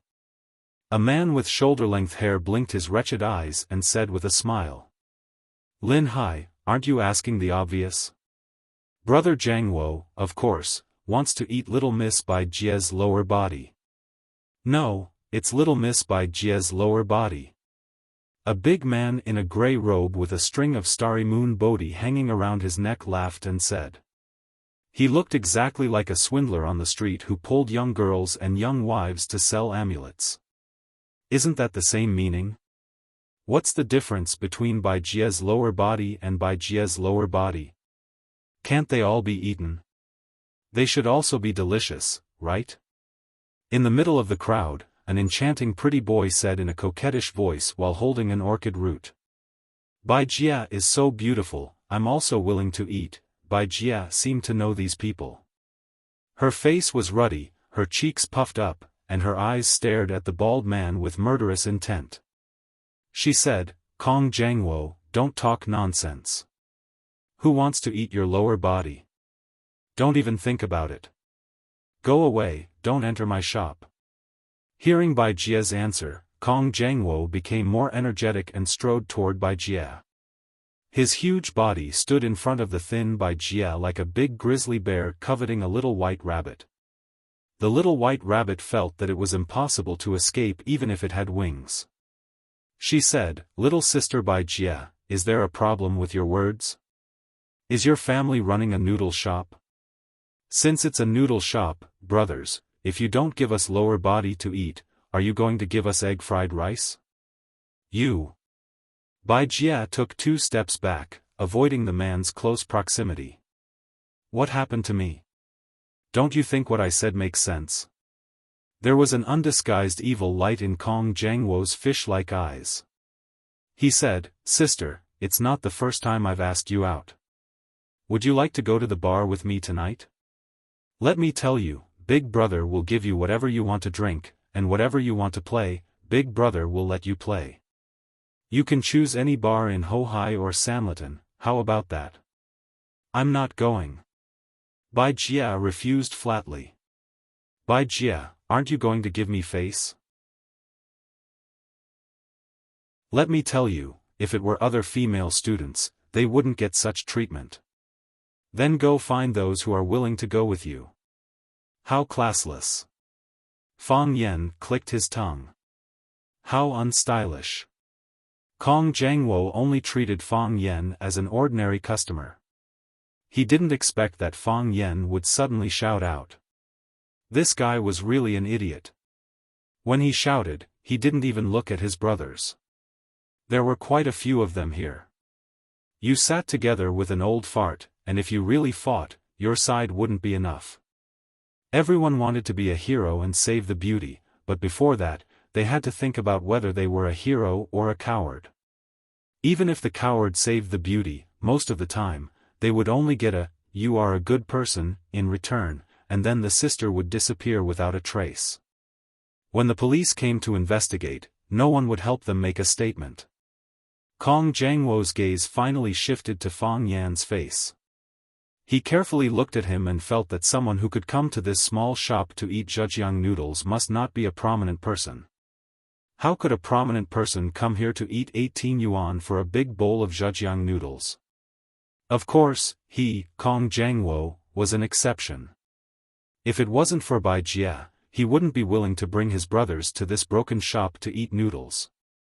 Going to the Wang Lao Air kidney shop in Tianmen to eat skewers and drink beer was a decent life. Slap. Kong Jiangwo's fleshy palm slapped hard on Fang Yan's shoulder.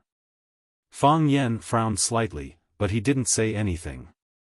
He just lowered his head and finished the long strip of noodles in his mouth. He had to admit that Bai Xiu's zhejiang noodles weren't as delicious as the teacher said. No matter how delicious it was, wasn't it just a bowl of zhejiang noodles? Moreover, the diced meat was so little, and the marinade wasn't spicy enough. He didn't know how this broken shop could stay open for so many years. Why didn't Bai Xiu starve to death in the past? While thinking about this, Fang Yan opened the chili sauce bottle on the table and poured a big spoon of chili oil on the dough. He stirred it vigorously, and the taste was especially different. It was so spicy that it was refreshing. Brother, what are you talking about? Kong Jiangwo bowed slightly and said with a smile. Because his big fat head was too close to Fang Yan's bowl, Fang Yan was particularly worried that the sweat on his face would drip into his bowl. Although the rice and porridge were earned by the sweat and hard work of the farmers, if someone were to directly pour someone's sweat into the porridge, perhaps not many people would be able to eat it. Fang Yan had no choice but to put down his chopsticks. He wiped the chili oil stain on the corner of his mouth with a paper towel and said, I said it's not classy. Oh? That's kind of interesting. Kong Jiangwo looked at Fang Yan with a smile and said, you think us brothers are not classy? That's not how it is. Fang Yan looked at Kong Jiangwo with a serious face and said, this way of speaking is very uncultured. If he doesn't have any cultured qualities, then this man doesn't need to talk about classy. Qualities are the foundation, and classy is a deeper level of self-restraint. Kong Jiangwo was amused. The big hand that patted Fang Yan's shoulder began to exert force and said, then what kind of way of speaking do you think is more classy? For example, what you said just now is very wrong. Fang Yan had the appearance of a good teacher. He seriously discussed with Kong Jiangwo. As for the gravity on his shoulder, if this fatso wasn't afraid of dislocating his claws, he could continue to exert force and treat it as a free massage. What did you say just now? You said you wanted to eat Bai Jie. Fang Yan glanced at Bai Jie's infinitely angry look and said, to be honest, I don't even have the courage to repeat those words. I can't say it. I'm sorry. In fact, this can't be blamed on you, because many people in society will make this kind of mistake. They are uncultured, but they like to treat shamelessness as humor, treat vulgarity as humor, and treat lack of class as yuppie to show off to the public. Shameless, how can you talk to our brother Jiangwo? Brother Jiangwo, slap his face. Slap him shamelessly. The sissy jumped out with great dissatisfaction. Fang Yan looked up at him and remembered his appearance in his heart. That's right. Look at how arrogant he is, as if he's some powerful person. The swindler pointed in the direction of the red wall and said, do you know what that place is? If you're really powerful, you can walk around there for a man to see. I just came out from there. Fang Yan answered truthfully. The man who was eating his noodles with his head down looked at Fang Yan and said, don't show off your wealth. The group of punks was stunned for a moment, then they laughed. The sissy clutched his stomach and said, I'm dying of laughter, I'm dying of laughter. Io, this little guy is really cute. Brothers, did you hear that? He said that they just walked around there. Do you believe him? Whether you believe it or not, I believe it anyway. This guy, this time we kicked an iron plate. Ha ha ha, I'm dying of laughter. We really had to go there. Fang Yan explained with some unwillingness. He was indeed a powerful person, and they really kicked an iron plate. Why didn't they want to believe his judgment? Kong Jiangwo's face was gloomy, and the hand that patted Fang Yan's shoulder became more forceful. He said, since brother said so, then you have to tell me what is a real humorous yuppie. Let us brothers have a good experience. Kong Jiangwo also felt very strange. He usually liked to play with walnuts, and his hand strength was not small. He had pinched someone before.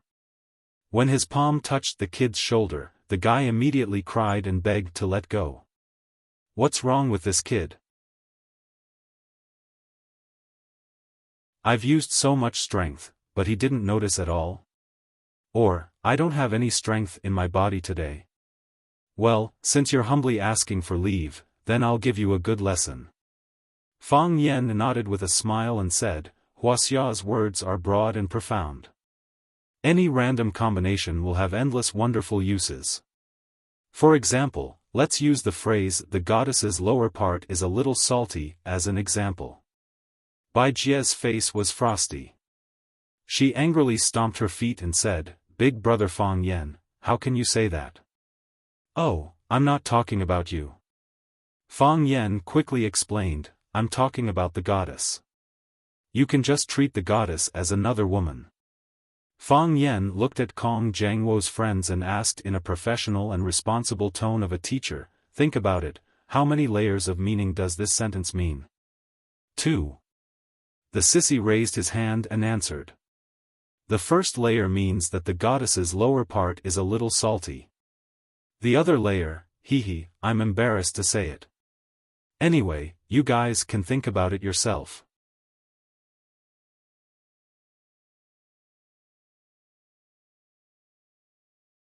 Chapter 692.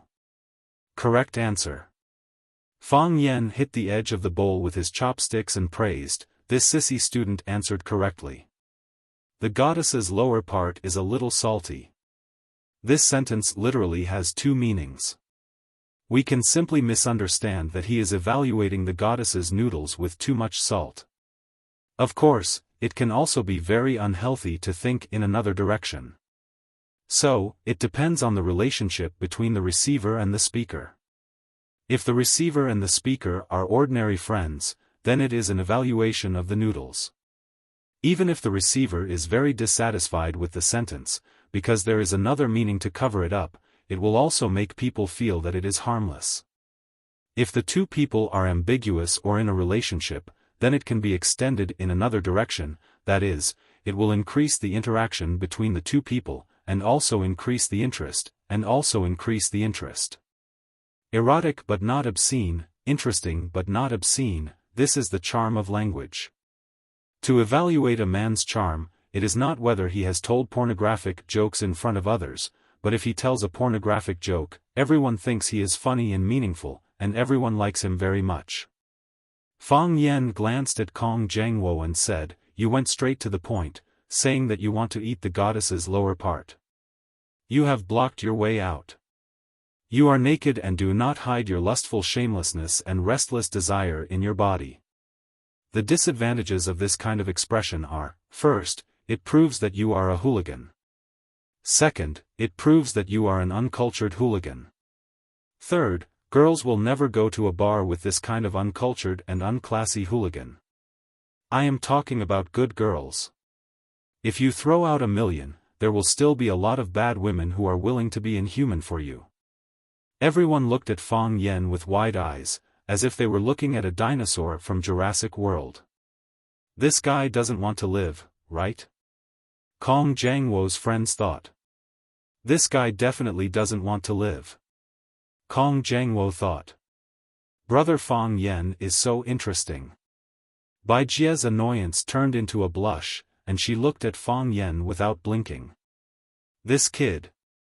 The man raised his head to look at Fang Yan for a while, and then lowered his head to eat his noodles.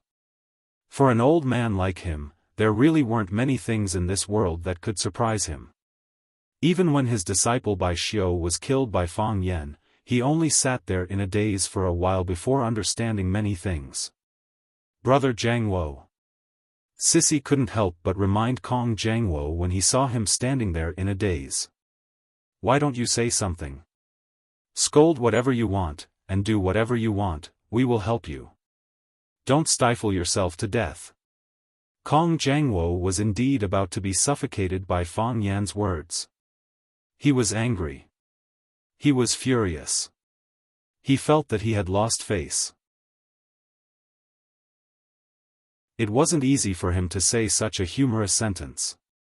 In order to leave a deep impression on Bai Jie, he thought about his first line for 3 days and 3 nights.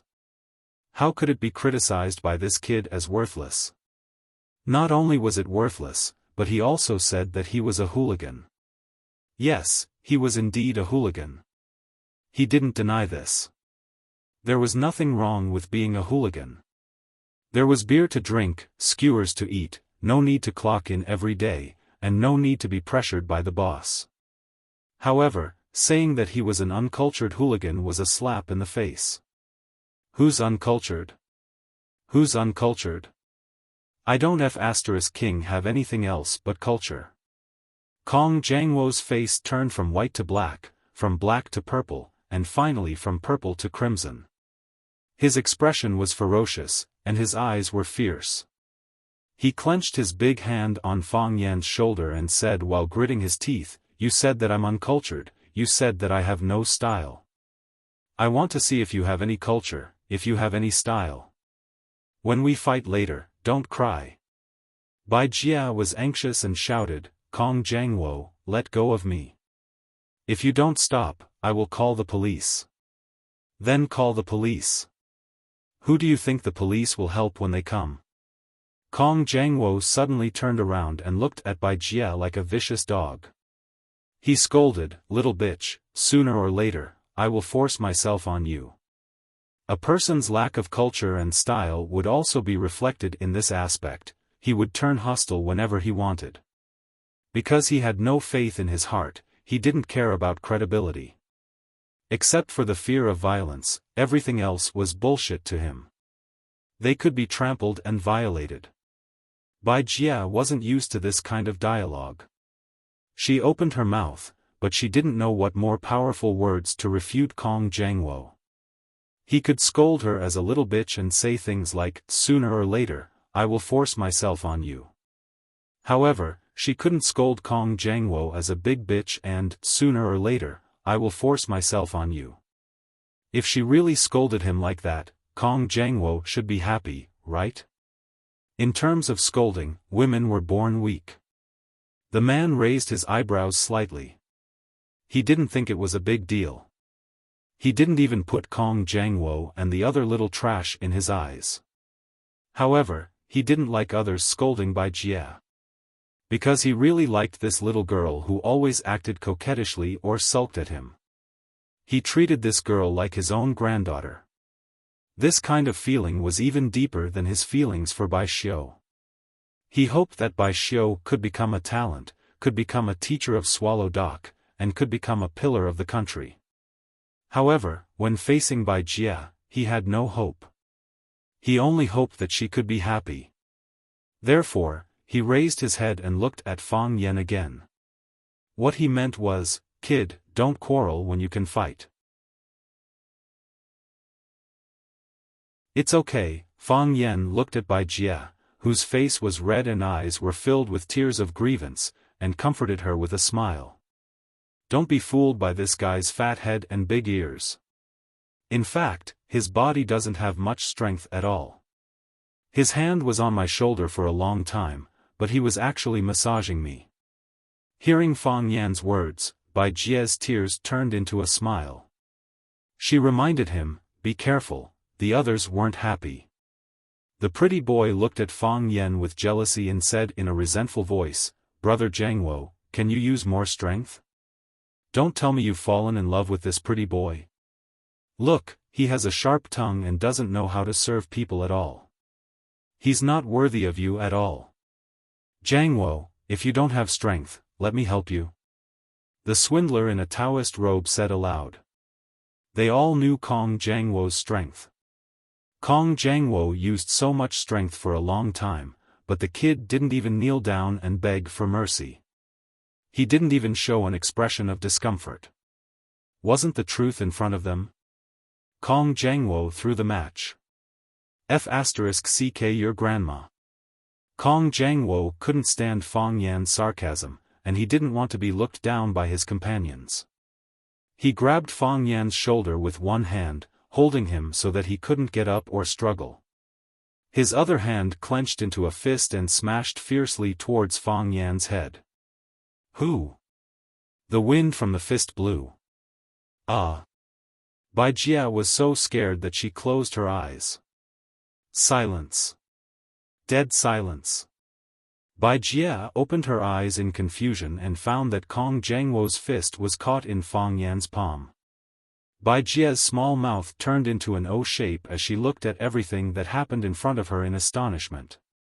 "Big brother Fang Yan, you look very powerful." Fang Yan looked at Kong Jiangwo's fat face in front of him and said with a smile, "Can't you use a little more strength?"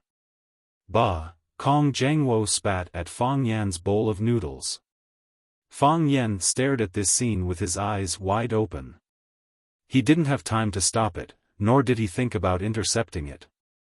He really couldn't understand, how could a righteous hooligan do such a disgusting thing? "You're really..." Fang Yan weighed the words in his heart and said, "A pile of stinking mud." Fang Yan grabbed Kong Jiangwo's wrist and began to exert force. Kong Jiangwo once again heard his fingers cracking. His expression became hideous and distorted again, and large beads of sweat began to drip from his forehead. "Let go." Kong Jiangwo endured the pain in his hand and put on an expression that he could completely endure it. This was a move he learned from Fang Yen. He said calmly, "Let go." Of course, Fang Yen wouldn't let go. "You bullied by Xiu's sister. Although I feel a little uncomfortable, I also feel a little happy." "Who asked her to be by Xiu's sister?" "But, you spat in my bowl, this is unacceptable." Fang Yen continued to exert force, and Kong Jiangwo's hand continued to make cracking sounds. But this time, it was not as clear as before. All that could be heard were intermittent muffled sounds, as if the bones deep in the flesh were bursting. "Let go." Kong Jiangwo couldn't hold it anymore. He was not only sweating, but also crying.